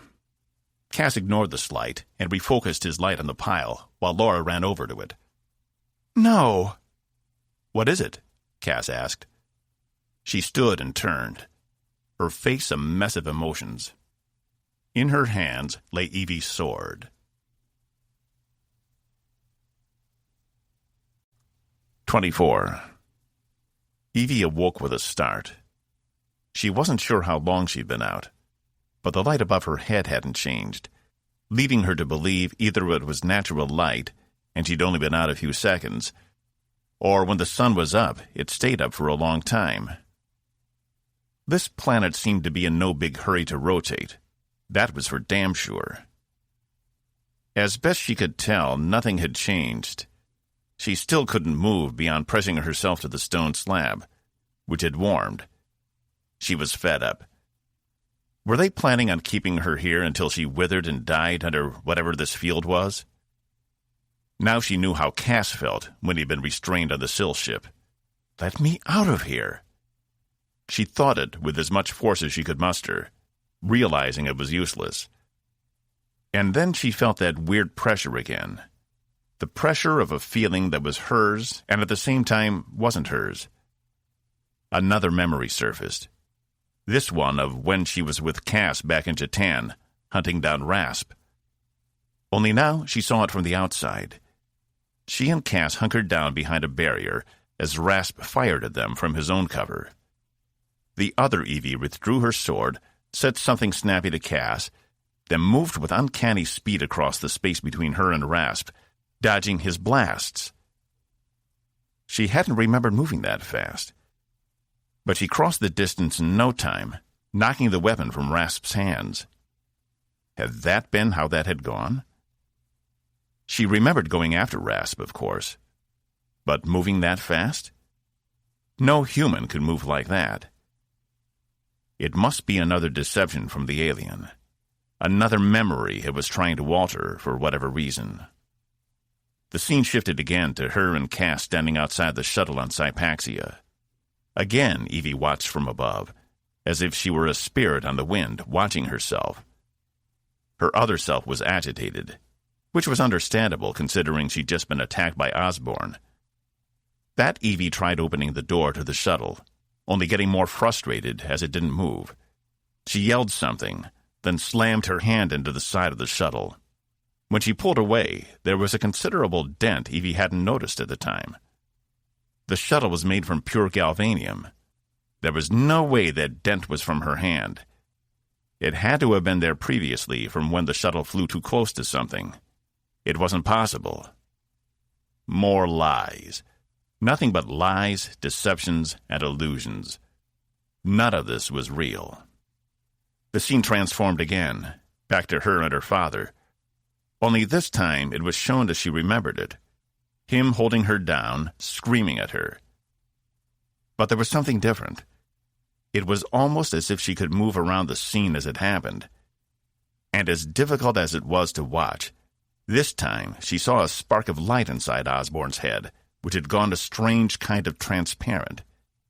It flowed down and out of him into her other self's head, where it seemed to ignite something within her, as the spark lit many other sparks within the other Evie. The scene then transformed to Evie sitting at the helm on Tempest's bridge, piloting them through the maze of mines at Omicron Terminus. The map. The map in my mind. It had been how they'd made it out of there alive. But were the aliens saying her father gave her that ability? Or he somehow turned on something that already existed within her? Once again, the memory shifted. This time, the bridge transformed around Evie to when Diamant had them on the ropes. As she watched her and Vreej fight him off, she noticed that speed again. Diamant should have impaled her 100 times, but each time she managed to parry the attack, bending off his mandibles. And when the back of the bridge blew out, she managed to shove her sword right through industrial-grade deck plating and hold on while everything else was sucked out of the room. It only occurred to her now that she should have been sucked out along with everything else. The pull should have been too much. What did all this mean? That she was superhuman? If that was the case, then she should have been able to knock Osborn off when he pinned her. Unless she'd inherited her strength from him. She'd ignored the autopsy end results after he died, wanting nothing more to do with the man. What if something had been in there that would have given her a clue? It stepped into the light, just as the thought passed through her mind, startling her. Even though she'd seen one in her dreams, it hadn't quite prepared her for the real thing. Its skin was a mottled gray and completely hairless, though she could see veins underneath. Whatever it was, it pumped some kind of blood. Its head was leaner and longer than most other species, with the back of the cranium extending out an extra few centimeters beyond that of a human. Its black eyes were set higher on the face, and they were long as well, though she couldn't tell if it had eyelids, as it wasn't blinking. Both its nose and mouth were small. The creature stood taller than most humans, almost at Zenfor's height, but it was much slimmer. She bet it could outpace all land mammals. No wonder it had been so fast in the woods. It allowed her to stare and take it in, while it did the same to her. Finally, it reached up with one hand. Evie noticed 5 fingers on the end of the slender appendage, and tapped something beside Evie's head. She felt a rush of air as she managed to open her mouth and take in a deep breath of air. She'd been breathing through her nose this entire time. "Who are you?" she demanded. "What do you want with me? Why are you showing me these things?" The alien only stared at her.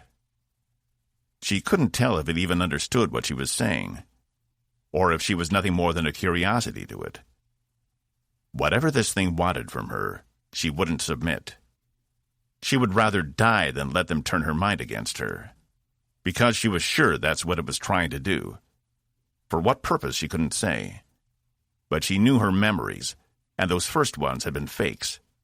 The second set, she wasn't so sure. "Your word for us, Andromeda. It isn't accurate." His words startled her, not because he'd spoken, but because of how normal his speech seemed. She'd half expected him to erupt into screeches and squawks. But she didn't need to respond yet. She needed as much information as possible. And if she looked desperate, then he might withhold everything. She could only assume he was even a he, as that's how his voice sounded. Though at the moment, she wasn't worried about the alien's gender. "To ourselves, we are known as the Athru. Remember it. It will be important." "Athru," she repeated, testing the word on her lips. "What do you want with me?" "To give you truth." "By changing my memories? Or trying to convince me what I know is a lie? How is that truth?" "The initial sequence was an attempt to ease your pain. It was rejected." The Athru walked around to the side of the slab. The scent of antiseptic filled her nostrils, though she couldn't tell if it was the creature or something else. "The second sequence was the result. To give you the truth you deny yourself." He tapped the side of the slab again, and it was as if a weight was lifted off her. She could move freely again, and she sat up. "What truth?" Evie hopped off the slab. Her legs were sore, but they held. "The truth that you are not of your world, that you should not exist." Evie's eyes narrowed. "I've already been told that by one person, and he's dead now." "Want to see if I can keep my record intact?" "You misunderstand," the creature said, his unblinking eyes staring at her. She saw now they weren't solid black, but instead a dark mirror. Her reflection stared back at her. "I think I understand perfectly," she replied. "We crashed your little party here on your weird world, and you don't want us finding something important.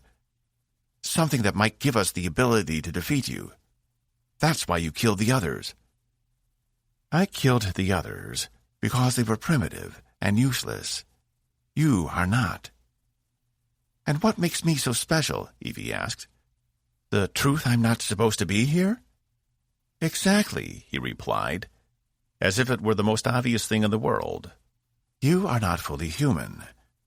Instead, you are a hybrid of the Athru and humanity's primitive genes." She didn't react. That's what he wanted. A reaction, a rebuttal. "Bullshit. As I've shown you, you have enhanced speed, strength, and mental abilities. But I still do not understand why you look fully human. Had I not felt your presence, you would have been slaughtered along with the rest of them." He walked out of the light again, but now that she was off the slab, Evie could see a row of flat stones beyond the edge of the light. The Athru touched one, and it glowed with runes and symbols Evie didn't recognize, though there was the image of a double helix rotating on the stone. Evie inched her way around the slab to examine it, but kept her distance. "This looks like Durandar technology," she said. "We don't associate with other species. It is our own." As she examined the double helix, she noticed it had a second set of connections running through it on its own smaller helix. "Is this mine?" "It is. And I assume that's the Athru DNA?" She pointed to the extra connections in smaller helix. "It shouldn't be there, but yes." She eyed him. "Why should I believe you? You killed my crew. Your people are on their way to my home to exterminate us. Why shouldn't I kill you where you stand? You don't have the means. Besides, you are a truth-seeker. I was not expecting to find you, but here you are. Look at your own past. Is it so unbelievable? No mother, distant father." "I have a mother," Evie said, anger bubbling up inside her. She... "Your father told you a fabrication. Your mother was Athru, not human. It is the only explanation." Evie shook her head. So her mother hadn't committed suicide on the escape pod? What had happened? "Who is she?" "I don't know." "This is pointless," Evie said, her anger on full display now. "I don't care what you tell me or what evidence I'm presented with. You didn't spare me out of the goodness of your heart, if you even have one. Tell me what you want, and let's get it over with." The Athru tapped the stone face again, and the images disappeared. "We do not kill our own. Thus you were spared." "Just like that. And what about the rest of my crew?" "They will die, one way or the other. Even those still in orbit." Evie's eyes went wide. This place, whatever it was, had power. Was this what had kept their ships from using any energy? And could she turn the effect off? The only way to find out was to stay and try to get the Athru to tell her. "Your humanity is dumbing your otherwise keen mind. I can understand your thoughts without your permission. You can't deceive me. Any attempt to help your kind will only result in your restraint again." "So that's it then," Evie said. "I'm just supposed to stay here with you until when? Until the rest of my crew dies off from starvation?" She crossed her arms and leaned up against the stone table. "Either that, or I will exterminate them before we leave." "Leave," Evie said, nodding sarcastically. "Leave for where?" "We will join the others en route to your coalition. And there we will enact the final purge. Once the purge is completed, we can remake your coalition into the vast empire it is meant to be. One with a worthy species at its heart." "And you think I'll help you?" "Why?" she asked, chuckling. "Believe me or not, but you will. And you will do it with pleasure. I guarantee it." 25. "She's dead," Laura whispered, staring at the sword. She kept repeating the words over and over. Cas couldn't tell if the blade was covered in anything from this distance, but he didn't think it was. What the hell had she been doing out here? "I just found Lieutenant Uma," Tilia said from behind him. Cas turned to see her standing a few meters away, beside another pile of body parts. As he walked closer, Uma's security chief insignia was unmistakable on what was left of her jacket. "Looks like the captain brought her team out here." She pointed to 3 other piles close by. Cas shook his head. "Are any of those her?" Talia and Box went about inspecting the other piles. "This one looks like Vostokov," Box said. "She had a remarkable scar on the back of her hand. The others are male. None are the captain." "She's dead," Laura kept repeating to herself, still gaping at Evie's sword in her hands. Cas indicated Jan go to her, tried to give her some comfort. Jan narrowed her eyes at him and shook her head. Cas sighed and went to her instead. "Hey," he said. "She might still be okay. She's not here." Laura stopped talking, but she wouldn't stop staring at the sword. Cas bent and picked up the sheath that lay on the ground beside their feet. He reached over and took the sword from her hands. He thought she might fight him for it, but she let it go without resistance. Cas sheathed the weapon, then handed it back to her. "Hang on to it, okay?" Laura looked up at him, her dark eyes staring into his. What am I going to do? Cas knew how she must be feeling. Losing someone you love was the hardest thing imaginable, especially if you never got to say goodbye. Cas knew all about that. And while this looked bad, Evie wasn't here. She might have gotten away. But more likely, she had been taken by whatever was making these piles. If she was still out there, they needed to find her. Cas glanced over to the pile that used to be Lieutenant Uma. This was becoming untenable. If they didn't do something soon, there wouldn't be a crew left to protect. "Lieutenant," he said to Laura, her blank face staring off into the distance. "Lieutenant!" She snapped to attention. "Take the rest of the crew back to our camp. I need to find out what happened to the captain." If you're going off to find her, I'm coming with you, Laura said. "I don't think you're in the right emotional—" Her glare stopped him from saying anything further. Instead, he turned to Box. "Get over here. I need to see something." "How are you going to track the captain?" Box walked over. Cas put his weapon away and tapped Box's midsection twice, opening a port on his right side under his arm. "Oi! What's this violation now?" he said in his Cockney voice. "I'm assuming you didn't experience a power failure like the shuttles when they went down." Cas studied the internal circuits he'd exposed. "Ah, the days of my youth, before this broken body failed me. When I get back to the ship, I'm giving myself a full overhaul package. I want gold-plated connections, not those cheap silver ones you installed, and a new breastplate. I think it should be something befitting an intergalactic hero. Maybe with a purple— Ow! Hold still." Cas pulled a cord of wires to the side. "Access your internal mapping systems." "Access my what? What are you doing down there?" Box bent to try and see under his armpit. "Go any deeper, and I'm going to expect you down on one knee with a ring in your hand." "Jesus," Cas whispered. "Have you accessed the system?" "Yes, husband-to-be." "Can you detect an errant energy signal?"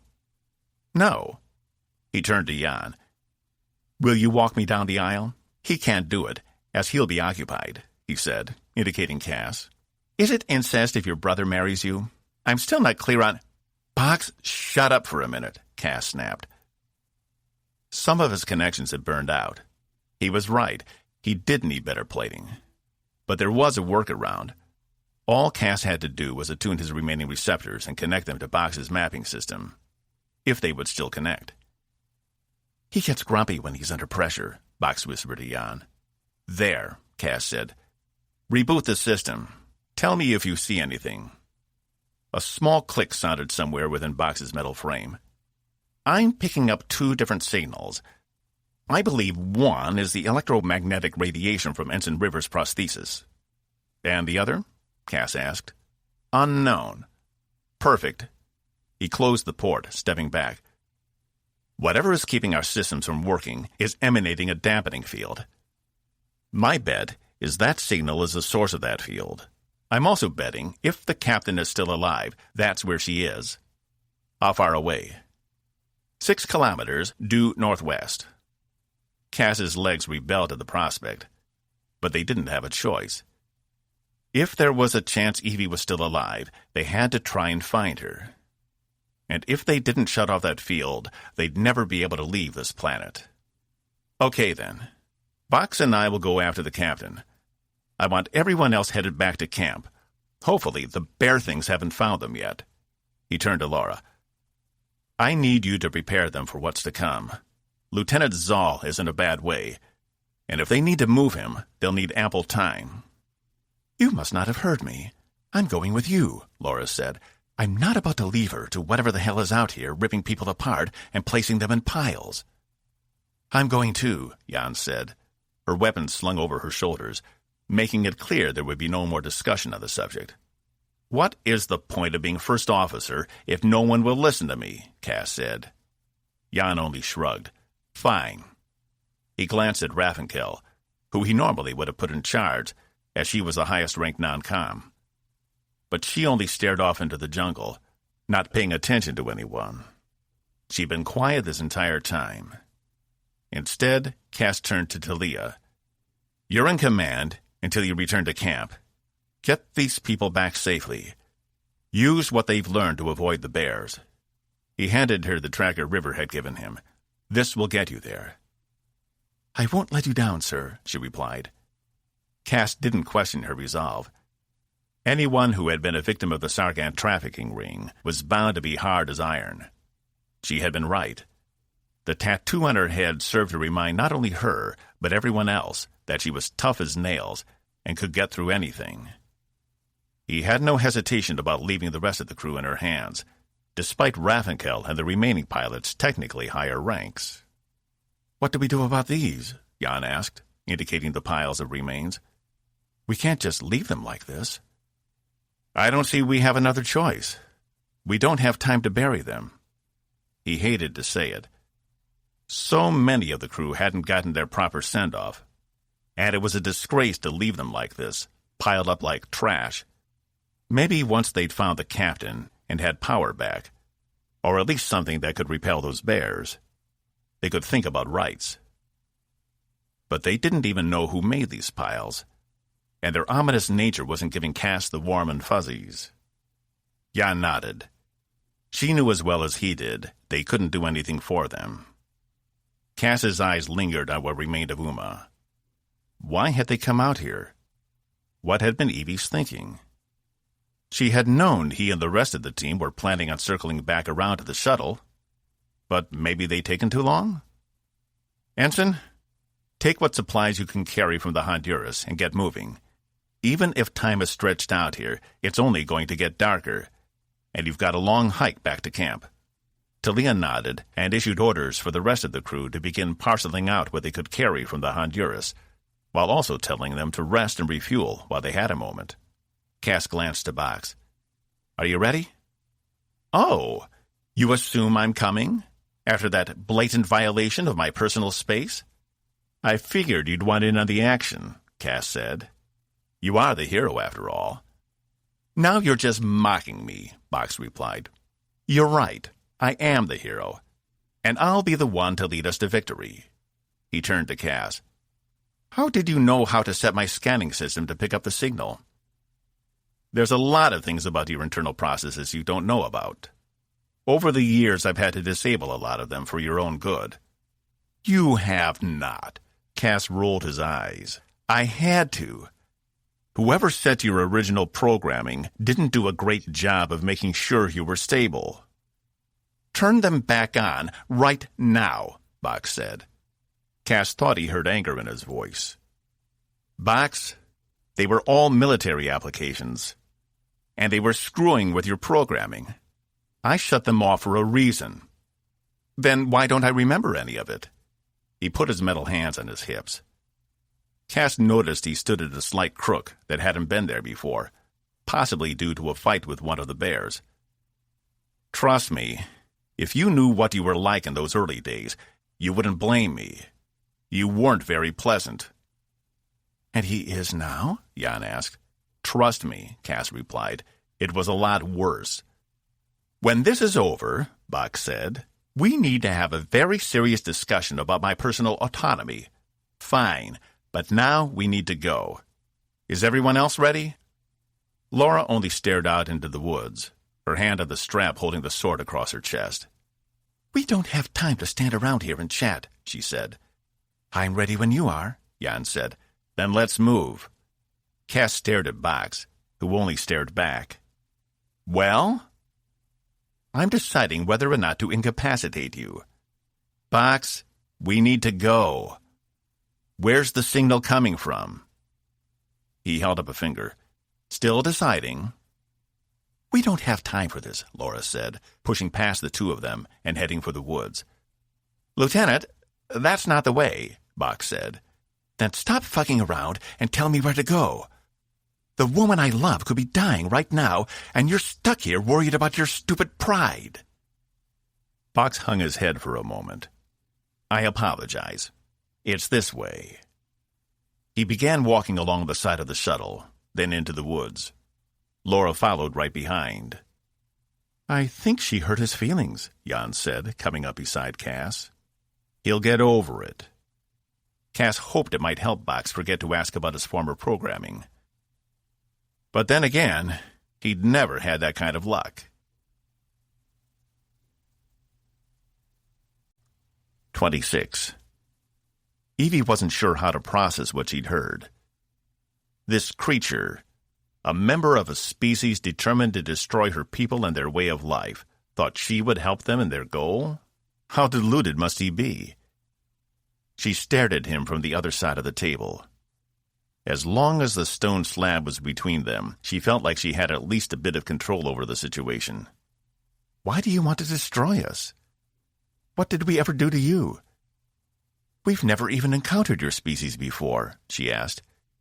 You have, but you wouldn't remember. No one would remember, the Athru said. Why did you destroy the Bulak homeworld? What do you want with Earth? The creature laughed. It was a low-pitched haunting sound, which wasn't appealing at all. You are so naive. If you want the answers to your questions, you must be willing to surrender your mind. What does that mean? Evie asked, trying to run through her options. She didn't see any doors anywhere. With her luck, the only way out was the giant skylight above them. One of the walls probably disappeared as soon as he placed his hand to it or something. She could try and incapacitate or kill him, but she might also strand herself, if that was the case. What if there were 100 more right on the other side of the walls, just like in her dream? You don't have the physical strength to incapacitate me. Your bones are weaker, your muscles smaller. Your senses are dulled compared to mine. There is nothing about you that's superior. I'm captain of a starship. That's enough, Evie said. The Athru shook his head. No, it isn't. You must be willing to surrender your very self if you want to understand your own nature. There is a part of yourself you don't even know, the Athru part. If you surrender to it, all will become clear. And if I do, what then? She asked. She wasn't even sure how to do what he was asking, and she'd already eliminated the possibility of faking it. He would know, or at least he would pretend to know. But she had no clue what surrendering herself meant. She still wasn't sure she believed she was part Athru herself, and she couldn't even trust her own memories. All your questions will disappear, and you will understand your purpose. Once you surrender, I will answer those that remain, though most will be self-evident. Evie didn't like the sound of that. She thought back to when she saw that map through the mines in her head. That had come from somewhere, and at the time she hadn't cared where. She also hadn't been able to trust herself not to hallucinate. Had all of that been part of her other self? Perhaps if she concentrated on it. But then what would happen to her mind now? There was no way to know, and her friend over there wasn't about to give her any help. All she could do was trust she was strong enough to handle it, whatever it was. Okay, she said, standing straight. If those are your conditions, then I agree. Maybe once I understand, we can come to some sort of agreement. Unlikely. When you are done, I will speak to you again. He backed into the shadows. Wait, aren't you going to tell me what to do? Evie asked. How was she supposed to know if it had worked or not? She walked around the stone slab, then stopped. She was in his place, his rules. Without some kind of map, she wouldn't be able to figure a way out of here. And she bet all those stone interfaces were keyed to his genetic signature only. She thought back to Omicron Terminus again. That was the only connection she had to whatever this was. She focused on how she felt when the map flooded her brain, as well as how she felt when she experienced the hallucinations, though she couldn't remember what half of them had been. The more she focused on those moments, the more she felt something pulling at the edges of her mind. It was as if she were on a giant tarp pulled taut. Something clawed at the edges, causing the tarp, with Evie in the middle, to sink. Evie closed her eyes and focused on this manifestation, not knowing if it was another hallucination or not. But she could now see herself clearly on the tarp. As it sank further, the claw of a hand appeared at one edge, tearing into the tarp's restraints. The claw was gnarled and ugly, with sharp nails like knives at the end of it. But there was also something familiar about the hand. A second hand appeared, also clawing its way forward as the tarp continued to sink further. Then, at the edge, where the tarp dropped off into nothing, the owner of those claws appeared. Its dark brown hair a matted and dirty mess. Evie gasped as she saw the creature appear. It was her, but monstrous. Her eyes were black mirrors, and her mouth was 4 times too large, stuck in an open position, rows upon rows of razor-sharp teeth filling its mouth. "Finally," it said in her mind. "No," Evie yelled. "I've changed my mind. You can't have control. It's too late." The creature's thin, bony leg, with claws on the end of its foot, appeared over the edge, pushing the Evie creature to its full height. She was naked, her emaciated form warped and bent at odd angles. Her arms were twice as long as her legs, almost to the point where they dragged on the ground, and her tiny ribs were clearly visible through the skin. Her head was twice as large as it should have been for a body of such a size, and its wicked grin never left Evie's eyes. "You're mine now." "No!" Evie yelled again, as the tarp sank lower and lower, encasing her in a cocoon. She couldn't squirm or move at all as the tarp constricted her form, pinning her arms to her sides. She continued further and further down until she was staring up at the monster creature, laughing as it waved its hideous hand. Evie was lost. Her eyes snapped open again. She stood on the far side of the stone table.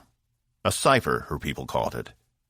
She looked at her hands, each of them grotesquely human, with manicured nails. She hated them already, and she'd barely been aware for more than 5 seconds. "Welcome to the world, sister," her compatriot said. She turned to him. "Your name is Rockron." "Yes." "And I have no name. I am the bastard child of Esturva and Osborne." The names were ingrained in her mind, as if she'd always known them. "Esturva," Rockron said. "Then she is the traitor. Once our mission is complete, we will find and punish her." He turned to one of his terminals, placing his hand on the surface. "The other one, Evelyn, she will not return," she said. "She is much too weak." "I am glad to hear it," Rockron replied. "In honor of your new life as an Athru, choose your moniker." He held out his hands to her. She walked around the slab, taking his hands in her wretched human ones. "I choose the name Dagnya. Evelyn is such a weak name. Fitting for a human, but not for me." "Ah," Rockron said. "Appropriate, I think. Now, you have questions?" Dagnya thought about it a moment. "Not as many as she did, as you predicted. I thought I'd never see the light of day, trapped for 31 of their years, until he cracked the egg, the despicable father. How could a human possess such an ability?" Rockron narrowed his eyes. "I don't know. It shouldn't have been possible. But when he attacked her, it did something. We need not dwell on it. Now we must prepare. For the human's extinction, yes. I only regret that I'm stuck in this form." He turned from her. "Not forever. You are a special case, after all." Dagnya winced. "I can still feel her, in the depths. She's fighting." Upon seeing Rockron's concern, she continued, "But she won't return. Her mental facilities are much too weak. It is more of an annoyance than anything else." "Good. I tried coaxing your presence from her, but she had enough control to keep you suppressed until actively releasing you. I would hate for her to find a way to trap you again." Dagnya shook her head. "It won't be an issue. Tell me everything about my people. There is only so much I know from her memories." "You have an innate hatred of the humans. This is natural for the Athru, and we are finally mobilizing on the Great Plan. It has been millions of years in the making. After millennia of searching, we have found their homeworld, the planet they call Earth." "They have the audacity," Dagnya scoffed. "I assume the information in my mind is accurate." "Instinct coded within your very genes," Rockron replied, moving over to the stone controls. He placed his hand upon them, and they lit up, glowing a bright blue with Athru script. Dagnya had no trouble reading it. "This world, it is our staging ground, our weapon against the humans." "The thing that has made all our efforts possible," Rockron said. "I was left behind to guard the structures, but imagine my surprise to find a human ship in orbit, and the fools came down on their own." "They were in distress," Dagnya replied. "It was damaged." "It matters not." Rockron touched the stone again. An image of the Tempest came up, still in orbit.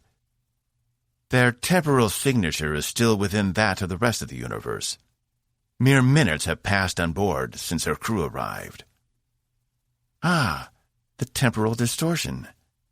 The human was too stupid to figure it out. Being on this planet gives us an unlimited amount of time." She glanced down at her body. "But this body is frail. It will expire within another 60 or 70 years. "Do not worry, sister." Rockron tapped her shoulder. "We can move you from it. It already has the base genetic markers. What is most important is the mind. Now that you are your true self, that is all that matters." He turned back to the stone. "The humans are helpless without their technology, to which I have eliminated access. And with nowhere to go and no way to defend themselves, we will manage to kill them all in a short amount of time. Then we can rejoin the others. It won't be long before they reach the humans' precious coalition." "What of the other species? The Untuburu, the Yaxinax, the Claxians?" Dagnya asked. "They do not deserve our wrath." "No, they have done nothing wrong. The collective agreed they will be spared as much as possible. We hope to form an alliance with all of them once the humans are extinct. Essentially, we will take their place." "The humans deserve nothing less." "Tell me," Rockron said. "You have access to her thoughts. How did a human ship end up out here? Even if they did detect us, they shouldn't have had the technology to come this far, this fast." Dagnya sneered. "They allied with the Sill. It was their technology which allowed the humans to traverse the distance." Rockron frowned. "The Sill may think we are coming after them. We'll have to make it clear that is not the plan. Perhaps they will abandon their human allies." "Do you expect the Sill will retaliate? She has seen their technology. They are formidable." "I'm surprised they were willing to help such an inferior species as it was. They may be advanced, but I must take some time to catch you up on our technology. 31 years for you was over 20,000 for us. Improvements were made." "The Starkiller?" Dagnya smiled. "Our greatest achievement. Of course we can't use it on the humans' home star, not unless we want to destroy the Claxians as well." "What do they call it?" Dagnya searched the human's memories. The word was on the tip of her thick and wet tongue. She only had to remember. "Horus. But I don't know what it means." Rockron laughed. The arrogance. They named it after the Egyptian god of the sky. I'm surprised they just didn't call it the sun. Danya cocked her head. Why would they call it sun? You need a refresher on human history, Rockron replied, motioning to the stone info tablets. Come, let's catch you up. We have the time. "27. I'm surprised the bears didn't convince you to return to the camp, Cas said, as they made their way through the jungle behind Box. Who are the bears more likely to go for? The 3 tiny morsels of food, or the giant buffet? Jan said. I believe in making myself as small of a target as possible. That's a good plan, he replied, until we run into one of them. Let's hope you can run really fast. I only need to be faster than you, she winked. I sense the early stages of a budding attraction between you and Captain Jan, Box called, loud enough for everyone to hear.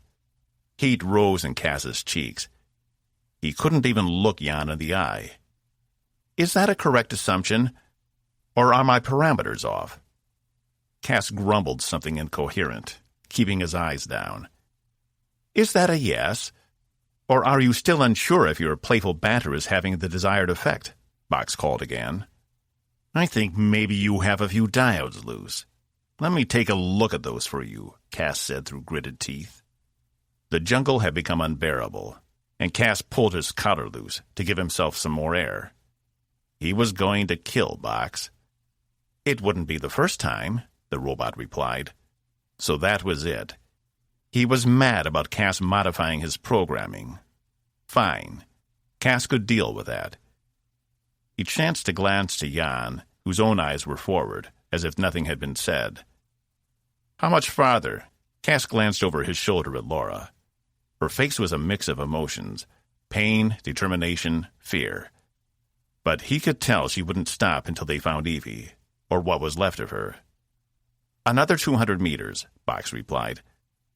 But I believe the signal may be subterranean. From our approach, it seems to be embedded beneath the surface. Tunnels, Laura said from behind him. Either that, or we're going to have to dig for the thing, Cas replied. But He ran into the back of Box, who had stopped just before a small clearing. Ow! What the hell? Look, Box pointed. There stood a stone arch 3 meters high. It looked ancient, as if the sands of time had worn it down over eons. But it wasn't the first time Cas had seen the arch. He turned to Jan, who nodded. What? Laura asked.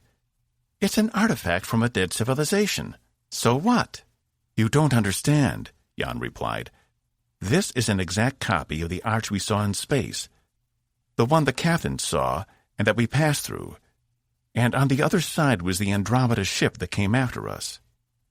Cas examined it. Beyond the opening was nothing but more jungle. But based on his experience, it was an illusion. There could be an entire army of the aliens on the other side of the arch. Maybe he should have told the crew to come with him after all. He picked up a stick and tossed it into the opening where it disappeared. It hadn't come through on the other side. Damn, he said, pulling his boom cannon back out and unlocking the safety. Do we go through? Laura asked. Is that where the signal is coming from? As far as I can tell, Box replied. But if this is like the other arch you encountered, should I even be able to detect the signal? Cas screwed up his features. He was right. The purpose of the last arch had been to conceal a warship within a time bubble. But they were already in a time distortion here on the planet. Maybe this arch had another purpose. Maybe it concealed something, but in a different way. Walk around it, Cas said. See what happens to the signal. Box strode around the arch to where they could see him through the other side. It's behind me now. Then it's definitely in there, Laura said. Yeah, but we can't just go barreling through. Who knows what's on the other side? And without reconnaissance, I'm hesitant about sending... Screw that. I'm going. Laura pushed past him. He hooked his hand on her arm, stopping her. "Not until we know it's safe." She wrested her arm from him, her eyes sharp and cold. "Don't tell me not to go after her, because to stop me, you're going to have to pull a court-martial." "Did someone call me?" Cas spun in place, his weapon locked on the owner of that voice. At first he hadn't recognized it.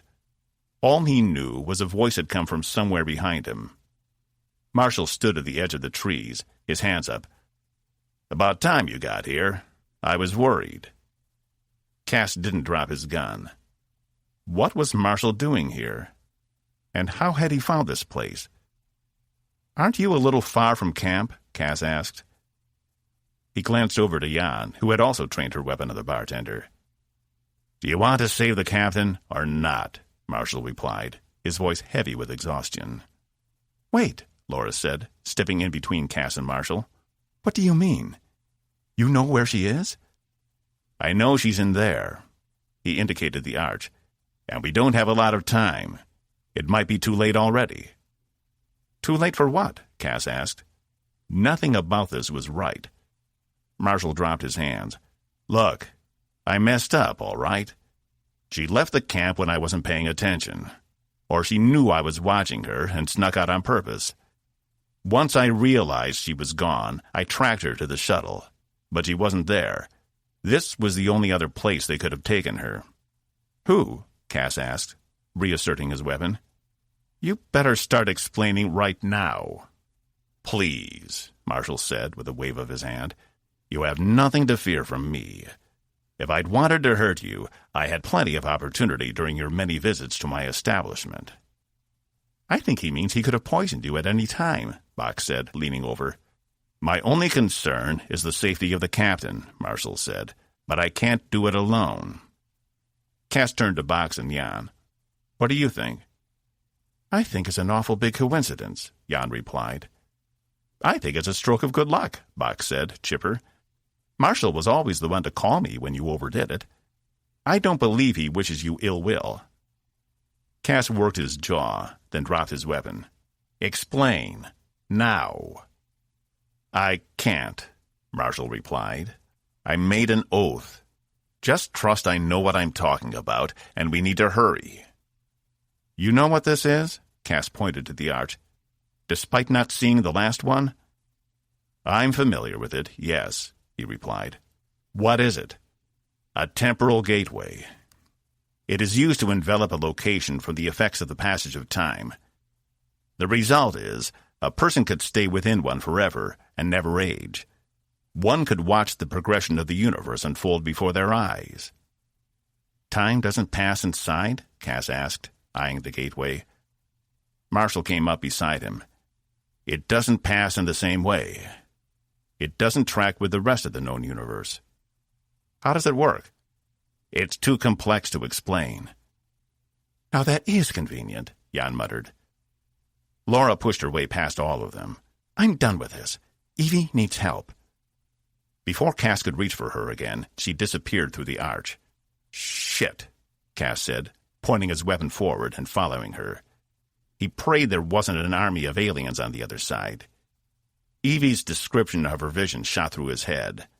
All those creatures standing before her. How did he know that wasn't what awaited them on the other side of this door? As he passed under the arch, there was a shimmer, and he emerged into a large clearing. Before him, the ground sloped down. But he had to put his hand to his eyes because the sun was blinding. "What the hell?" "I told you, pocket of time," Marshall said from behind him. The rest of them had followed through the arch. "This pocket is in perpetual daylight." Cas blinked a few times before his vision adjusted, and he saw Laura trotting down the slope. In front of them stood a massive four-sided pyramid, with large columns at each corner. About halfway up the pyramid was a thick outcrop that circled around all sides, and the very top of the structure was flat, as if the point had been cut off.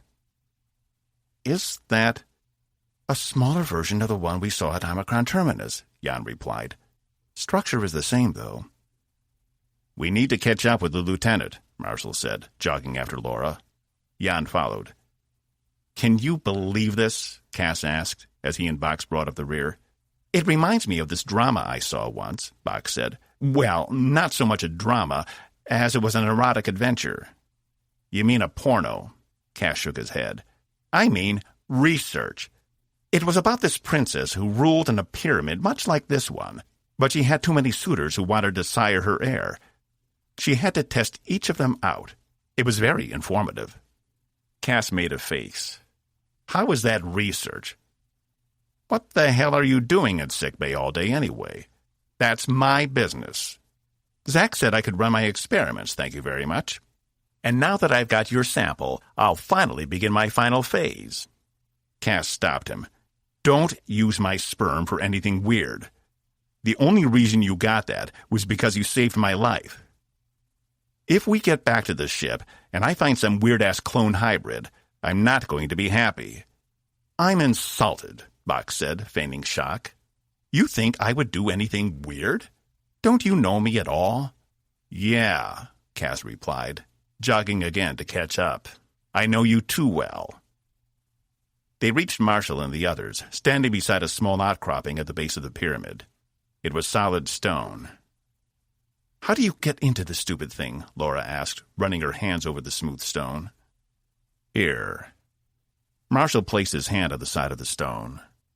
It glowed blue, then dissolved away, just like the doorway had on the warship they'd boarded back at Omicron.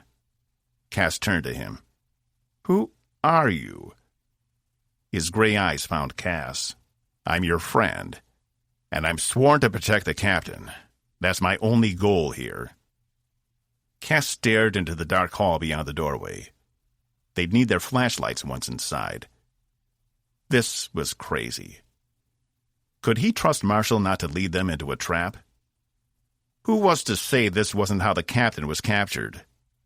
But Marshall had been on the ship since before Cas had arrived.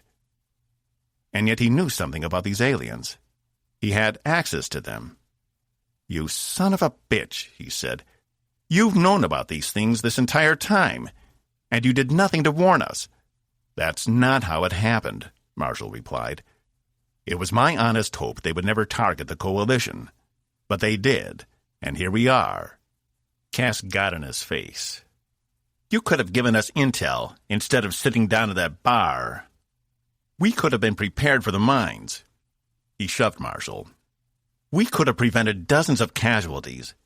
Green would still be here, and we wouldn't be stuck on this planet. He lunged for Marshall again, but Jan and Box grabbed him from behind, pulling him back. I swear to you, that's not how it is.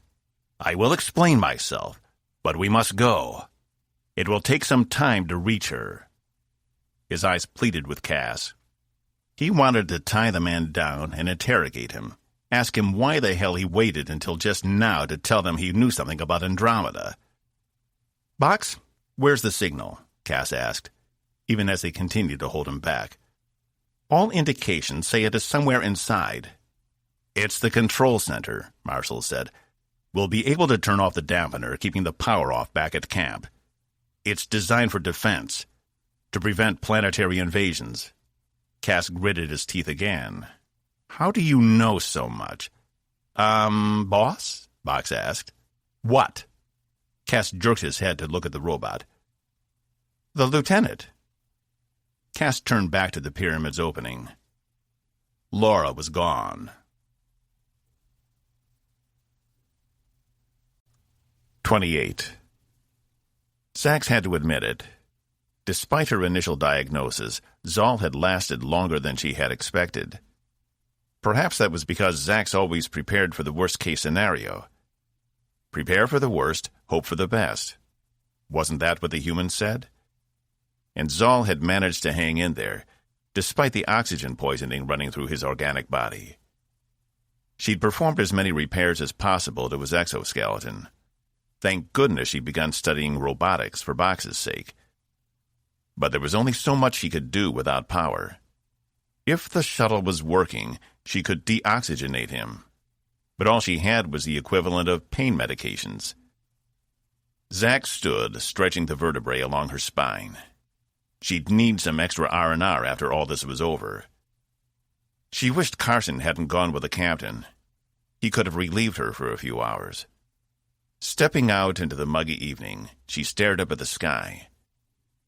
As best she could tell, it hadn't gotten any darker since they'd arrived, which was kind of perfect. It reminded her of home, where people would stay on the dark side of the planet for weeks at a time, communing. She always said the best time to study was at night, under the stars, as they kept watch over you. And while it was still just too light to see many of them, their constant presence up there was a comfort.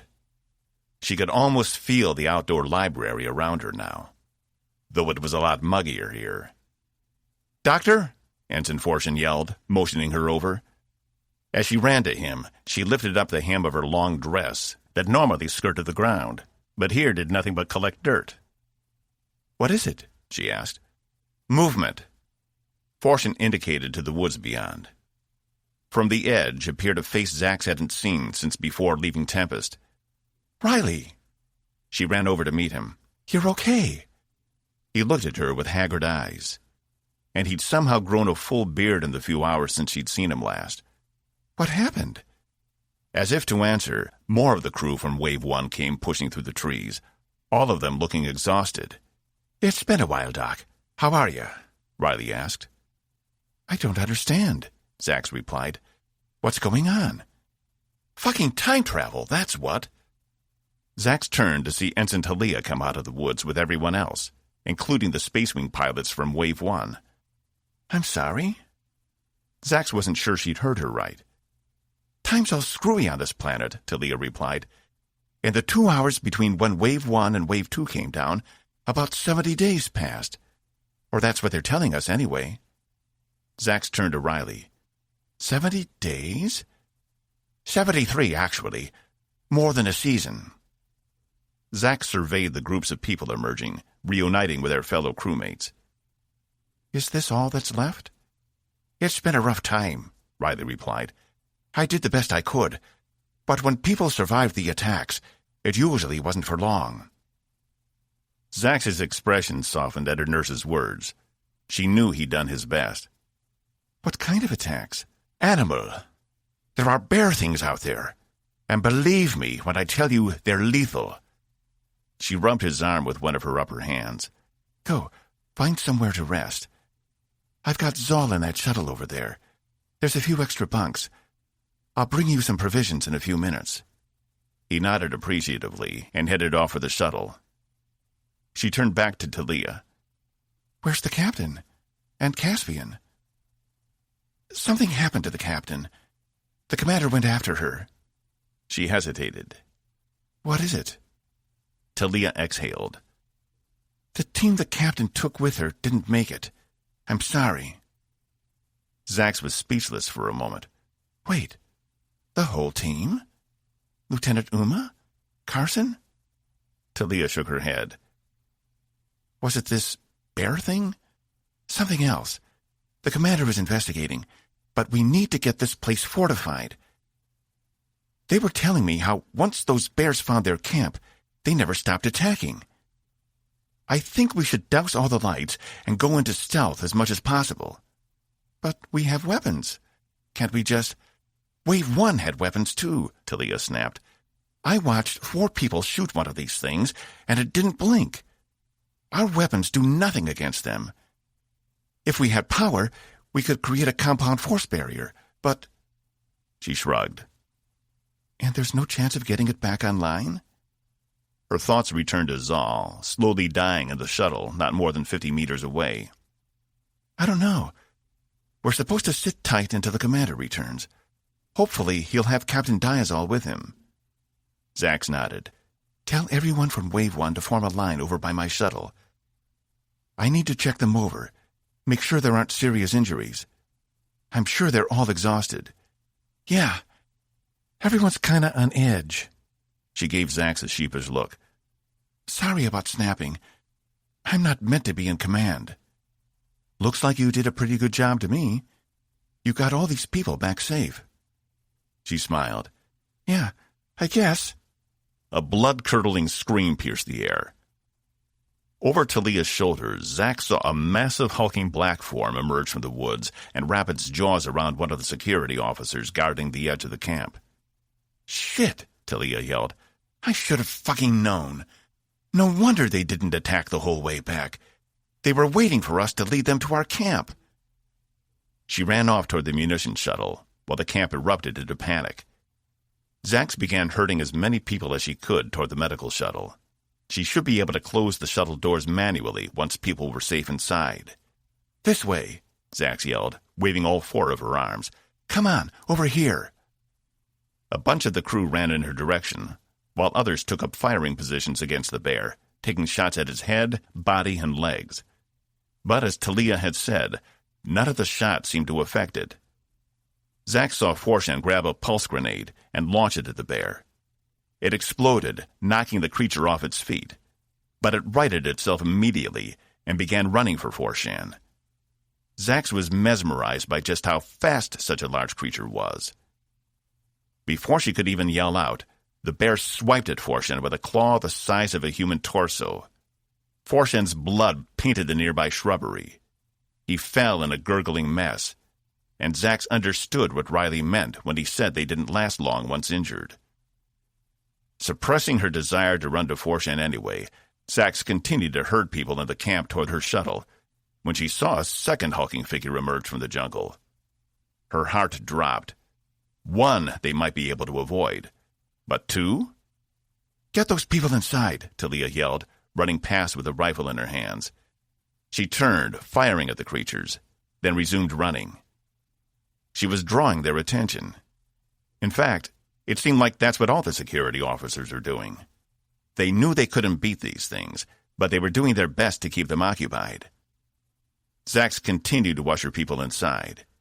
It would be cramped, but they could make it. She peered into the crowd of people now filling the cargo area of the small shuttle. "Riley! Someone grab Riley!" "I'm here," he called back, his hand up as he moved through the throng. "Keep these people safe," Zack said, "and take care of Zal.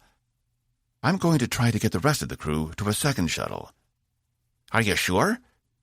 "We can make room for a few more." The crew moved back, as if to prove the point. "It isn't enough room," she replied. "Someone would get left out. I need to help them all. We can't leave anyone behind." She pointed to the flashing beams of pulse rifles lighting up the darkened camp as the Coalition's best security fought off two monsters the size of small shuttles. Riley nodded. "Stay in here until we come and get you," she said, grabbing the shuttle door and drawing it down. "I'll do as much as I can." "Thank you," Riley said. Some of the others expressed their appreciation as well. Zax nodded, then helped pull the shuttle door down until it was flush against the opening. She wasn't sure if the claws on those creatures could cut through pure galvanium, but she had done all she could. Zax ran over to the command shuttle, no longer bothering with her dress. Despite the shuttle being on its side, it had one of the strongest hulls, and it was big enough to hold everyone. It was just a matter of getting them inside, and the door closed. Something exploded above her head, causing her to fall to the ground, crawling along as dirt and debris erupted around her. Zax covered her head, feeling the rumble of the ground as one of the creatures came roaring toward her. This was it. Her entire life reduced to this one last moment on an unknown planet in unexplored space. She supposed it could be worse. She just hoped it was fast. The rumbling stopped while the gunshots didn't. She glanced up to see bits of hair flying off the creature as it was shot by Talia and the others from behind. But it had stopped short of attacking Zax. It sniffed the air around her once, then turned, resuming its attack toward the rest of the crew. "What the hell?" She scrambled up, grabbing whatever she could with two hands, while pushing up with the other two. Whatever it took to get on her feet faster. She ran for the shuttle as fast as she could, climbing into the side. Half the crates still hadn't been moved, while some had fallen from the floor and smashed open on the wall. Inside one were Aphelion oranges. Zax glanced back to the security forces, trying to fend off the bears, but having little luck. At best, they were prolonging the situation. Eventually, they'd tire, make a mistake, and the bears would have them. But the bear hadn't attacked her. Why not? Was it something about how she smelled? Or something else? Zax needed to test a hypothesis, and even though she hated them, she could use the oranges to do it. She grabbed one and tore it apart, ingesting it as fast as she could. Never in her life had she needed to eat so fast, but having such a small mouth made such tasks difficult.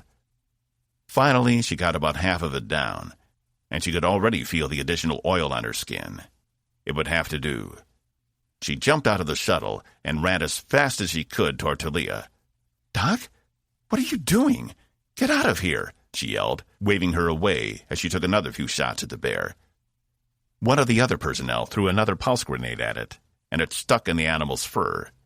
It detonated, knocking the creature about 10 meters to the left. But it had just pissed the animal off.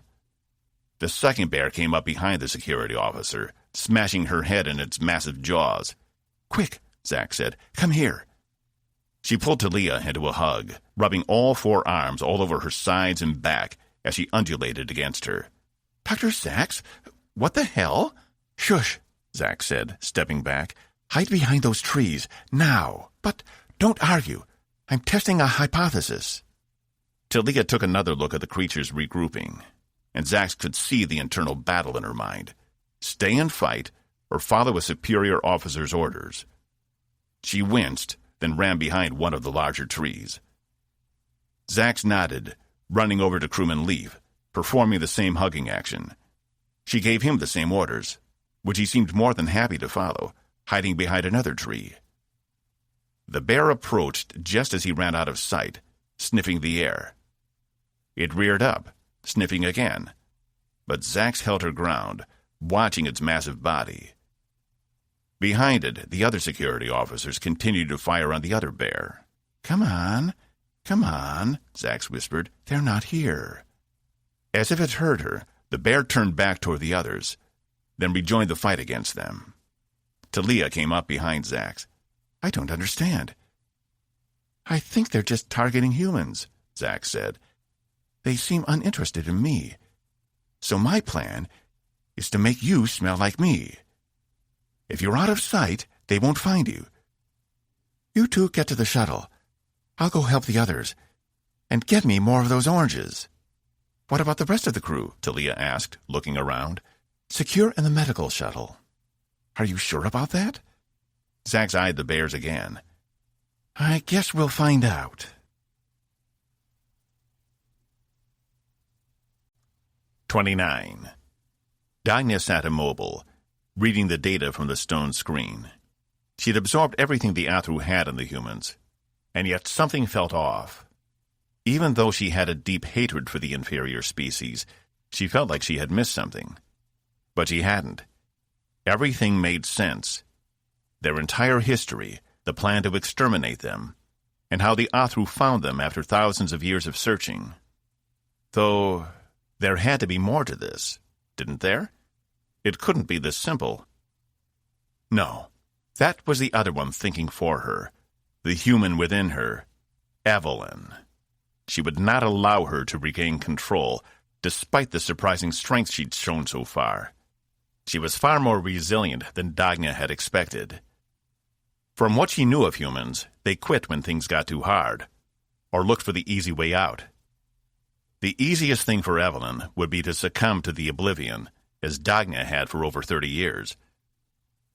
There had been times when she thought she'd never be free, that she'd be stuck as a stupid human wretch for her entire existence.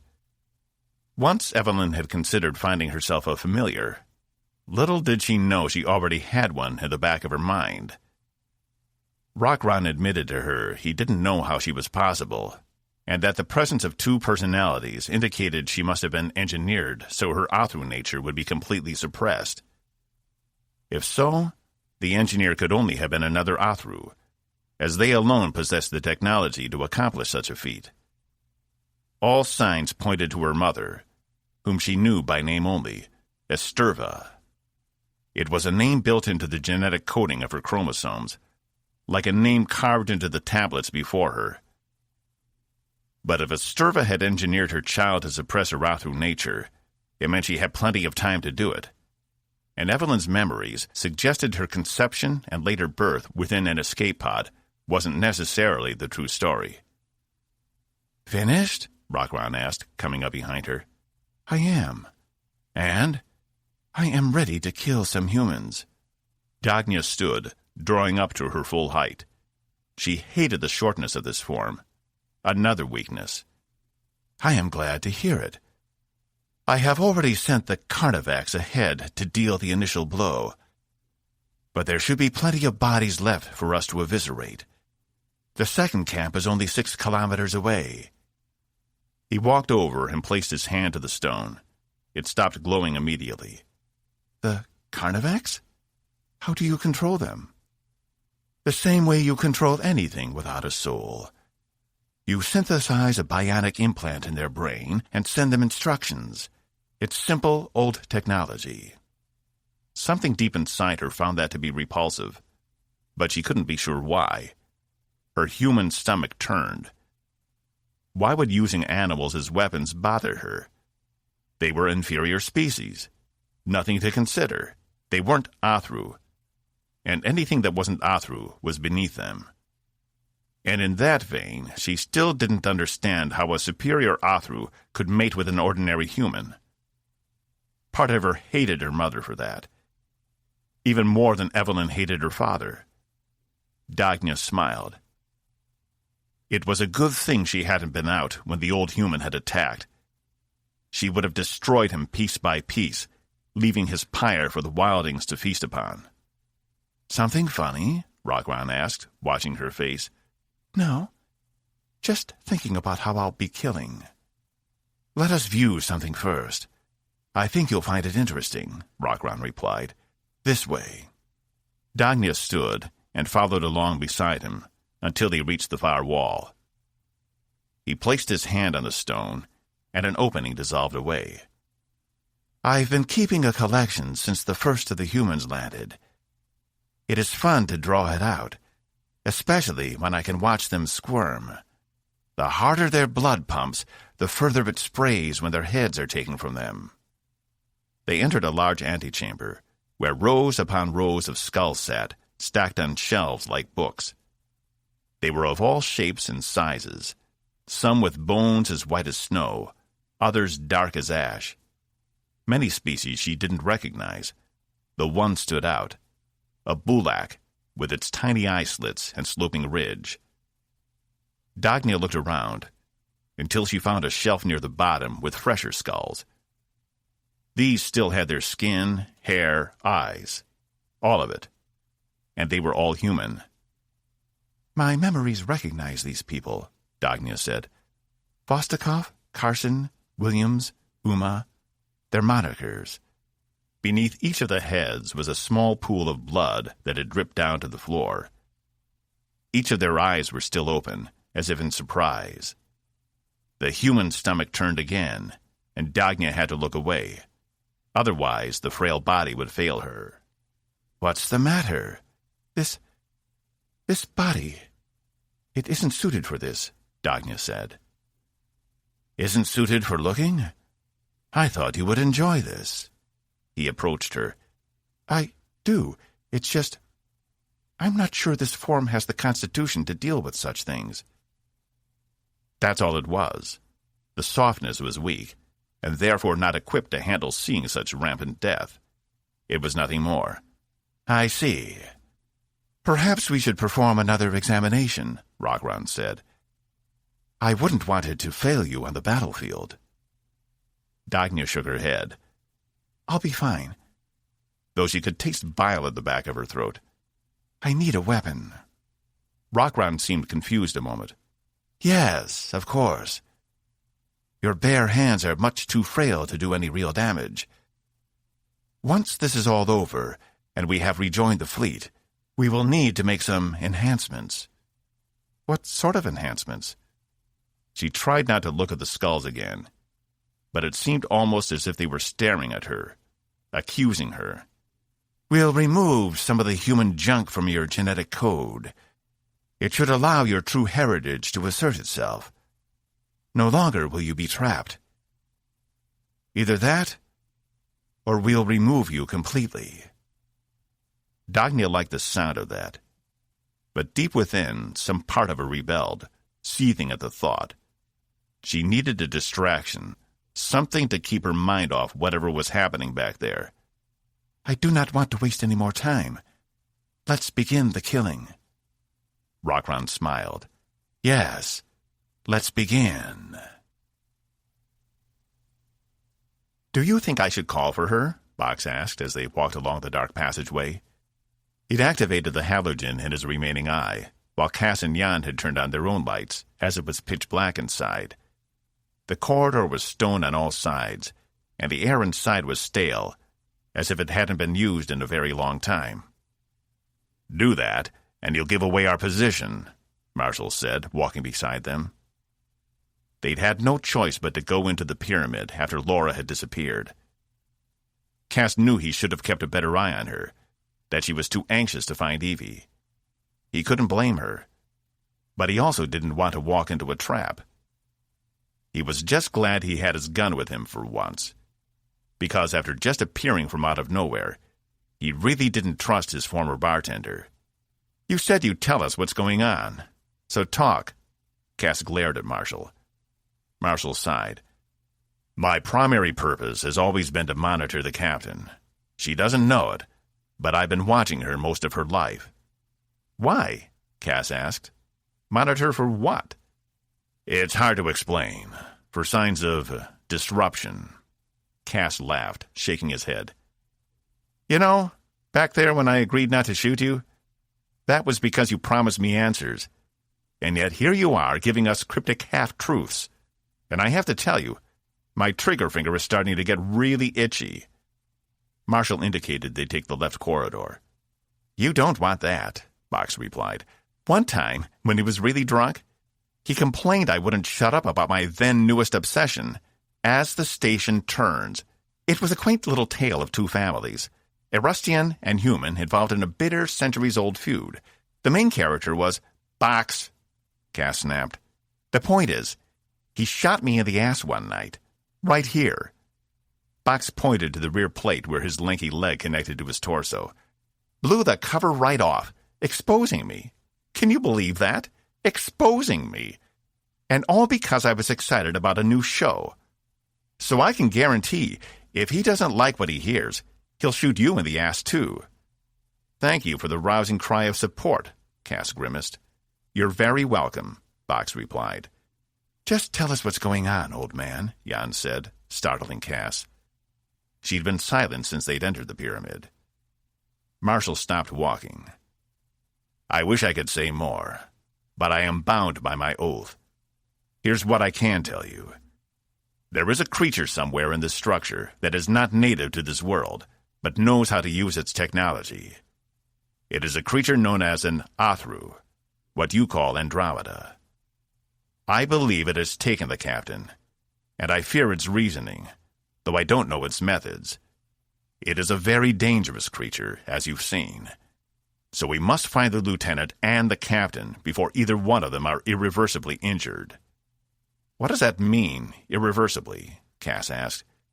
"It means what the Athru intend to do to the captain may have long-term consequences from which he might not be able to recover. I only hope we're not too late. Time is different in this place. Can you feel it? It's still, like the hands on the clock that have been frozen." "How do you know all this?" Cas asked. Marshall sucked his lips between his teeth, setting his gaze. "This is not my first visit to this planet. But when I saw it last, it was much different. Much, much different. Time has changed this place." "How could you have been to this planet before?" "We are years from Coalition space." Cas stared the man down. As far as he knew, no human had ever been out this far before. At least the exploratory missions that had left for this region of space had never returned. Had Marshall been on one of those missions? "And why didn't you warn us about the dampening field?" Jan asked. "I didn't know about it. When I was here last, it didn't exist," he said. "But I figured the time dilation did. Is that why you boarded the second wave of shuttles? Cas asked. Marshall turned and continued walking, Box providing the light for the way. I took the second wave to keep an eye on the captain. I knew if I took one of the others, I might have been out of contact for weeks, or maybe even years. You could have warned us, Jan said, anger in her voice. We have good people who've died because you decided not to tell us they'd be stranded here for weeks at a time. And these bear things. How were we supposed to defend ourselves against those? Again, Marshall said, those didn't exist the last time I was here. It's been a very long time. You're not making any sense, Cas said. And frankly, I'm getting tired of it. Box, are you making a mental map of this place? You know me, boss, always on the ball. Yes or no? Yes. From here on out. Cas sighed. Good enough. 'Cause I'm still not sure he's not trying to get us trapped down here. How do we even know we're following Laura? We don't, Marshall replied. We're headed toward the center, where the captain will be if she's here. Like I said, she's my main priority. So we're just supposed to leave Laura to wander these halls forever? Jan said. Once we've determined the captain is safe, we can find her, Marshall replied. Cas exchanged a glance with Jan. She nodded. There was no way they could trust this man. If he did lead them to Evie, they needed to get some real answers out of him. But Cas didn't like what he'd said about the aliens permanently affecting her. They'd come all this way and searched this long, only to lose Evie to the very creatures they sought? If something happened to her, he would be done. And there would be no coming back from it for him either. 30. Cas had no idea how long they'd been walking. Everything down here looked, smelled, and sounded the same. He couldn't even be sure if Marshall hadn't taken them in one giant circle to stall them. He'd given up asking the man questions. The main goal was to find Evie and Laura, and then get the hell out of this creepy place. Box, how far have we gone since I asked you to keep track? Cas asked. 1,645 meters. 46 meters. 47. Thank you, Cas replied. Based on the distance we've traveled, can you extrapolate a rough shape of this thing we're in? We've been on a steady, if shallow, decline, Box replied. And based on the turns we've made, averaging them out, I'd say the maze is built into the same pyramid shape we saw on the surface, except upside down. Though it was straight for a while, now we're tapering. Cas turned to Jan. That's exactly like the one we saw at Omicron, he said. Remember? The cube with all the, tetrahexahedron, Jan replied. Yeah, kinda hard to forget a stone tetra in space. The pyramid on the surface must just be one side of it. That's pretty much it, Marshall said. These structures are buried all over this planet. Each one has control over a different bubble of time. Okay, see, now that's helpful, Cas said. Why couldn't you have said that before? Because, honestly, I don't answer to you, Caspian. And I'm not afraid of you, or what you might do to me, which in truth is very little. You may think you've got the upper hand here, but I can assure you that's not the case. Cas couldn't help but ball his fists. Don't let him get to you, Jan whispered, leaning in close. Let's just figure this out. He took a breath. So if this pyramid controls its own time bubble, then it's likely the other pyramid we saw controlled the other bubble, at the giant arch in space.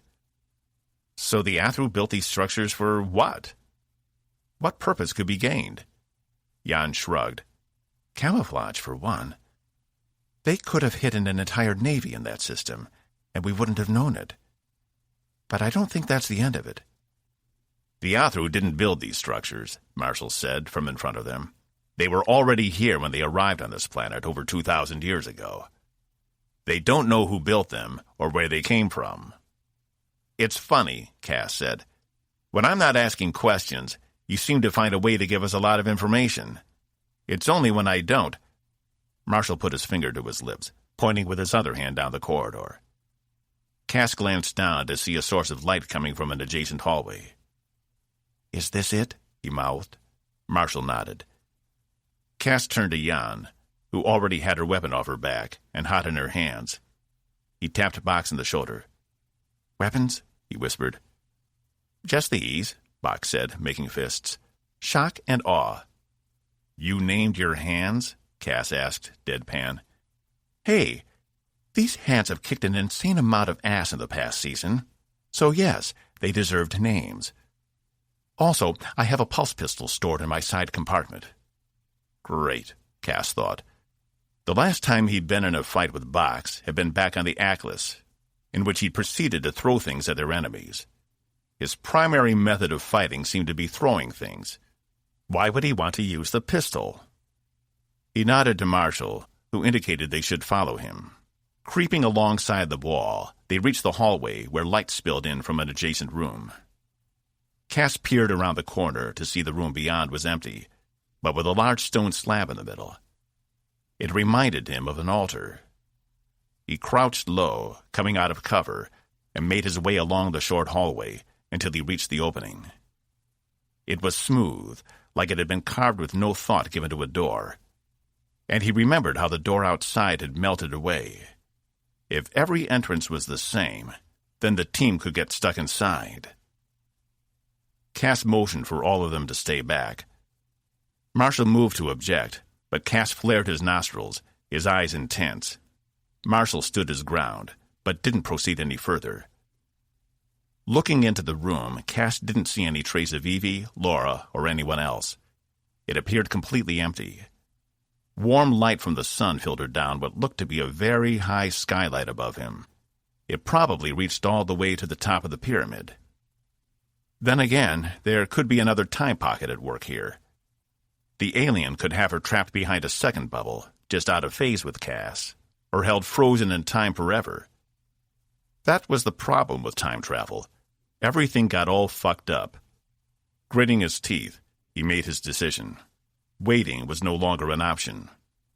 As he crept into the antechamber, he kept his eyes sharp for anything that might rush him from some dark corner. In the middle of the room was the stone slab, and he approached it, placing his hand on top. It was cool to the touch, though it should be warm with the amount of sunlight coming down from above. Cas squinted as he looked up. It was the only light in this room. He strolled over to a row of what looked like stone tables, but they were arranged in a strange way. If he'd been back on the ship, he would have said these looked like computer terminals. But there were no screens and no control panels, just flat gray stone. "Ech, lache, semos elwek." Cas spun, his boom cannon out in front of him. On the other side of the room stood Evie, and beside her, a nearly 2-meter-tall dark gray alien. He'd never seen one before, but it was close enough to match what she described to him. It was one of them, the Andromeda, or Athru, or whatever, he didn't care. All that mattered was she was still alive. "Evie, step away from him," Cas said. "Lushchor ech, malkamal." Evie spat, her face screwed up in fury and disgust. "What the fuck?" Cas whispered, glancing between them at the door he'd come through. "Evie, get away from it." She revealed a long metal pole in her hand. Cas couldn't imagine how heavy it was, but she wielded it like it was a piece of bamboo. "Chor ech, mos felem hulk." She walked around the stone table, raising the pole above her head. "Oh, no, you don't," Cas said. And he fired a shot at the alien, hitting it square in the chest. It winced, taking a step back, but then righted itself, a smile on its face. "That can't be good." He ducked to the side just as Evie brought the pole down right where he'd been standing. "A little help in here." Box came charging into the space, jumping over Evie and grabbing one end of the pole. Evie yanked it back, fighting with him. "She's much stronger than a human should be," Box yelled. Jan appeared in the opening, one rifle slung right on her hip, and the other wrapped around her back. "So you're who we've been looking for," she said, opening fire on the alien. About half the shots hit him. He raised his hands to shield his eyes, but didn't fall as the blast struck his body. Cas noticed each place they hit turned black, then morphed back to the gray again. He switched his boom cannon over to projectile and fired, the bullet clipping the arm of the creature. It screamed in response as red blood welled at the wound. "Ha!" Cas yelled, scrambling up. "Box, grab Evie. We have to get her out of here." As if in response, Box went flying past him, smashing into the far wall. Cas turned to see Evie breathing heavily, still holding the pole. She spun it once in her hand and approached him. Cas switched the boom cannon back to energy pulse mode and shot her leg. She faltered, using the pole to prop herself up, then stood again. "He's got her under mind control. Kill him." "I can't," Jan yelled. "He's kind of impervious to this weapon." In response, the creature roared and charged Jan, despite the volley of shots still striking him. She dodged to the side just as he jumped for her, barely missing. She turned and continued to suppress him with fire. Cas turned just in time to see the pole coming down again and jumped to the right as it struck the ground, cracking the stone surface. "I'm really sorry, Evie," he said, aiming the gun for her arm, "but I don't have a choice." He fired, and the blast struck true. She dropped the pole as she howled in pain. "I've got her," Box yelled, coming up behind her and wrapping her in a bear hug. "Come on." "I could use some help over here," Jan said. The creature had got him back up and was charging her again, even though half her shots were hitting him in the head. Cas flipped the mode on his gun again and took 4 shots, only one of them grazing the creature. But it was enough that he stopped his pursuit and screamed at Cas. "Makai lest Ruchan," Evie yelled, and forced Box's arms apart. Cas stared wide-eyed as he heard servos and Box's structure snap from the strain. Evie dropped to the ground and grabbed the pipe again, swinging it around and connecting with Box's head. He fell to the ground in a slump. "Box!" Evie turned back to Cas, hatred in her eyes as she brought the pipe up again. Cas raised his weapon and shot, not thinking. The bullet went straight through her chest, blood blooming at the entry wound, and he heard it ricochet off the back wall. She stood, stunned for a moment, before dropping the pipe. It landed with a clang, and she fell to her knees, looking down at the wound. "No," Cas whispered, looking at the weapon. He'd forgotten to switch it back over. "No, no, no!" From somewhere behind him, Cas heard a shout and a rustle. But all he could do was look into Evie's eyes as she touched the wound, the blood gushing over her hand. She fell to her side, and Cas rushed over to her. Evie, no! I didn't." "Come on," Marshall yelled, grabbing him from behind. "No!" Cas screamed, thrashing against him. In the background, Jan continued to fire her weapon. "No!" he cried again, and then he was in stronger metal arms as he was dragged away from the scene. All he could see from this angle was her back, her dark brown hair splayed on the ground around her. Jan was still trying to fight off the creature. She turned the weapon up to the ceiling, blowing huge chunks off that rained down. "We gotta go," she yelled, retreating to the door they'd come through. Cas didn't understand what was happening. None of that had just occurred. He dreamed it, because Box was carting him away, and Box had been heavily damaged. But when he looked up, he saw 2 of Box's primary neck servos had been destroyed, and there was fluid all over his arms where they had popped. But he was still active. Once all 4 of them were back in the hallway, Jan fired at the ceiling again, until enough debris rained down to completely cover the entrance. "Come on," Marshall said. "We have other concerns." Cas barely heard him. 31. Laura shuffled through the dark corridors. Evie's sword still strapped to her back, and her light not providing much illumination in this maze. She shouldn't have left the others back at the entrance, but they wouldn't quit arguing. And whoever took Evie could be doing unspeakable things to her. She didn't have time to waste waiting around for them. Of course, that was before she'd realized this place was a literal maze, and she had no idea where she was going or how to find Evie. And when she'd backtracked, she'd obviously missed a turn, because she hadn't ended up back at the entrance, instead finding herself in an unrecognizable corridor. Not that they looked any different. but they smelled different. At first, they'd smelled stale. But considering how long she'd been down here, she'd gotten used to it. Each corridor had a slightly different scent, though that fact didn't help her at all. She hadn't wanted to think about it at first, but there was a good chance this might be the place she spent her final hours, lost in an underground tunnel system, hunted by aliens who wanted to destroy the Coalition. It was a sorry end to a short life. If she could just find Evie, maybe everything would be okay. She'd thought of little else for the past 10 weeks. She stopped, rubbed her hands over her eyes, and pulled her hair back behind her. She didn't like how long it had become, but haircuts were a luxury they couldn't afford while those bear things were after them all hours of the day. It seemed like they almost never slept, and with what seemed like unlimited stamina, it was only a matter of time before another one found them again.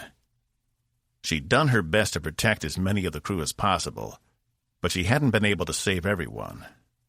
And those who had survived hadn't done it without cost. There were some, like Raffenkel, who had just retreated into themselves, survival their only concern. Everything else fell to the wayside. Then there were those like herself, who'd kept the hope they hadn't been abandoned, because she knew Evie would never have done that. And she'd been right. They'd come for them. And now it was Laura's turn to find her. She thought she heard a shout and gunshots, but she couldn't be sure. She turned toward the direction of the sounds, picking up the pace into a full-on run, hoping she was going the right way. The shouting and gunshots grew closer, and she could even pick out one of the voices as Jan, but not the others. She wasn't far. At least she didn't think she was, when the ground rumbled, and she stopped. The ceiling rumbled, and specks of dust rained down on her. Laura refocused and took off running again, though there was nothing now but a few yells. She stopped, straining to make out the words, only for the ground to rumble again. But this time it was stronger. She wasn't sure what was going on, but it gave her a direction to follow, and she broke into another sprint down an adjacent hallway. Her lungs burned and her feet hurt, but she didn't stop. She had to be close. But when she slowed to listen, she didn't hear anything else. No voices, no gunshots, nothing. She wanted to call out. But what if they were all dead? All she'd be doing would be revealing her position. But she was close. If she searched every adjacent corridor from here forward, she should be able to find out where all the commotion had come from. When she reached the first corner, she took the sword, slicing a small nick in the stone of the corner. She replaced the sword and began down the left corridor, alert and ready. "Wait! Just stop! Stop!" Cas yelled. Box was still leading him along the corridor, so fast he almost tripped on his own feet. Box stopped where he was, fluid still leaking from him. "We can't stop," Marshall said. "It will be right behind us." Cas pointed back there with his light. "I've been looking that way this entire time. Do you see anyone back there?" "No, because she's dead, and I fucking killed her." Marshall looked behind Cas, then came out to him. "I know she meant a lot to you, but you have to—" "I don't have to do anything," Cas snapped, knocking Marshall's hand away that had been headed for his shoulder. "And where the hell were you? We were fighting for our lives in there." "I don't have a weapon," Marshall replied. "Left it back at camp." Cas turned away from him, disgusted. "I just don't get it. What did that thing do to her? Why was she fighting us?" "I told you there might be permanent and irreversible effects. Yes, I heard you." Cas placed his hands on his hips, dropped his head, and took a deep breath. "Cas," Jan said softly, "we need to keep moving. Marshall is right. That thing could be on our trail as we speak. We may have only bought a few minutes." "And I seem to be leaving a trail to follow," Box added. Cas glared down at the black liquid that had leaked from Box. He pulled off his jacket, handing it to the robot. "Rip off the sleeves." Box stared at him. "It's your favorite jacket." "I don't care. Just do it." Box did as he was told, though Cas could tell he had trouble with it. He took each sleeve from Box and wrapped them tight around the leaking servos. They wouldn't solve the problem, but they'd buy them some more time. He slipped the sleeveless jacket back on. "Come on, we don't have time to waste. We still have to disable the dampening field," Marshall said. Cas laughed out loud. "You think we're getting out of this? You think any of us is getting out of this? Look around. We're in the bowels of an underground alien labyrinth on an alien planet thousands of light years away from the Coalition with a ship that can't move. Where are we going to go?" No one said anything. "I didn't think so. We might as well accept our fate. We failed. Half the crew has gone to those things out there. We have no means of leaving the system, even if we got off the planet, and now we've lost two—" His voice cracked, and tears welled in his eyes. "Two captains in under 2 weeks." He turned back the way they came. "So if that bastard wants to come for us, I say we let it. I'm tired of fighting." He couldn't bear this anymore, not after losing Evie.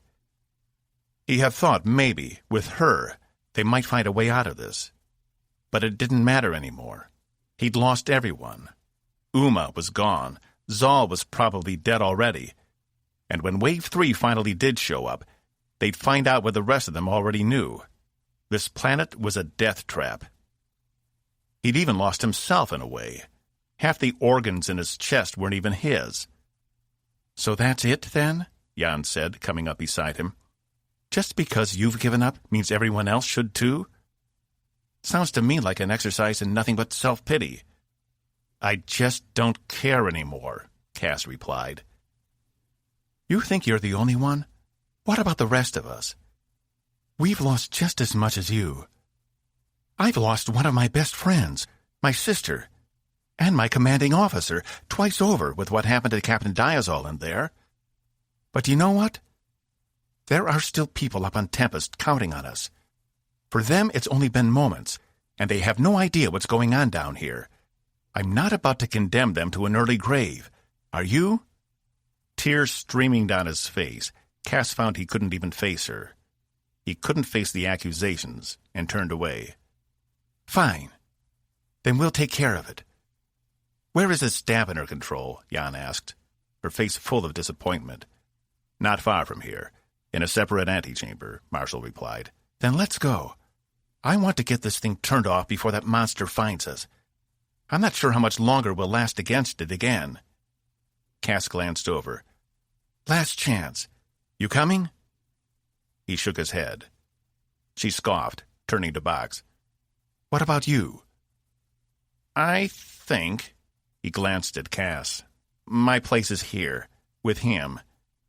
If the alien comes this way, I'll try to buy you some time." "Thanks." She took one last look at Cas, and she and Marshall took off jogging in the other direction, their footfalls echoing against the chamber walls. Cas leaned up against the far wall and slid down, resting his arms on his knees, the gun still in his hand. He turned his nose up at it and tossed it down the corridor, where it landed somewhere in the darkness with a thud. Box came over and sat beside him, his lanky frame awkward in the position. "I'm sorry about Captain Diazol," he said. "I will miss her. She saved my life once." "Mine too," he replied. "More than once." "I guess we should have boarded the Winston after all," Box said. One of the servos in his neck made a small whirring noise. It was out of alignment. "Almost did. Why didn't we?" Cas asked. "Why didn't I just ignore the Admiral's call and get on that ship with you?" "Because, deep down, you wanted to do the right thing. You always have, even if you try to hide it." "Yeah. Look where that got me. Even if I was still part of the Coalition, they court-martialed me in an instant for so many deaths on my watch. I am a walking death trap. You weren't wrong." Box made a clicking sound from deep within. "Yes, I was. If it weren't for you, they would have tried to contact the shield anyway, and failed." The Coalition might even be at war with the Sill, even without the Athru threat. Not to mention the most important thing. Cas arched an eyebrow. Which is? You saved me. 'Twould be a dark universe without my glowing, shining presence. Cas snickered. It would indeed. He turned his attention to the dark hallway they'd just come from. What's taking it so long? Why doesn't it just come and finish the job? I don't know. Cas sighed, resigning himself. Box was right. He did always try to do the right thing, no matter the cost. Part of him hated that aspect of himself. It was a burden he'd chosen to bear, despite everything. But if he didn't have his integrity, what was he left with? He stared into the dark hallway, seeking a future for himself he liked even less. You should go on with the others. I'll hold it off. He stood again, searching the ground for where he'd thrown his gun. See? That's just what I'm talking about. You can't help yourself, Box said, not moving. Still trying to do the right thing. Only because if I didn't, I'd never hear the end of it from you. He swept his light back and forth along the ground. That's true. Cas heard the whir of machinery as Box stood behind him. But that's not the real reason. Then by all means, enlighten me. The light picked up a glint of metal, and Cas walked over, picking up the boom cannon. Other than a few scratches, it seemed fine. It's because, even in an unfair world, you've always strived for fairness.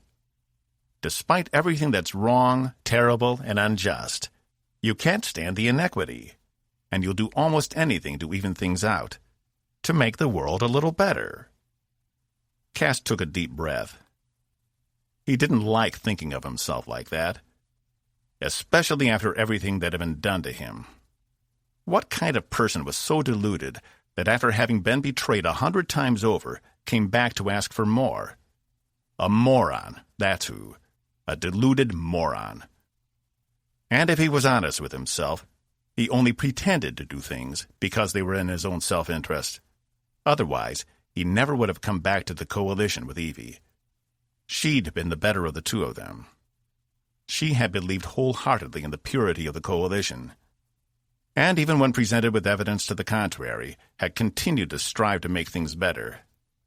And she should have been the one who made it out of this place alive. Letting the rest of the crew suffer and die would be an insult to her memory. They were Cas's responsibility now.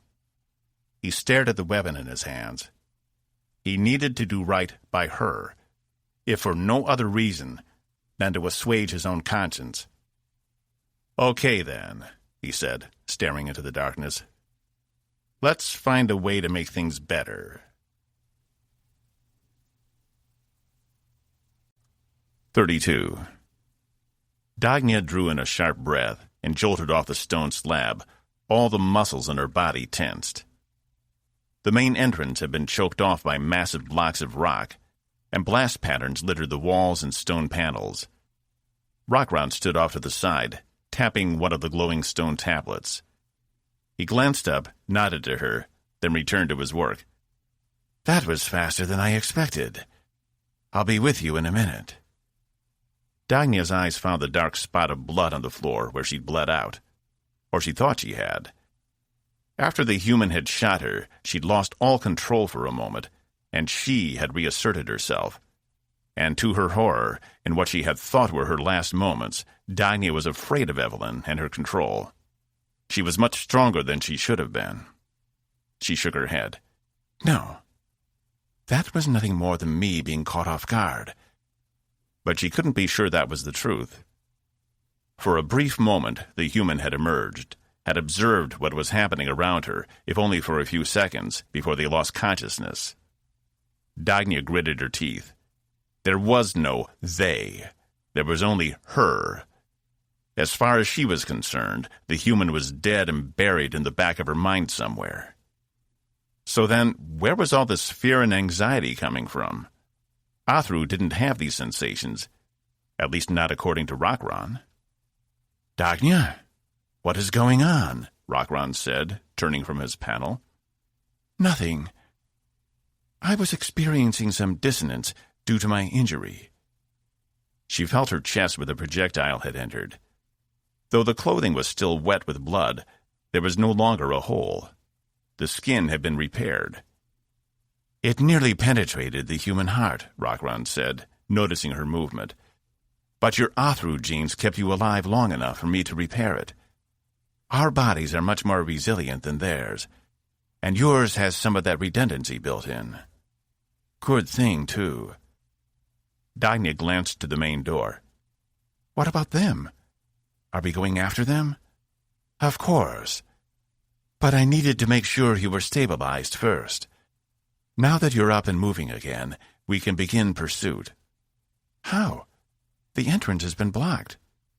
The stones were very huge, and she couldn't even imagine how heavy. There is more than one way out of this room, he replied, indicating she follow him to the adjacent collection room. As they passed the row of skulls again, she felt a tug deep within, something aching and desperate to get out. No, you will never see light again. Your lack of control is disconcerting, Rockron said. The human should not be bothering you. It was a traumatic experience. Give me a few moments to collect myself, and I will be fine, she snapped. She was tired of being questioned by him. All of this was under control, and she didn't like him monitoring her and reaching into where he didn't belong. It was a violation of her thoughts. It is necessary, as you obviously cannot control yourself. Once you've proved to me you are strong enough to keep the human part of yourself suppressed, then I will leave you. He crossed the room to the far wall, standing to the side. Dagnya seethed. No one told her she couldn't control herself. No one had that right. She didn't care if they were Athru, human, or something else entirely. She clenched her fists. What are you doing? Rockron asked. Don't you know? You're monitoring me. I just saved you. Perhaps I didn't explain this properly, but Athru do not fight amongst ourselves. Our people are past that. He stared at her intently. Then get out of my head, she replied. I will not be spied upon. He shook his head. Not until you have her under control. Even now, she's influencing your thoughts. She is not. Come, he said.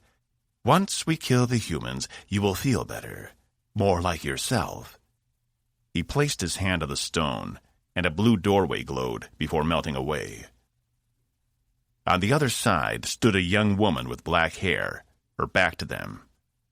As the door disappeared, she turned, and her eyes lit up, her face breaking into a huge grin. Evie! Dagnya recognized her from Evelyn's memories as Laura Yamashita, her partner.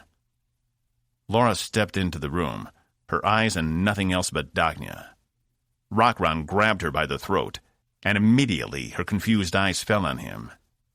It seems we missed one, Rockron said, squeezing. Laura tried gasping, but her windpipe had been cut off. Her eyes shot back to Dagnya, pleading. Something deep within Dagnya roared and tore at her consciousness, as if she was nothing more than a paper doll that was being ripped away. Evelyn's desire was overpowering, and Dagnya could barely contain her. She fought to push Evelyn back down, but found she couldn't. The harder she pushed, the harder Evelyn fought back. In her mind's eye, she saw the small woman appear at the edge of an endless cliff, having climbed her way back up.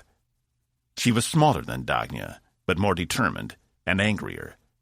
Dagnya stepped back as Evelyn charged her, screaming human obscenities. She put her hands up to defend herself, but when the human smashed into her, it was like she was shattered into 1,000 pieces. She no longer had substance. She'd become less than before, a being without form, only memory, and she was more afraid than ever. Evie blinked over and over, shaking her head, making sure what she thought was real was real. Before her stood the alien known as Rockron, squeezing Laura by the neck. Laura had begun to turn blue, and her eyes hadn't left Evie's. Despite everything that had happened, she couldn't take a moment to process it. She had to save her. Evie glanced around for a weapon as she noticed Rockron's attention turn to her. He knew. Laura reached toward her, and Evie saw the strap across her chest. She had the sword. Rockron's eyes went large, and his grip faltered, releasing Laura as he lunged for Evie. He meant to kill her. Evie knew this in her core, as much as she knew he could sense her thoughts. The other had gone, and he wasn't going to let Evie survive without her. Laura fell to the floor, coughing, but managed to unhook the sword, even though she had to be in considerable pain. She glanced up, then tossed the sword in a high arc over Rockron to Evie, who caught it with one hand. In one fluid motion, she unsheathed it and sliced across Rockron's chest, exposing a red line of blood. For his part, the alien only stumbled back once, but then righted himself and continued toward her, fast. Evie bent and sliced again, this time catching him across the knees as he approached, and his swipe of a hand missed her entirely, and he fell to the ground, howling in pain. Evie turned and held the sword out in front of her again, its blade red with blood. She was now between him and Laura. There was no way he was getting past her. With some difficulty, Rockron stood on wobbly legs. Blood poured from both his knees, but he remained determined. Evie had a millisecond to think. If he could repair a bullet to the chest, he could repair knees with no problem. But she wasn't going to give him that chance. She charged him, feigning a swipe left. When he moved to block it, she drove the sword right into the center of his chest. It slid through with no resistance, and she quickly pulled it back out, almost before he'd had a chance to realize what had happened. His eyes went wide when he felt the wound, and while he was distracted, Evie sliced the sword horizontally through the middle of his face, just below his eyes. Rockron was still for one moment, before the top half of his skull and face slid off, exposing the bottom of his elongated brain. The cut had been clean and perfect, and the lifeless body of the Athru fell to the ground, blood pouring from all the wounds. Evie took a breath. "Holy shit," Laura said. Evie ran back to her, dropping the sword and inspecting her throat. "Are you okay? What hurts?" "My pride at seeing you slice that thing in half." Laura smiled. "How did you do that?" Evie didn't bother answering. A red mark had already formed where Rockron had squeezed Laura's throat. She'd be bruised for sure. "Can you breathe? Are you okay?" Laura nodded. "I think so," she rasped. "I can still breathe. What happened?" She was looking at the blood on Evie's uniform. "I'm not exactly sure," she replied. "One minute I was me, then I wasn't. Something else took over. Something else he put in me. Like mind control?" Evie thought back to the creature she'd seen in her mind. Had it been mind control? Or something else? She had felt like there was someone else occupying her mind. It hadn't been her doing all those things. But she still saw and experienced what was happening. She still had the memories of what the other had seen. "Oh my God." She slumped to the floor in front of Laura. What's wrong?" "I tried to kill them. Cas and the others. They came for me, and I tried to kill them. Cas shot me." She felt underneath the uniform where the bullet had gone in, but there was no wound. "He what?" "And then Rockron healed me. I don't know how." She glanced over to the unmoving form on the ground. "He wanted me to help him." "Help him what?" Laura croaked. "Kill everyone. All the humans. And then rejoin the others." Laura coughed again, spitting to the side. Evie noticed there was no blood. Good. Wait, she said, her voice a little stronger. "Go back. You tried to kill Cas, and he shot you?" "I don't think he meant to," she replied. "He was defending himself in box. I did a number on them. I was trying to kill them." Her face contorted. "Why?" "That's what the other wanted. It's what all the Athru want. They want to exterminate humanity. And I think they're behind the bear things. He said something about controlling them. Laura took Evie's hand. That wasn't you. You'd never do that to people you cared about. I almost did, Evie replied, tears welling in her eyes. She felt the tug of something at the back of her mind, something wicked and diseased. And I think she's still there. But you regained control, Laura said. You fought it. And now you're here, with me. Evie smiled, squeezing Laura's hand. I'm not sure I would have made it out if you hadn't shown up. She was strong. Laura scoffed. Yeah, well, I don't know too many people who can cut through solid bone without so much as a hesitation. She pointed to the alien. That was impressive. Oh, that's the other thing. Evie tested, unsure. It turns out I'm not completely human. I have certain enhancements. Laura arched an eyebrow, then laughed before it became a coughing fit. She stared at Evie a moment, then launched herself into her arms, peppering her face with kisses. I'm just so glad you're okay, she said when she took a breath. When I found your sword... Evie held Laura tight against herself. She didn't want to think about how close she'd come to death multiple times. Something brushed against the top of her hand. She pulled back, as if seeing Laura for the first time. Your hair is longer, she said. How? It's a lot to explain, Laura said, releasing her and standing. Come on. We need to get out of here. We can talk as we go. Evie wasn't about to argue. 33. Are you sure this is the right way? Cas asked, glancing at all four walls of the tunnel. Of course. You told me to make a map, didn't you? Box replied, walking beside him. I didn't think you'd do it. Half the time I figure you're not even listening to what I say. They'd been walking in the dark corridors for at least 10 minutes, but it felt like they hadn't moved at all. Everything looked the same. Still, Cas was feeling a little better. Maybe if he found a way to get the crew out of here, he wouldn't feel so guilty about Evie. I listen, Box whined. You feel bad because you've left me to fend for myself down in sickbay while you get to do all the cool stuff on the bridge. You're experiencing partner abandonment. I'm not going to believe that's a real thing until someone else says it. It's real, Box shouted. As real as any other mental affliction. Here, I'll read you the description. When one partner abandons the other in favor of selfish goals, or if said partner decides to put the needs of others ahead of his original partner, it is not uncommon for them to develop partner abandonment syndrome. Excessive guilt from this condition can cause the original perpetrator extreme and permanent emotional distress. Cas rolled his eyes. He was feeling guilt all right, but not from that. Is that your way of telling me you're lonely? It's not me who has the problem here, Box replied. I'm perfectly balanced. It's you who is suffering from the disease.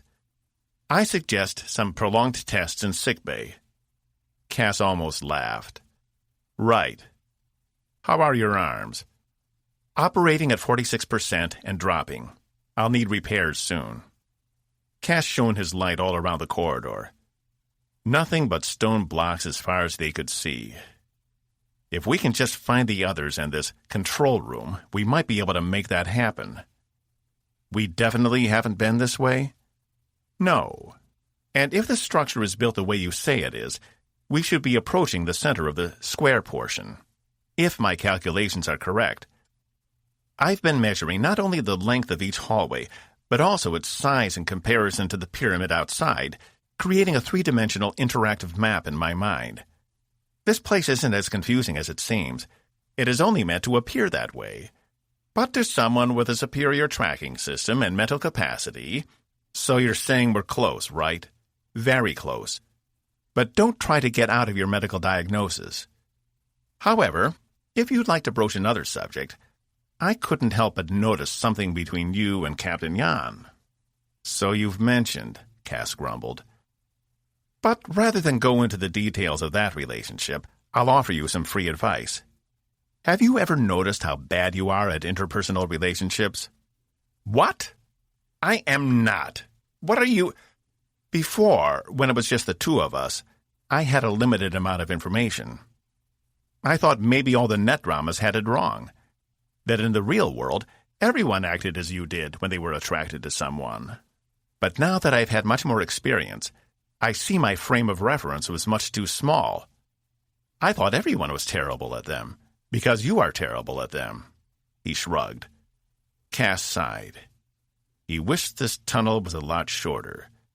See, your willingness to accept it only confirms my findings. Your problem is, you never initiate. You always wait for someone else to do it for you. Unless you're paying for it, of course. In which case, you don't even have to do anything but lie there. Box. It's pretty easy that way, isn't it? If you don't take the first step, you don't risk getting hurt. Cas cleared his throat. I really don't think this is the time. Furthermore, your lack of initiative makes your future partners confused. They aren't sure if you are attracted to them or not, and thus are left in a state of limbo. Again, selfish behavior on your part. Cas stared at the robot, exasperated. What does this have to do with anything? Why are we even talking about this? I thought you could use some pointers. After all, how long has it been? Cas shook his head and shoved a finger at Box. I know what this is. You're not interested in pointers. You just want me to find someone to shack up with so you can sit there and observe for your little project. Well, guess what? No dice. You're going to have to make do with all that media you downloaded, because there is no way, if I recall, I'm the only one with a map out of here. Cas stopped. Yeah? And if I recall, I'm the one with a gun. I can always build you a new body. All I need to take out of here is your head, and it can function perfectly fine without your body. As Box considered it, Cas cocked his head toward a noise further down the corridor. He pulled his boom cannon from its holster, switching it to projectile, and feeling a pang in his chest as he did so. The noise had come from behind them. Had the alien finally decided to pursue them? After waiting for what? Not that it mattered. Cas was going to finish this. For Evie. Get behind me. Go find the others, Cas said. I wonder if it will be susceptible to doxatroban. One of Box's fingers opened to reveal a needle. What is doxatroban? Cas asked, still pointing his weapon down the empty corridor. A mild narcotic. Zax likes to use it for unruly patients. It's supposed to have a calming effect on humans. But on everyone else, I don't know. Cas's nostrils flared. You couldn't have used that back there? On Evie? I tried, Box protested. You saw how fast she was. I couldn't get an arm in edgewise without her knocking it away. Cas's flashlight caught the glint of something metal in the distance. He held his finger on the trigger. Get ready, he said. Two forms emerged from the shadows. For a second, Cas's brain misfired, and he thought he saw Evie and Laura. But it had to be a trick. He gripped the boom cannon harder. Identify yourselves, he yelled. Boss? Box whispered behind him. I think it's... No, Cas shouted. It can't be, because I shot her. It's an illusion, or a trick, or something else. But whatever it is, it's not her. He turned to Laura. Lieutenant, get away from her, right now. That's an order. Cas, the form of Evie said, causing him to drop his guard upon hearing her voice. It's okay. It's me. That's not possible, he replied. And he could feel more tears welling in his eyes. He blinked them away. He couldn't afford to get distracted, either by emotions or what he thought he saw. It is. The alien repaired me, she replied. Yeah, you two are real buddy-buddy now, aren't you? She held her unsheathed sword in her hand, a sword that could have only been given to her by Laura. Had the alien done the same thing to her? Turned her into a mindless monster bent on destroying them? Cas, listen to me. That wasn't me fighting against you. There's something else, inside. I don't quite know how to explain it." "She's telling the truth," Laura replied. "She already killed the alien." Cas didn't loosen his grip. What if it was a trick? What if it was some alien technology that was just using her body? "But I shot you. You died." He spotted the bloodstain on her uniform.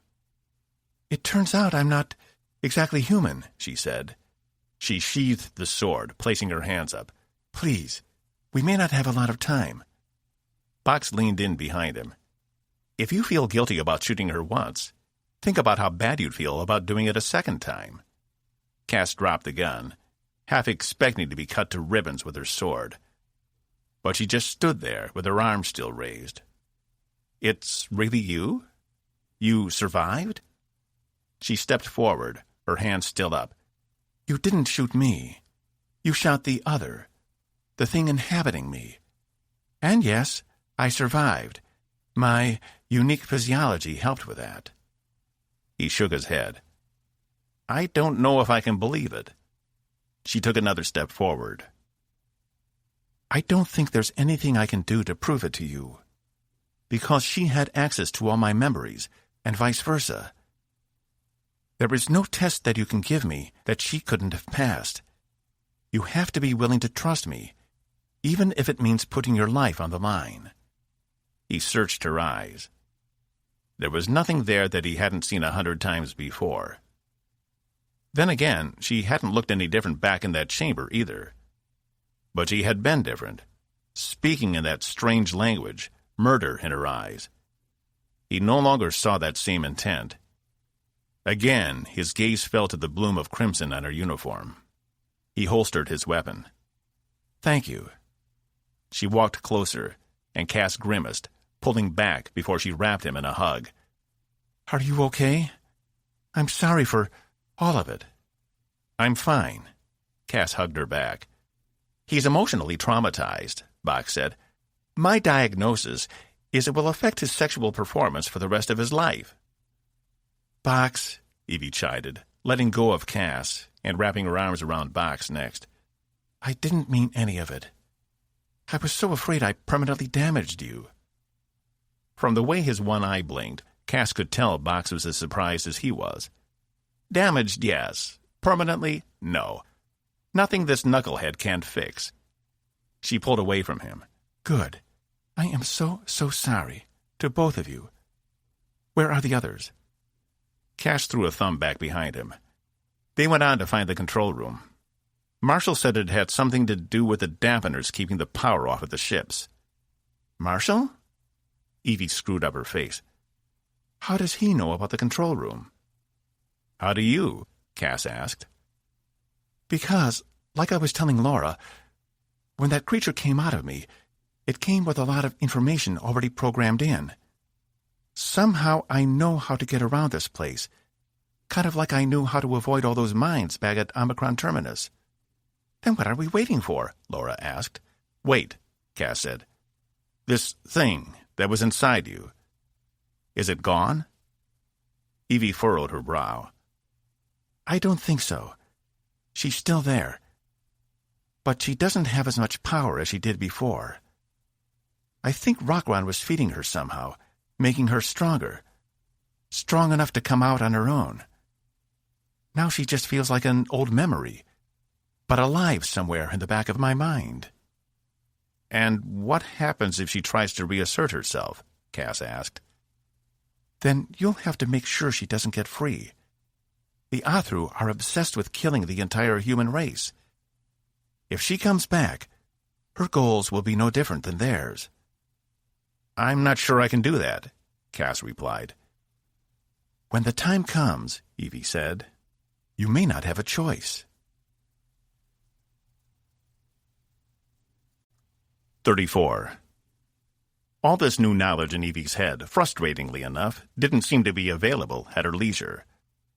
When she was confronted with an experience that needed more information, such as the correct way through a labyrinth, the path would appear to her. But once she was done, it would disappear just as fast, like the outgoing tide.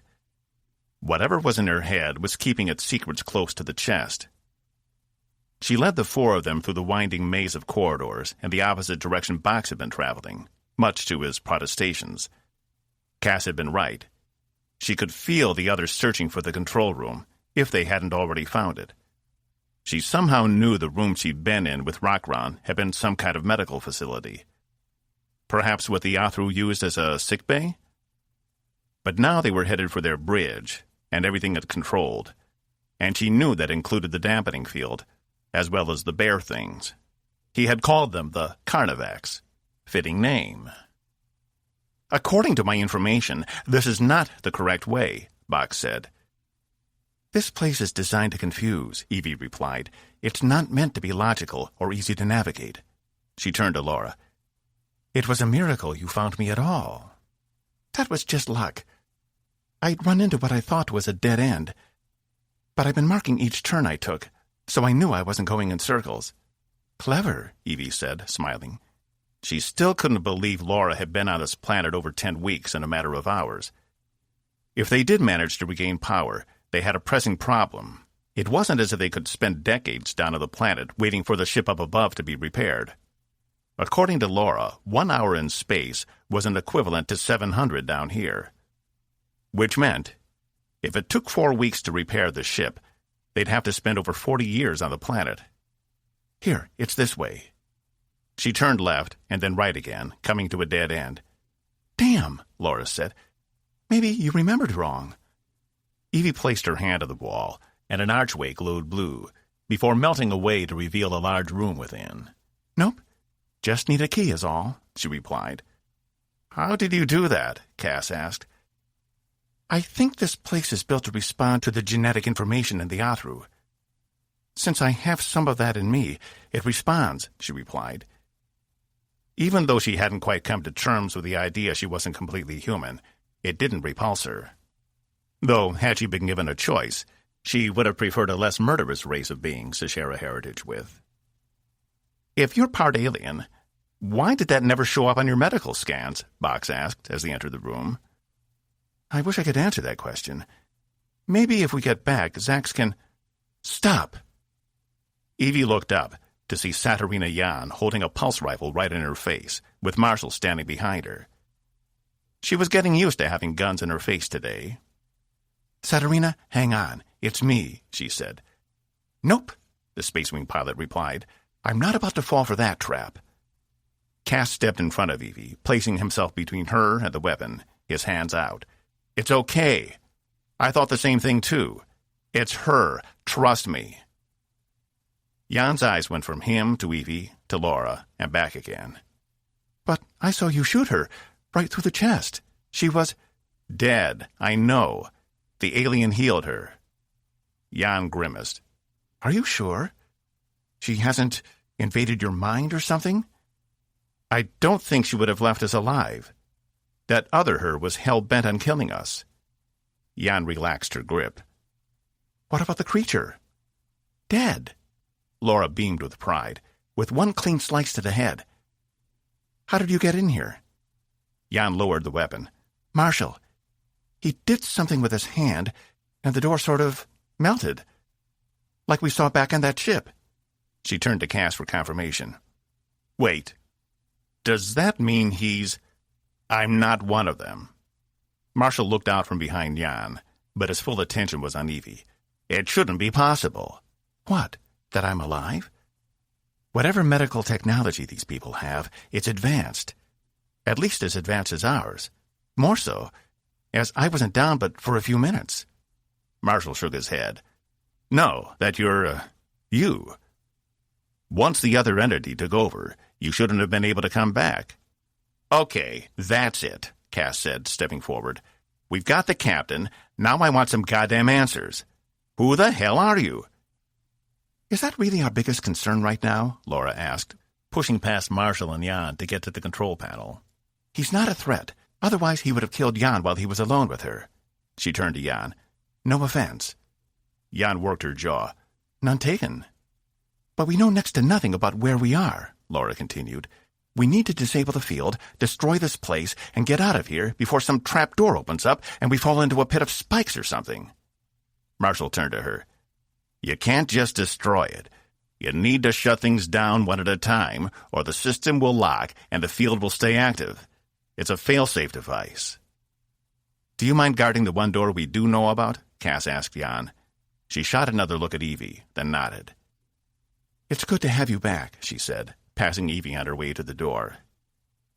Evie smiled, but she still wasn't sure she felt like she was completely back. She certainly didn't feel like she belonged here, not after what she'd endured. Was she even still worthy of being captain? Or should Cas take over? Maybe she didn't even belong back on Tempest. Not with this thing still inside her. Show me what to do, Laura said, staring at the glowing stone tablets before her. Box approached them as well, studying the images and keeping uncharacteristically quiet. It's a sequence, Marshall explained. I was just about to begin. Here, we start with this one. Cas sidled up beside Evie, watching them work. How are you feeling? She stared straight ahead. Like an imposter in someone else's skin. He chuckled. Funny enough, I know just what that feels like. Maybe you'll feel better once we get back on the ship. I'm not sure I should go back, she replied. If that thing inside me comes back, I don't want to go off on the crew. I could kill all of them. He cut his eyes toward the ground. You don't think you can control it? She shook her head. Well, it may not matter anyway. Without a working ship, I don't see how we'd be leaving anyway. This planet might just be our new home. The idea made her sick to her stomach. She didn't want to stay on this planet any more than she wanted that thing to come back. She couldn't imagine only a few weeks passing in the rest of the universe while the rest of them lived and died in this strange world, their days stretched out over long periods. It might just drive her crazier than she already felt. What's this? Box asked, as Marshall and Laura worked the controls. He pointed to a bright blue set of runes. That's the temporal actuator, Marshall said. But don't... You mean the thing that's making time go so slowly here? Box spun on Cas and Evie, his eye blinking wildly. I found it! He turned back to the controls. And you are off. Problem solved. No, wait, Marshall yelled, as Box tapped the buttons. The part of the tablet he was working on went dark. Shit! What is it? Cas asked. Nothing. It's too late now. Let's just get this thing shut down as fast as possible. He returned to Laura and hurried his work. That one there, and this one next, he instructed, pointing out different images to tap and turn. Hold that one down while I complete this sequence here. Evie stepped forward. Marshall? What is it? What happened? Without the temporal actuator, this planet loses its grip on time. The whole reason these structures exist are to balance the space-time continuum on this planet. Can't you turn it back on? Cas asked. Not without taking very precise measurements. I don't have time to explain it right now. He continued to help Laura shut down the various systems. Guys, we might have company, Jan yelled from across the room. I'm hearing something down here, and it doesn't sound pleasant.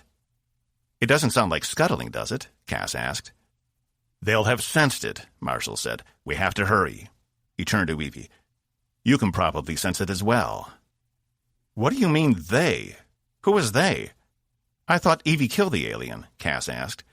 She did, Laura replied, looking up. I don't care what kind of technology they have. No one comes back from something like that. His brain was in 2 pieces. Evie furrowed her brow, not sure what Marshall was talking about. Until she did. Deep in her mind, she could feel something in the air had changed, something fundamental. And now that she was reaching out with her mind, she could feel other things as well. Jan was right. Someone was approaching, and it was too small to be a Carnivac. But then she felt a tiny tug in her mind, like 2 magnets pulling toward each other, and turned back to Marshall. Wait a second. You are one of them, aren't you? What? Cas asked, whipping around. Evie pointed at Tempest's former bartender.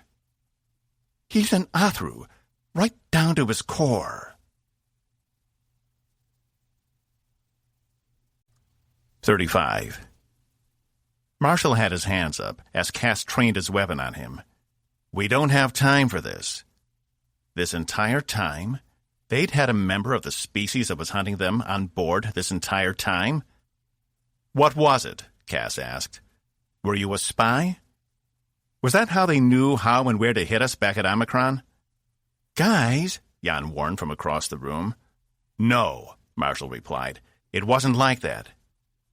Remember I told you I was there to keep an eye on someone? It was her. He nodded to indicate Evie. I had to make sure she was okay. Yeah, I'm not buying it, Cas said. You could have been feeding them information this entire time, and none of us would have suspected. That's not what happened, Marshall protested, anger rising in his voice. Guys! Cas turned to see the door Jan was guarding melt away, revealing another alien creature, like the one they'd encountered back in the other antechamber. He heard the shink of Evie's sword being drawn, and in an instant she was beside Jan, her legs wide, while she held the sword close to her chest. You're not touching them, Evie said. Mach lach, nu das muss Noah, the creature replied, and lunged for Jan. Jan fired off a series of shots, while Evie used the blade to deflect the swipes in the creature's long arms. One would have hit Jan for sure, had she not parried it. Cas double-checked his boom cannon was set to the projectile mode before turning away from Marshall and firing 3 shots in quick succession at the creature. One clipped its torso, producing a splash of blood. But the creature didn't stop. Instead, it tried to go for Jan, while Evie continued to fend it off. Hurry, we have to finish, Marshall said from the console. Cas assumed he and Laura would take care of the final sequences. He glanced over to Box, who had ready the injection in his finger. Mach! The creature yelled, and jumped clear over Evie and Jan, breaking into a dead run for the control panel. Cas took aim and shot again, this one connecting in his leg, but the alien only faltered for a moment. Pulses hit his back as Jan continued to lay down suppression fire, but that seemed to do little to stop him. No! Evie ran after him with her sword high in the air. Cas saw where the creature was headed, right for Laura, ignoring Marshall completely. Box jumped into his path, grabbing the alien by the arm and injecting him with the drug, only for the alien to throw him off like a rag doll, and Box hit the wall with a crunch of metal on stone. The distraction had given Evie enough time to catch up with the creature. She brought her sword down right on the alien's shoulder, slicing right through skin, muscle, and bone. The arm landed on the ground with a thump as he howled in pain, then jumped high in the air, attaching himself to the tapering ceiling that led to another skylight. He climbed faster than Cas thought possible until his body blocked out the light for a moment and was gone. Cas holstered his gun, then looked down at the arm on the ground, blood spilling into a pool beneath it. Despite it being gray, he couldn't help but think how much it resembled a human arm. And Evie had just sliced it right off, with one clean blow. How did you do that? Cas asked. The amount of force she would have needed must have been immense. Evie was breathing hard, but could only stare at the arm as well. Before she could finish, Laura launched herself into Evie's arms, wrapping her in a hug. Are you okay? Cas heard Laura whisper. Evie nodded. Nobody check on the robot. He's fine, Box said from the other side of the room. Cas stowed his weapon and ran over to him, checking his injuries. Did you inject him? Cas asked. My syringe is empty, and I don't see any on the floor, so I'm going to say yes, Box replied as Cas helped him up. You all owe me. Everyone saw it. Had I not slowed him down, the captain never could have sliced the arm off. I want that in the record. Cas couldn't see any additional damage, but from the way Box stood, there was probably internal work that needed to be repaired. Lateral spine connections? Cas asked. Like you have to ask, Box retorted, his eye blinking in frustration. Cas could tell he was in pain, despite the robot always insisting he didn't have pain receptors. But Cas knew better, because it was impossible to have pleasure receptors without having the opposite, and his friend was more than willing to enjoy those. He knew the pain he couldn't see on Box's face was very real. Cas turned back to Marshall. What the hell is going on here? Marshall was still working to turn off all the equipment. They know what we're trying to do. They can feel the time actuator deactivate, and they're trying to stop us. Because once our ships have power again, they won't be able to hunt us as easily. Speaking of which, Laura said, having pulled away from Evie, how much longer is this going to take? This is it, Marshall replied. We're done. The field should be down, and the ships should regain power. Cas tapped his comm. Robot to Talia. Robot to Zax. Anyone come in? There was no reply. Marshall cleared his throat. Give it a few minutes. Their systems have to reset. So how do we keep them from turning it back on again? Laura asked. What stops that guy from coming back in here after we leave and trapping us again? The solution is simple, Jan replied. We destroy it, and this place along with it. You can't do that, Marshall said. He's wrong. You can, Evie replied. There's a lot of raw energy that runs through this structure. I can feel it in my blood. All we need to do is overload all the systems, and the unit will take care of the rest. She pushed past Marshall to reach the control panels. No, you don't understand. You can't do that, he replied. Without the time actuator. What? Evie challenged. What will happen if it can't be used anymore? I'm not sure, Marshall replied. This is how they managed to create those pockets in time, isn't it? Like the archway at Omicron. And this place, where the sun is up, but on the rest of the planet, it's night. He nodded, averting his eyes. Tell me the truth, Marshall. Have you been spying on us for them? He shook his head. My mission was only to watch you, to make sure you were all right, and to alert my superiors if your abilities began to manifest. Your superiors, Evie echoed. The Athru. Not exactly, he replied, but it isn't my place to say. I'll have to make my report first before I can give you more information. Cas charged him, stopping right in front of the man. I don't think so. You're going to tell us everything right now. No more secrets. Guys, Laura yelled, let him tell us back in the ship. If those things come back... How many are there anyway? Jan asked. Enough, Evie replied.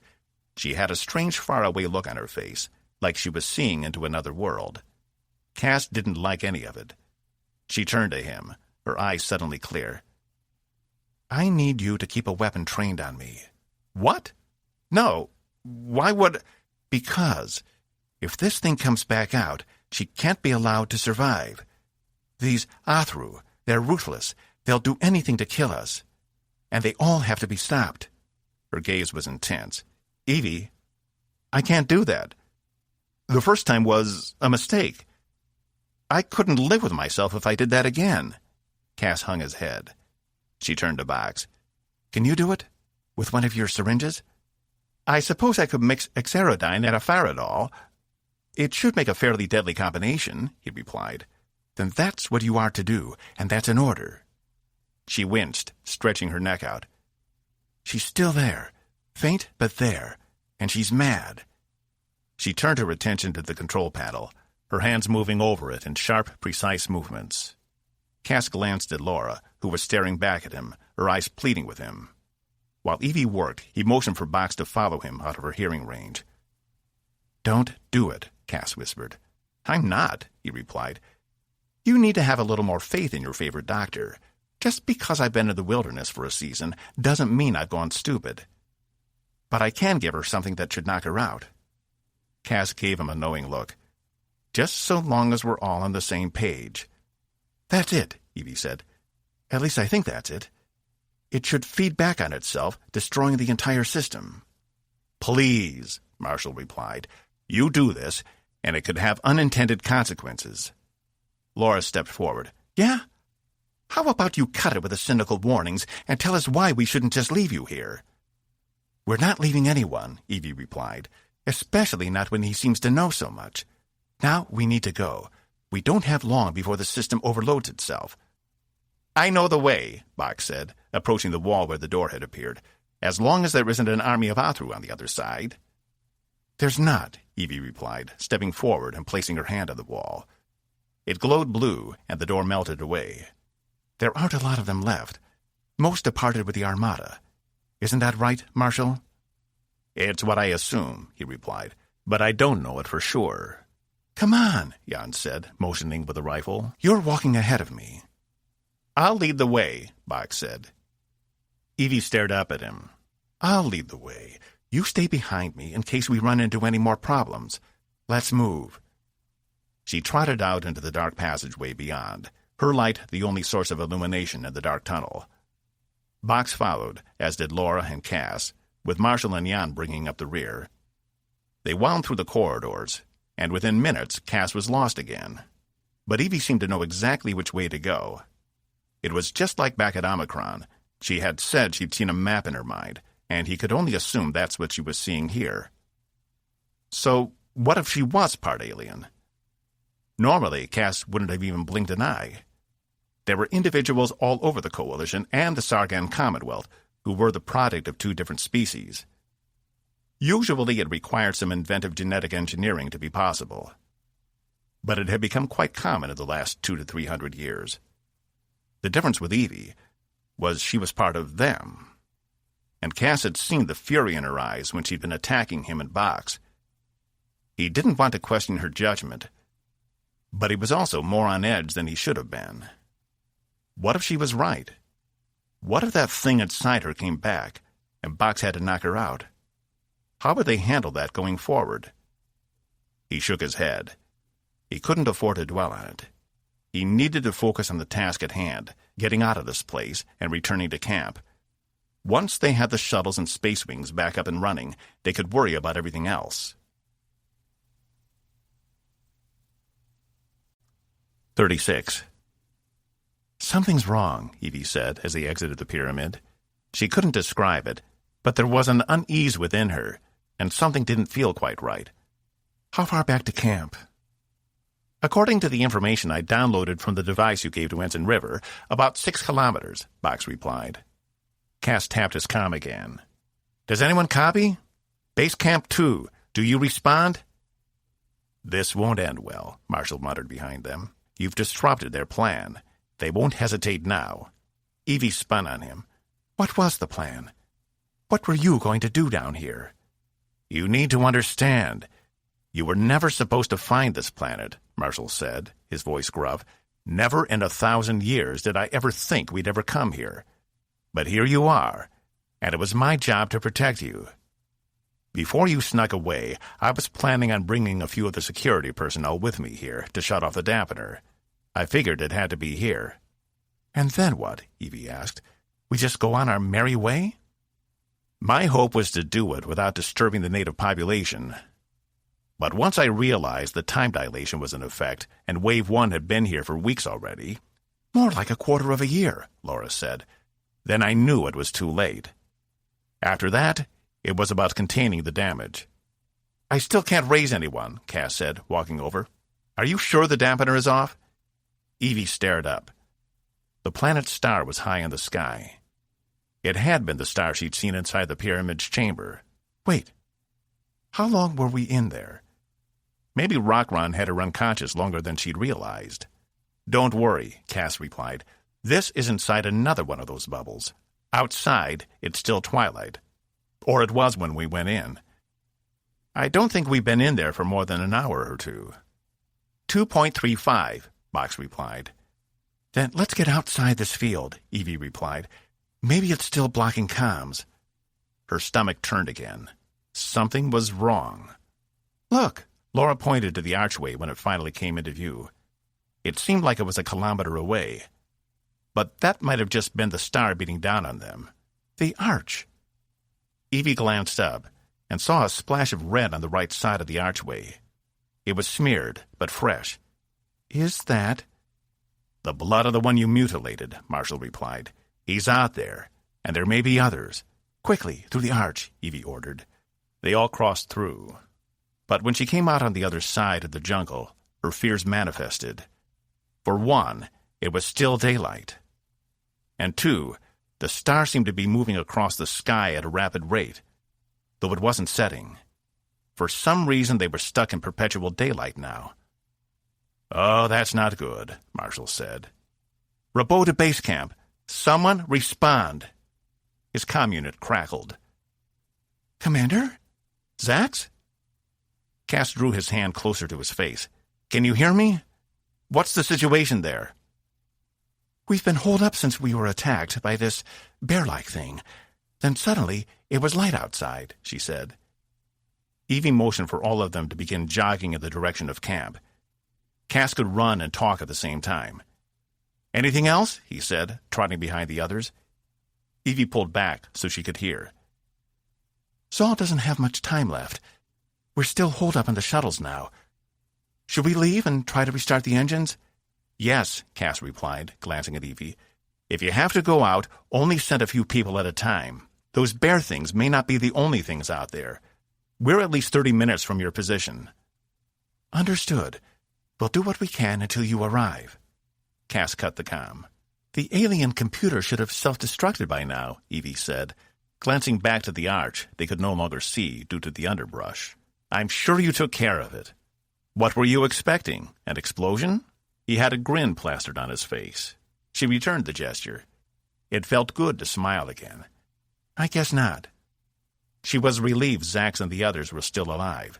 She'd been afraid the Carnivacs would come and try to destroy the camp, but fortunately that hadn't happened.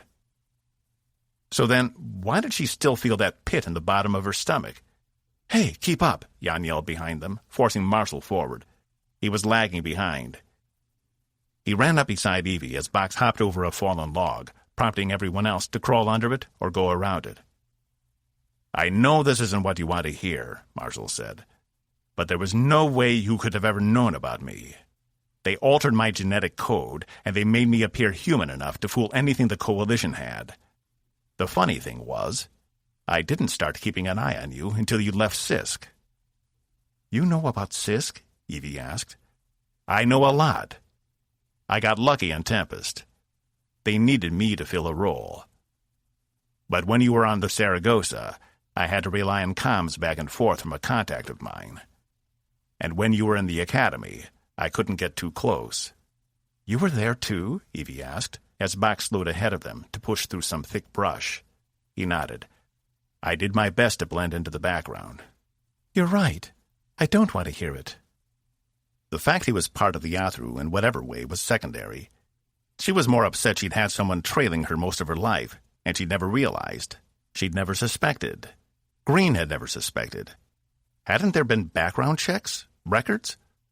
All of which was stored in the Coalition's database. Those files couldn't be altered. Unless... "You had someone on the inside." She shook her head. "Someone willing to alter official Coalition records to give you a past." "It wasn't quite that simple," he replied. "And don't treat me like I'm the bad person here. I was following orders, just like you were." "Orders from whom?" she asked. He only shook his head. When she got back to the shuttles, she was going to do a very thorough search through the records for his background information. Even if they were fake, they might lead to something. She wasn't about to let this go, no matter how little he wanted to reveal. She'd find out the truth one way or another. But for the time being, she just wanted to get back to her crew. Zax turned away from the comm, glad to feel some circulation of air. The power in the shuttle had reinitialized less than 10 minutes before the commander had called, which had been the relief they'd all needed. Her plan to confuse the bear things with her scent had worked for a while, and she'd managed to get all of the security crew back into the second shuttle, sealing them all inside. But every time she peeked out to check the situation, the creatures were out there, still patrolling the camp. As far as she could tell, they hadn't sat down to rest or even paused in their search.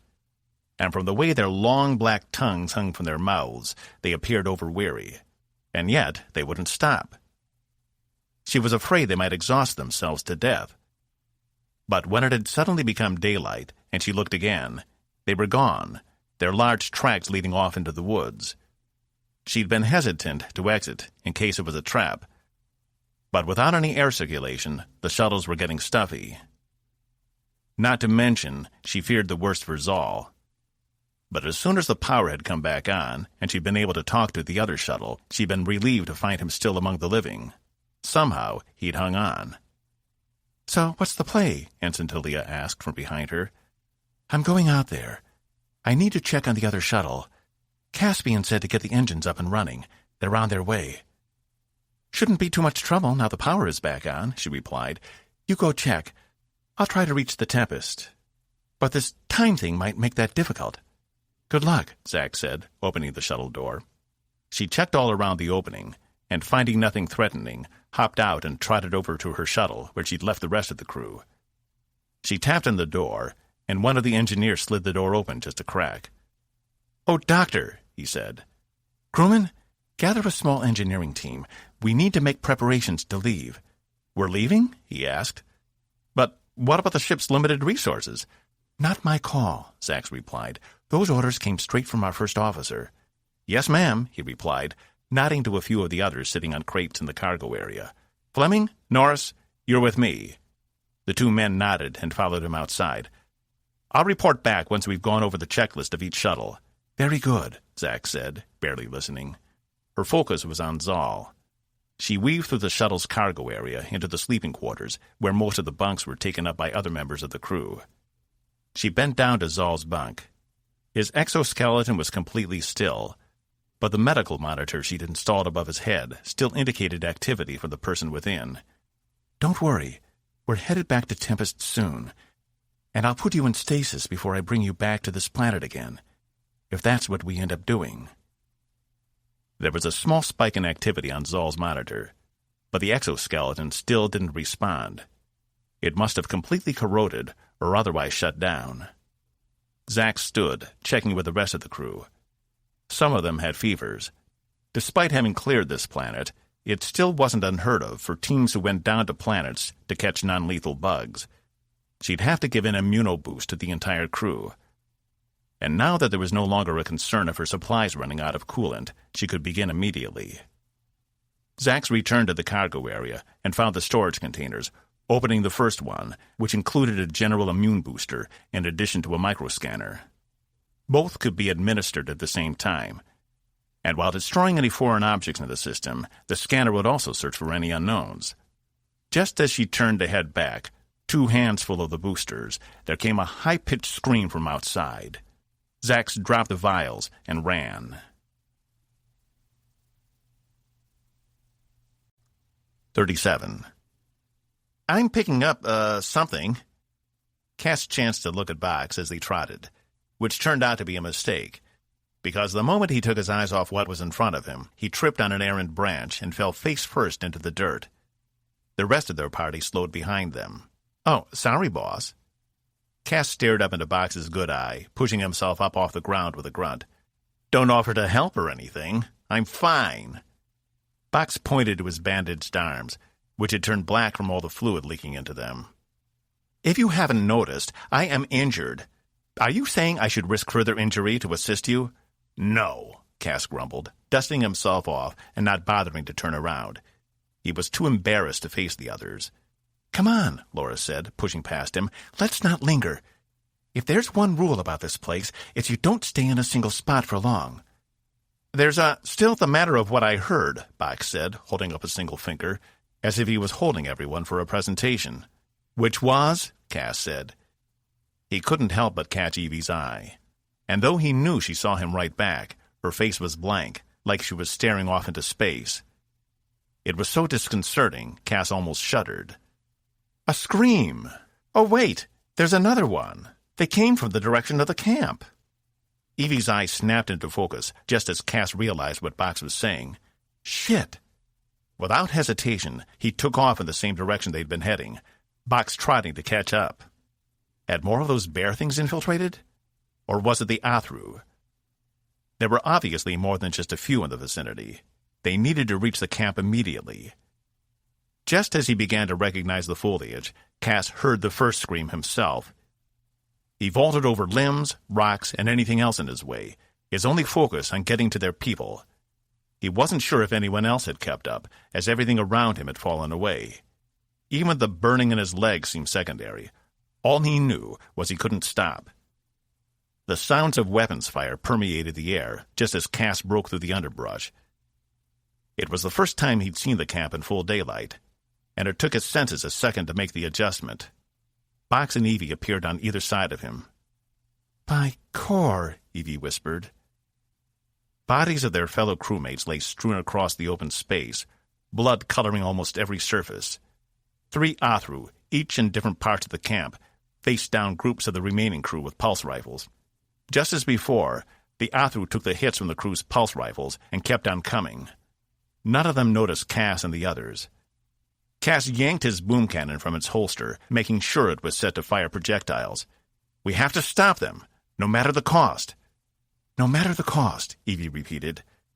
Cas glanced behind him at Jan, who had her rifle unslung and ready, and then to Laura, who was baring her teeth like a wild animal, ready to pounce.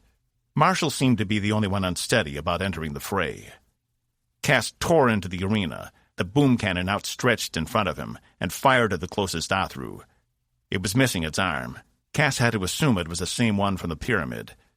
The first projectile hit it in the back, and it turned to Cas, its dark eyes narrowed and angry. Nurse Riley, who'd been trying to keep it off him, fell back as the Athru squared up against Cas. He fired the boom cannon again, but the Athru dodged, leaping high into the air and landing on top of the nearest shuttle. "Pulse weapons are ineffective against them," he heard Jan call out. But he didn't dare take his attention off the one in front of him. These aliens were too fast, and he'd underestimated them once before. It wasn't something he planned to repeat. He could almost sense the hatred radiating off the Athru, and as they remained in their respective positions, their gazes locked on each other, Cas couldn't help but listen to the sounds of carnage all around him. If only he had a distraction to give him an edge. "Whatever your reasons for doing this, I'm not going to let you kill my crew," Cas said. "Tal der lech, os mach de mach," the creature snarled. Cas jerked his head to the side, keeping his eyes on the Athru. "Yeah, I don't know what that means. What I do know is your plan for my friend didn't go exactly as you hoped. She beat whatever you put inside her." The Athru's eyes flashed, and for a brief second it altered its gaze. That was all it took. Just as the Athru realized its mistake, Cas pulled the trigger. The bullet struck the alien's front lobe, leaving a decent hole. His body tensed for a second before toppling off the top of the shuttle. "One down," Cas said to himself. He turned, searching for his next target. Box had latched onto one of the aliens and was attempting to keep it restrained. Yet the Athru wasn't fighting back, despite the fact it had an easy hit to Box's faceplate. It only seemed interested in breaking free to attack the others. Strangely, the other alien also seemed to be attempting to fight past Evie and Marshall, who fended it off as it tried to reach Laura, Jan, and the others headed for the shuttles. Evie blocked and parried with expert precision, while Marshall used nothing but his fists. Box turned to Cas, the alien struggling in his grasp. "What do you want me to do with this one?" he yelled. As he did, Cas saw one of the jacket sleeves Cas had wrapped around Box's arm come undone, and more fluid leak from Box's arm. The makeshift bandage lost what little tension it still had, and fell to Box's side, useless. Without both arms holding him, the Athru slipped from Box's grip and sprinted away, circling around the far side of the camp. "Oh," Box said, watching him go. "Never mind. Give me a hand?" Cas ignored him. Obviously, Box wasn't a target. The Athru seemed to only be going after humans, which only further confirmed Evie and Marshall weren't all they appeared. He glanced around. The other alien had given up and disappeared back into the woods as well. "Cas, get to the shuttles. We need to get out of here," Evie yelled. Cas scanned the immediate area, then jogged to the center of camp, keeping an eye out for a surprise attack. "When I sent the crew out to start on the engines," Zack said, huffing, the pulse rifle still in her one hand, "they attacked. Took out the engineering crew. When I came outside to see what was going on, I saw them doing something to the engines." "Fuck!" Cas yelled, jogging around to the back of the ship. Sure enough, the Athru had torn the outer casings of the engines off and damaged the primary injectors. "Is it like this on all of them?" he asked. "I'm not sure," Zax replied. Cas had a hunch they had disabled any shuttle that was occupied, betting the humans couldn't move to an undamaged shuttle without being slaughtered. And they were probably right. The bastards were fast, and the longer they stayed here, the more likely it was even more would show up. "I'll go check the others," Jan said, trotting away from the group toward the other ships. "There," Evie said, as one of the Athru flew out of the woods directly at Jan. Cas pulled his weapon to fire, but before he could get a good shot, Jan had flipped her rifle in her hands and used the butt of it to strike the Athru in the face. It blinked as it stumbled back, giving Cas a clear shot, and he fired right at his head. The bullet grazed the alien's cheek, and he turned and ran back into the cover of the woods. "Catch!" Cas yelled, throwing Jan the boom cannon. "It's got a kick, so watch out." She nodded, giving him a grin as she dropped her rifle. Cas returned his attention to the shuttle. The damage wasn't that bad, but would take time to repair. He motioned to Evie. "Can you give me a few minutes?" "As much as we can," Evie replied, scanning the field. Even though it wasn't an ambush, it felt like one. And at the back of her mind she could feel the others soaking it all up, laughing. She hated that thing was a part of her, and that she was unable to rid herself of it. And then it hit Evie. It seemed like the more she thought about it, the stronger it became. Instead, she focused her thoughts on tactics to repel the Athru. Despite having 2 left, they were as lethal as anything else, and she had to make sure to protect Cas until he could get the shuttles up and running again. She glanced over to Laura, still beside her, with her weapon out, ready to die to destroy these things. "You look like a pro," Evie quipped. "After spending as long in the jungle as I have, you learn what to look for," she replied. "I think I could get used to life back on a planet. At least you never have to worry about the anti-grav failing. Life planetside is overrated. Give me a ship any day." She continued to scan the jungle. "What are we going to do when we get back up there? How can we stay alive if the ship still isn't functional?" "I don't know," Evie replied. "But we obviously can't stay here. We'll have to figure out something else." As the last word came out of her mouth, Evie caught the blur of something in her peripheral vision. Before she even realized she told herself to do it, her sword had blocked one of the Athru's hands from coming down on Laura's face, possibly saving her from disfiguration, or worse, decapitation. He growled as Evie's strength matched his own. Stunned, Laura pulled the trigger for a moment of rapid-fire burst until he fell back. The pulse rifles may not kill them, but Evie couldn't imagine their skin was so thick they didn't feel it at all. The Athru stumbled back some more until he fell, holding a stomach. "Amas look, Firis Rolak, Maj Esh." The words, though gibberish to her universal-coded mind, found a way to permeate an even older part of her and convey their meaning. "Traitor, you have broken your bond to us. No one is safe." Evie furrowed her brow, holding her sword out in front of her. Her only hope was to get in one good swipe and lop that head right off. But that was easier said than done. At least maybe now they would come after her instead of just targeting Laura and the others. "Did you get that?" Marshall asked a few meters away. "I got it." She stared at the Athru. He was more than welcome to take her head on. She championed it. "I want you to go. Get everyone else back on the shuttles," Evie said, not looking at Laura. "You can't take them both at once," Laura replied. "I won't let you." "That's an order," Evie said, not taking her eyes off the Athru. The moment she did, Laura was dead. He just stared right back at her, and she could feel the entity within stirring. She'd been right. She was too dangerous to go back with the rest of them, but that didn't mean she couldn't give them a fighting chance. Cas would take over as captain and get them back home. It would all work out. "That's not an order I can follow," Laura replied. "I'm serious.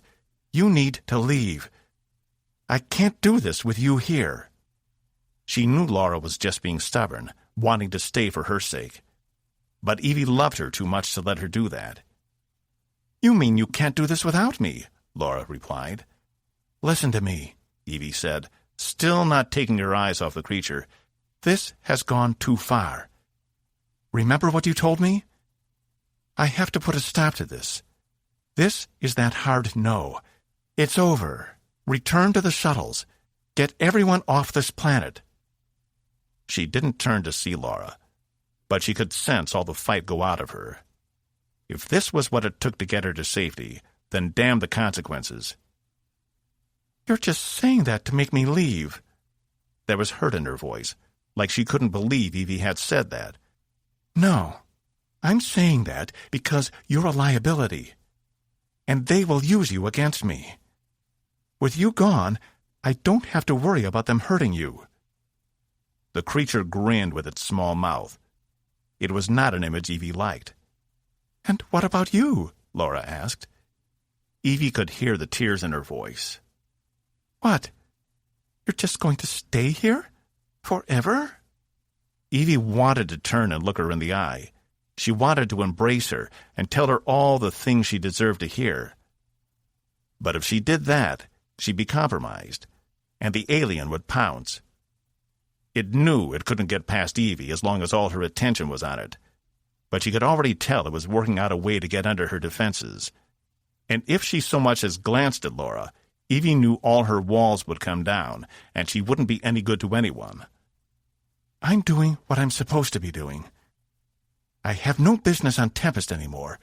This is where I belong. Now please, do as I ask. If you truly love me, you'll give me that basic respect. I do love you, Laura whispered. But you're wrong. Her voice hitched on the last word. But relief flooded Evie's entire body as she heard her jog away. You did the right thing, Marshall said. Evie watched as the trees beyond the Athru parted, revealing a dozen more gray beings. I know.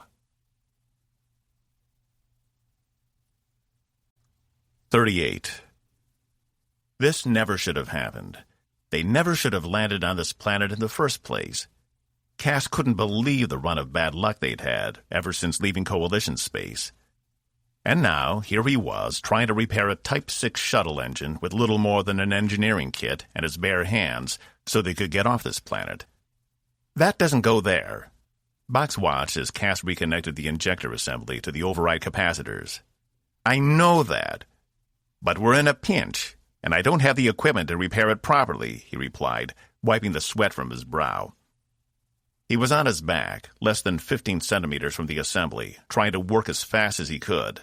The last thing he needed was Box's distractions.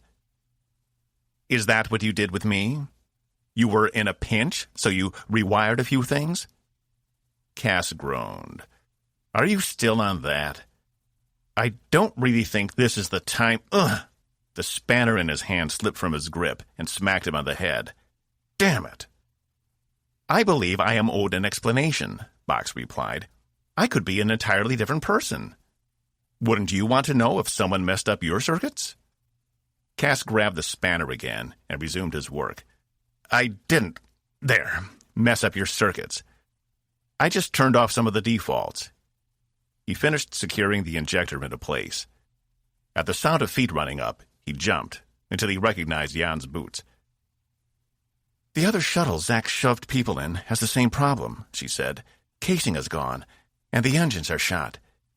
Either we're going to have to move these people, or we need to come up with another plan. Cas rolled out from under the shuttle and stood, wiping his hands. What's the situation over there? I'm not sure, Box replied. Last I checked, there were still 2 of those things. We have to find a way to take them out, Cas said. These things were tough, and there was no way they could hold their own against more than one. He turned to Jan. What about the space wings? Did you check those? She shook her head. Too far away. They're on the other side of the clearing, remember? Still, Cas said, they're the only things we have with weapons that might do some damage to those bastards. We need to get at least one of them up and running. He glanced around. Where are the rest of the crew? Zax was moving them back inside until Evie could take care of the Athru, Box replied. But it looks like they might be in there longer than they predicted. Think we can make it? Cas asked. Jan sucked her lips between her teeth, cutting her eyes in that direction. If there aren't any obstacles, like more of those gray bastards waiting out there for us. She checked his boom cannon. There's only 6 shots left. She held it out for Cas. He shook his head, pushing it back to her. Just make them count, Cas replied. I'm right behind you. Box will provide the distraction. She leaned forward slightly, like she was about to say something, then pulled back again, his weapon in her hand. Thanks. Good luck. You too. Cas turned to Box as she jogged off in the direction of the space wings. Time to do what you do best. I need to make sure all their attention isn't on me or Jan. Help Evie. Keep them occupied. You're going to need me, Box said. You can't do this by yourself. Yeah. I need you to be the distraction. He could still see Jan, but she would disappear into the brush soon, and he didn't want to lose sight of her. Just help me out, okay?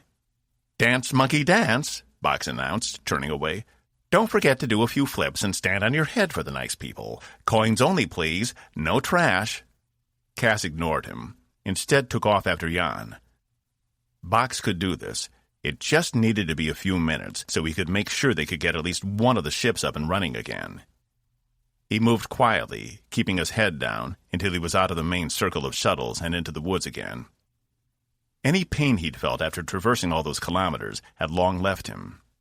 He was on nothing but adrenaline now, and he knew there was probably only a 30% chance this would work, but it was worth trying anyway. At this point, what else did they have to lose? He'd lost sight of Jan, but could see daylight streaming through the thick underbrush. He was close. He couldn't believe how much easier it was to run through all this in daylight. It felt like a different planet. Cas broke through the edge of the woods into the open field where the 4 Space Wings sat. Jan was about 100 meters ahead of him, running at a full sprint to the ships. Cas took off after her, but as he was running, caught the sight of a massive brown form charging her from the right. He tried to yell, but she'd already seen it, and he watched as she froze for a moment, captured by terror at the bear thing. Cas couldn't watch this happen again. He yelled as loud as he could, waving his arms and running straight for them. The bear thing turned its attention from Jan and charged Cas instead. He had nowhere to go. He was in the middle of a field with no cover, and the bear was faster than he could ever hope to be. His one thought was to lead it away from Jan and the Space Wings. At least he could buy her some time. He took off in the opposite direction, already feeling the ground rumbling from the bear's feet pounding into the dirt behind him. As it ran, it snorted like a racehorse, bearing down on its target. Cas's mind flashed back to the scene at Wave 1's camp, where they'd seen all the blood. He only hoped it would be quick. They came in rapid succession, 4 quick pops in the air. At first he thought maybe his knees had failed him, and the sound had been his kneecaps exploding. But as he found himself still on 2 feet, Cas turned to see the bear charging back toward Jan, its rear red with blood. She had a determined look on her face, holding his boom cannon in front of her as the bear tore across the field with fury. If he'd been anxious to catch up with Cas, he was downright rabid to reach Jan. But she didn't move an inch, instead held the weapon out in front of her as he drew closer and closer. At first Cas thought she had frozen again, but then he saw the look of determination across her creased brow, and he knew what she was doing. When the bear was right on her, no more than 10 meters away, she let the last 2 bullets fly, and they struck the animal dead center in its head, causing the front of the massive animal to pitch down and flip ass over head. Jan tried to jump to the side, but the bear was too close, and Cas watched in horror as she disappeared underneath the massive animal. "Shit!" he yelled, running over to them. As soon as he was close enough, he could see she'd made a part of the way, as her torso was sticking out from under the huge animal. But she was grunting in pain, her hands pushing against the bloodied fur of its hide. "Hang on, I've got you," Cas said, and ran up beside her, shoving his shoulder into the creature's back. "Legs, they're—" Jan said, panic in her voice. Cas thought it was the first time he'd ever heard her sound panicked. "I know," he replied. He pushed again, and the creature's body rocked, but it wasn't enough. Jan yelled in frustration and pain. "One more time," Cas said, really putting his back into it. 1, 2, 3. He pushed as hard as he could. At the same time, Jan shoved forward, and the bear rolled up. Jan scrambled back as fast as she could, out of range.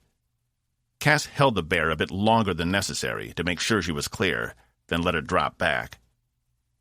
He bent over, hands on his knees, and sucked in air. If he made it to tomorrow, there was no way he was going to be able to move. "Nice shooting." Jan returned a placating smile. "Not nice enough. I think my ankles are broken." Cas's face fell. He glanced to the nearest space wing, with its ladder that led to the cockpit. "Then we have a problem." "No, we don't," she replied. "You're going to fly it. I'll walk you through it." She tapped the comm at the back of her hand. "Secure connection, Rabot." The comm in Cas's hand pinged. "Wait a second," he said, standing back straight. "No way! You of all people know I can't fly." Don't you remember me taking the shuttle and almost killing someone? And you want me to fly what is essentially a weapon? We don't have a choice. There's no one else here to do it, she said, gesturing around, and we don't have time to go back. You're going to have to. Like I said, I'll walk you through it. She scooted herself back across the field, away from the bear. Here, Cas said, let me help. He bent down and let her put her arms around his neck. He secured her legs, then lifted up, walking her over to one of the other space wings for cover. I can't just leave you here. I'll be fine, she said, her mouth precariously close to his ear. A shiver ran through him, and all of a sudden Cas felt like maybe he could fly a space wing. As long as you follow my instructions, I can get you through this. Set me down over there. She pointed to Captain C's ship. Cas jogged over to the far side of the ship and set her down behind it, out of sight of the tree line. Are you sure about this? He asked, his heart hammering at his chest. Was that because he was exhausted? Or something else? Quit wasting time and get into my ship, she said, pointing. We don't have time to argue. Cas hesitated one last second, then ran over to Jan's ship, noting her call sign painted on the side as he climbed the ladder. Rings. Captain Saturina Rings Jan. Cas chuckled. She must have really pissed someone off to get that one. He bet it was Ravenkel. He stepped into the cockpit and initiated the startup sequence. The ladder retracted, and the cockpit cover came down and sealed itself all around him. You in? Jan asked through the comm. Yeah, Cas replied, staring at the hundreds of controls in front of him. Okay then. Let's get you airborne.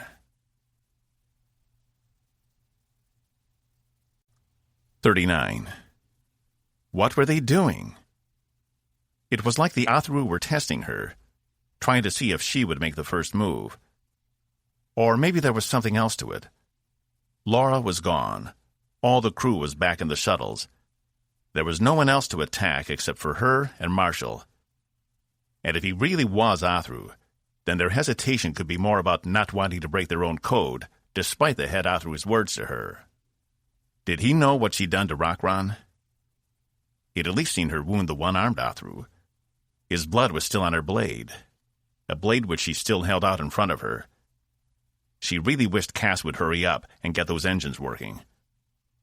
Okay, listen up. She didn't jump at Box's voice, but she did take her eyes off the Athru in front of her for a split second. And that was all it took. In the millisecond when her gaze shifted to the side, the Athru charged her. But she managed to block his attack in just enough time. His hand had been coming straight for her face, and she managed to slice a significant gash across the palm. The Athru winced in pain and took a step back, but Evie could already see the other dozen Athru closing in. Oh, shit! Box yelled, but was cut off. Evie didn't have time to see what happened. Her focus was on keeping as many Athru as possible away from the shuttles. A shiver ran through her, and she realized if she focused hard enough, she could match their speed. The thing deep within her howled, angry she'd harnessed some of its power. But Evie had control now, and wasn't letting go. In one deft move, she shot forward, slicing right through the Athru's chest with a sword, sending blood flying. His eyes went wide with surprise as he fell backward, dead or too wounded to continue fighting. Evie didn't care which. She took stock of the situation. Box was being overwhelmed by two Athru. Marshall had one in hand-to-hand combat, which he seemed to be holding for a moment, and the other 9 had run past all of them and focused on breaking into the shuttles, beating on the doors and windows. There was only one way to do this. Evie focused her newfound energy on them, on what they represented. She'd have to be quicker than they were, otherwise none of it would matter. Still, the creature within her screamed for her to stop, to let her out. But Evie wasn't going back there, not after what happened last time. Evie leapt. She barely felt the ground beneath her feet. It was like striding across clouds. In no time, she'd reached the shuttles, and in a series of swipes, removed the Athru from its hull. Each cut of the blade was perfect, each slash hitting its mark, while their arms worked without any guidance. It was as if they had a mind of their own. They knew what to do, and how, and they were fast. faster than the Athru could ever be. And still the entity deep within grew angrier with each Athru she cut down. In what seemed like no time at all, 6 Athru lay dead at Evie's feet, their blood seeping into the ground. As she turned to face the others, strong arms wrapped around her, holding her back. Evie grunted, pitching her head back until it connected with the Athru, at which point he let go, and she turned, sending the sword straight through the Athru's chest. A surprised look came over its face, and it fell back, holding the wound after Evie withdrew the sword. It said something in its language, but Evie didn't understand it, and she didn't care to. She was going to do whatever was necessary to protect her crew. In front of her, only 2 more Athru remained. She wasn't sure where Marshall, Box, and the others had gone, but she'd deal with them once these were dead. The first one charged her, and with a quick slash of her blade she disposed of him, his limp body falling to the side in a heap. Finally, the last Athru stood before her. He was lanky, but looked strong. The one arm hung limp at its side. The creature inside Evie screamed again, and she wasted no time. She was going to kill every one of these things if she had to. Evie charged him, her sword high above her head, and brought it down, until it stopped as soon as it hit the Athru's shoulder.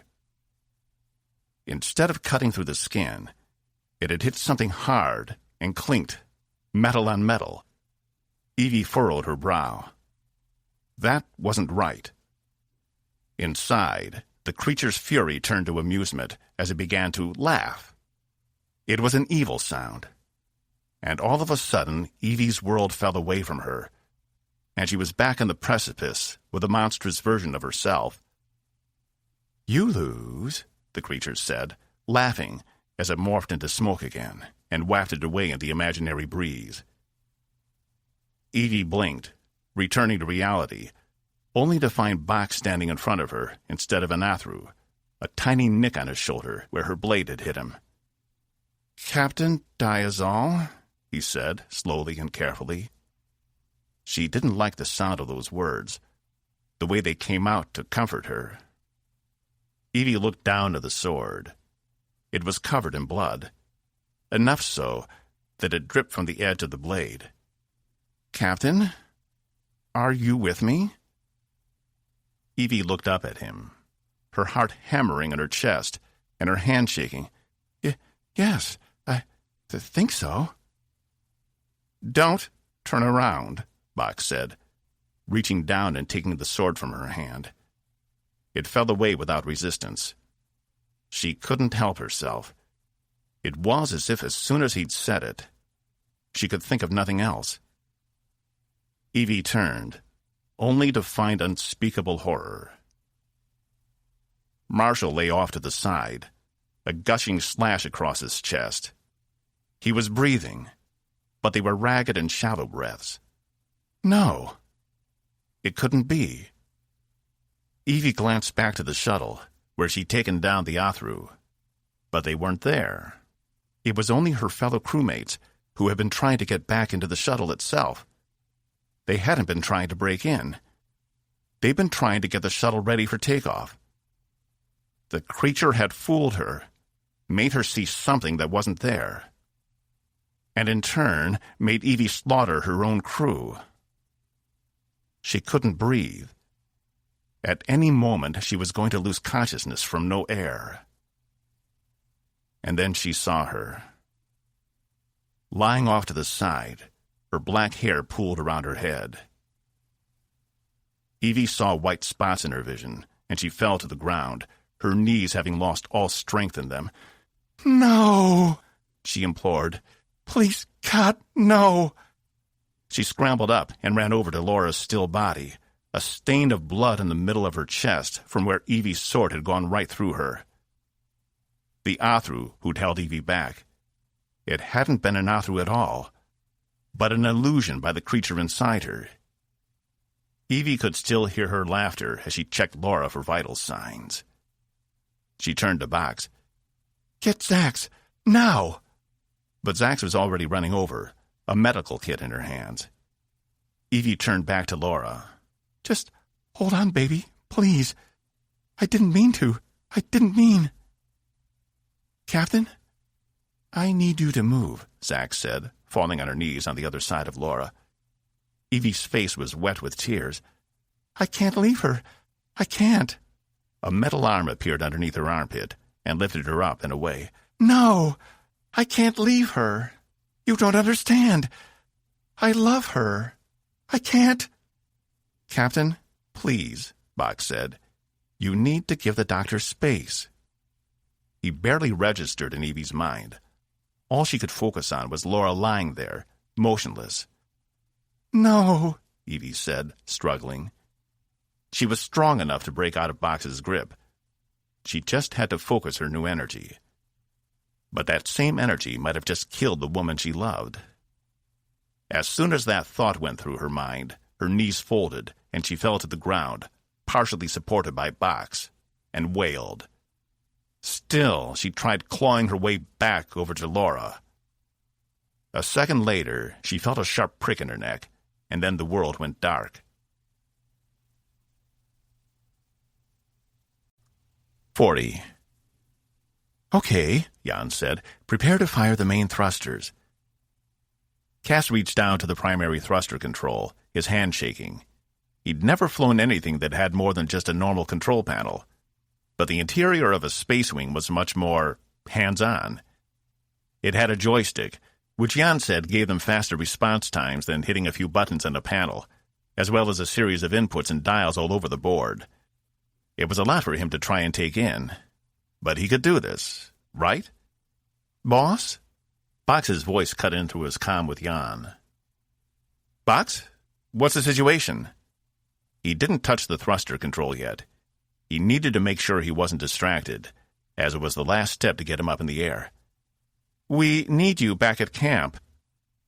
There was something strange in his voice, and Cas didn't like any part of it. He'd heard that voice before, and immediately double-tapped his comm to switch it over to a secure channel.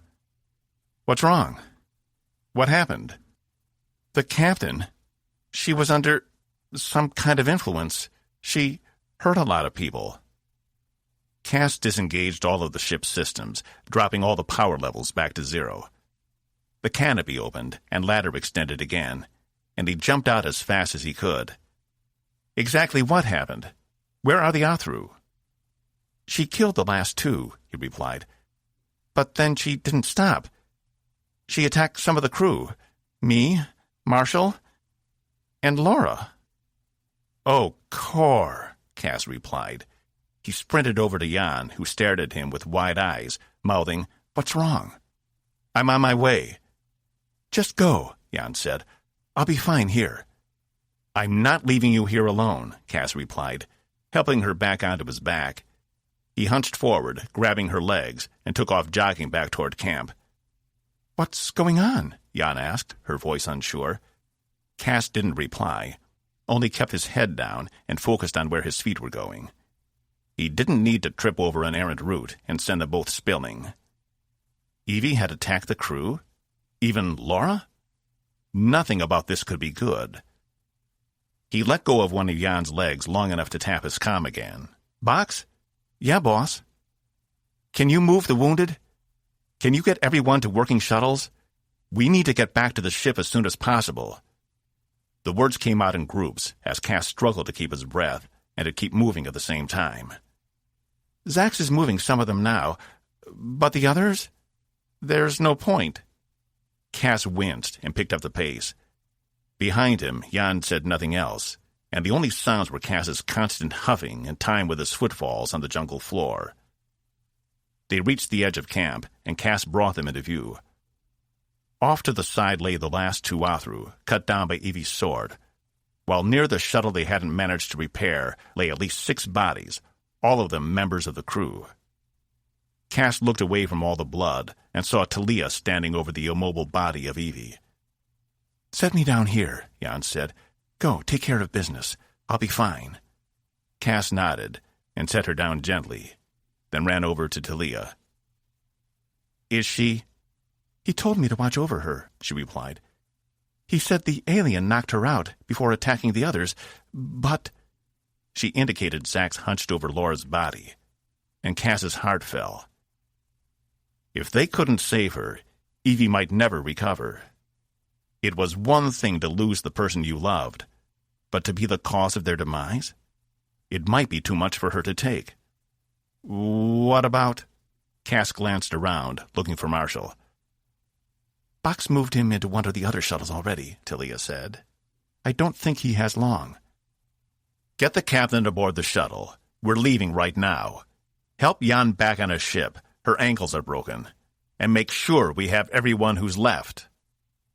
Cas didn't mean to shout, but he was angry. Angry at this entire situation. Angry at himself for not being here to stop Evie. Angry at her for succumbing to whatever it was that did this. Angry at the Athru and everything they represented. He didn't care what it took. If they had to fly back to Coalition space in a cardboard box, he'd find a way to make it happen. He wasn't going to let them get away with this. They'd found a way to tear them all apart, physically and mentally, and Cas wasn't going to let it happen to anyone else in the Coalition. But they sure as hell weren't staying here a second longer than they needed to. After motioning to some of the crew to help Talia with Jan and Evie, Cas ran over to Zax. Doc, we're returning to the ship in the good shuttles. We need to move her. I'm not sure it will do any good, Zax replied, hanging her head. I can't save her. Is she? She was gone the minute the blade pierced her heart, Zax replied. If she'd been on the ship, and I could have gotten to her immediately, maybe. But with this much blood loss... Cas couldn't believe it. How was he going to tell Evie? And how would she ever forgive herself? Okay, he replied, his voice surprisingly calm. Load her on the shuttle anyway. We're not leaving her here for... He gestured all around them. Zax nodded. Yes, sir. All of them, Cas added. I don't want to leave anyone behind. Cas watched as the doctor lifted Laura's lifeless body, carrying it over to the closest shuttle. He jogged over to the nearest dead alien Evie had killed, staring at his strange face. He had hoped maybe to find one of them alive, one who could still provide them with information about their intentions. Though, as he looked around, it seemed their intent was clear. Extermination. Even if that meant they get the humans to destroy themselves. This small demonstration might be nothing more than a prelude to their real plan. Cas huffed, walking back to the shuttles. They'd take the ships back into orbit, collect Sester, Zenfor, and Wave 3, and set off for the Bulak hub. They didn't have a choice. Perhaps they'd be able to find another ship that Zenfor could modify to get them all back home in time. It was clear they couldn't stay here, no matter what. 4 people ran off toward the space wings. The pilots? Cas asked Jan, as he approached where she was propped up inside the back of one of the shuttles. She nodded. We'll have to send someone back for the ships at the first camp. Raffi volunteered to take my ship back. We may not have the personnel. Cas hopped into the back of the shuttle. It seemed most everything had been packed, though the command shuttle sat empty due to the Athru having destroyed its engines. Where's Box? Jan pointed further into the shuttle. Down there with Marshall. He doesn't think he's going to make the trip. Cas turned to another crewman loading up the last of the supply crates. Get this hatch shut immediately. Yes, sir, the crewman said, securing the crate. Are you okay back here? He asked Jan. She'd been strapped into one of the cargo nets. Yeah, I'll be fine. It's easier than someone trying to move me into crew quarters. She gave him a weak smile. How's the lieutenant? Cas cut his eyes to the floor. She didn't make it. He shook his head. I need to talk to Marshall. She pursed her lips. Good luck. As Cas made his way through the cargo area to the crew quarters, he heard the back hatch of the shuttle seal. He found Box leaning over a semi-conscious Marshall. The man had blood everywhere, and it dripped onto the floor from the bed. 2 other beds held the bodies of 2 of Evie's victims. On the highest one was Evie herself, still unconscious. Be right back, Cas said, passing Box and Marshall. He made it all the way to the front. As soon as everyone is confirmed as a go, take off, but, and this is imperative, all the shuttles need to leave the atmosphere at the exact same time. Do you understand me? Yes, sir, Ensign Rivers said.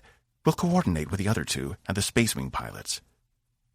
Cas returned to the crew area where Box had managed to apply some kind of salve to Marshall's wound, but he was still coughing up blood. "He's definitely not human," Box said. "His organs are not in the right places. I'm not even sure what half of them are." Cas leaned down. "Marshall, can you hear me?"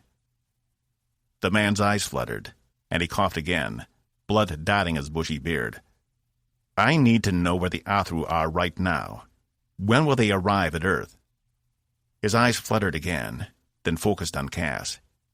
He reached up, grabbing his jacket with surprising strength.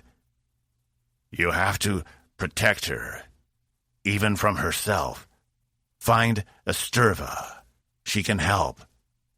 "Who is Esturva?" Cas asked. The deck plating shuddered as the shuttle took off. Marshall let go of his jacket and produced a small black orb from his pocket. He pressed it, and it glowed the same blue as the controls down at the pyramid had. "Hold on to this. Find Esturva. Tell her I did everything." He coughed again, the wet sound coming from deep in his lungs, if they were lungs. "Shit," Box said. "He's going." Cas shook the man. "Marshall, where are the Athru right now?" But the man had stopped moving. His chest no longer rose and fell. Cas sat back on the floor, examining the small orb. Turbulence shook the shuttle as Box checked Marshall's vitals, his one useless arm still hanging at his side. "I've recorded time of death for the ship's log." "Yeah," Cas said, his mind back at what had been their camp. He dropped his voice. "How many people did she end up killing?" 8, Box replied. "She tried to get me, but—" He indicated his shoulder, where Cas noticed a nick in the metal. "Did she stop on her own, or—" "She seemed to realize it when she hit me. Of course, by then it was too late. Before that, she was going after anyone close to her. I guess she thought they were all Athru. We tried to stop her, but—" "How many people saw?" Cas asked. "What?" "Who else saw what happened?" Cas said, his voice urgent. "I don't think anyone. She killed everyone who were close," Box replied. "Commander, we are breaching the atmosphere now," Rivers said through the comm. Cas slipped the orb into his pocket and stood. "Hold down the fort.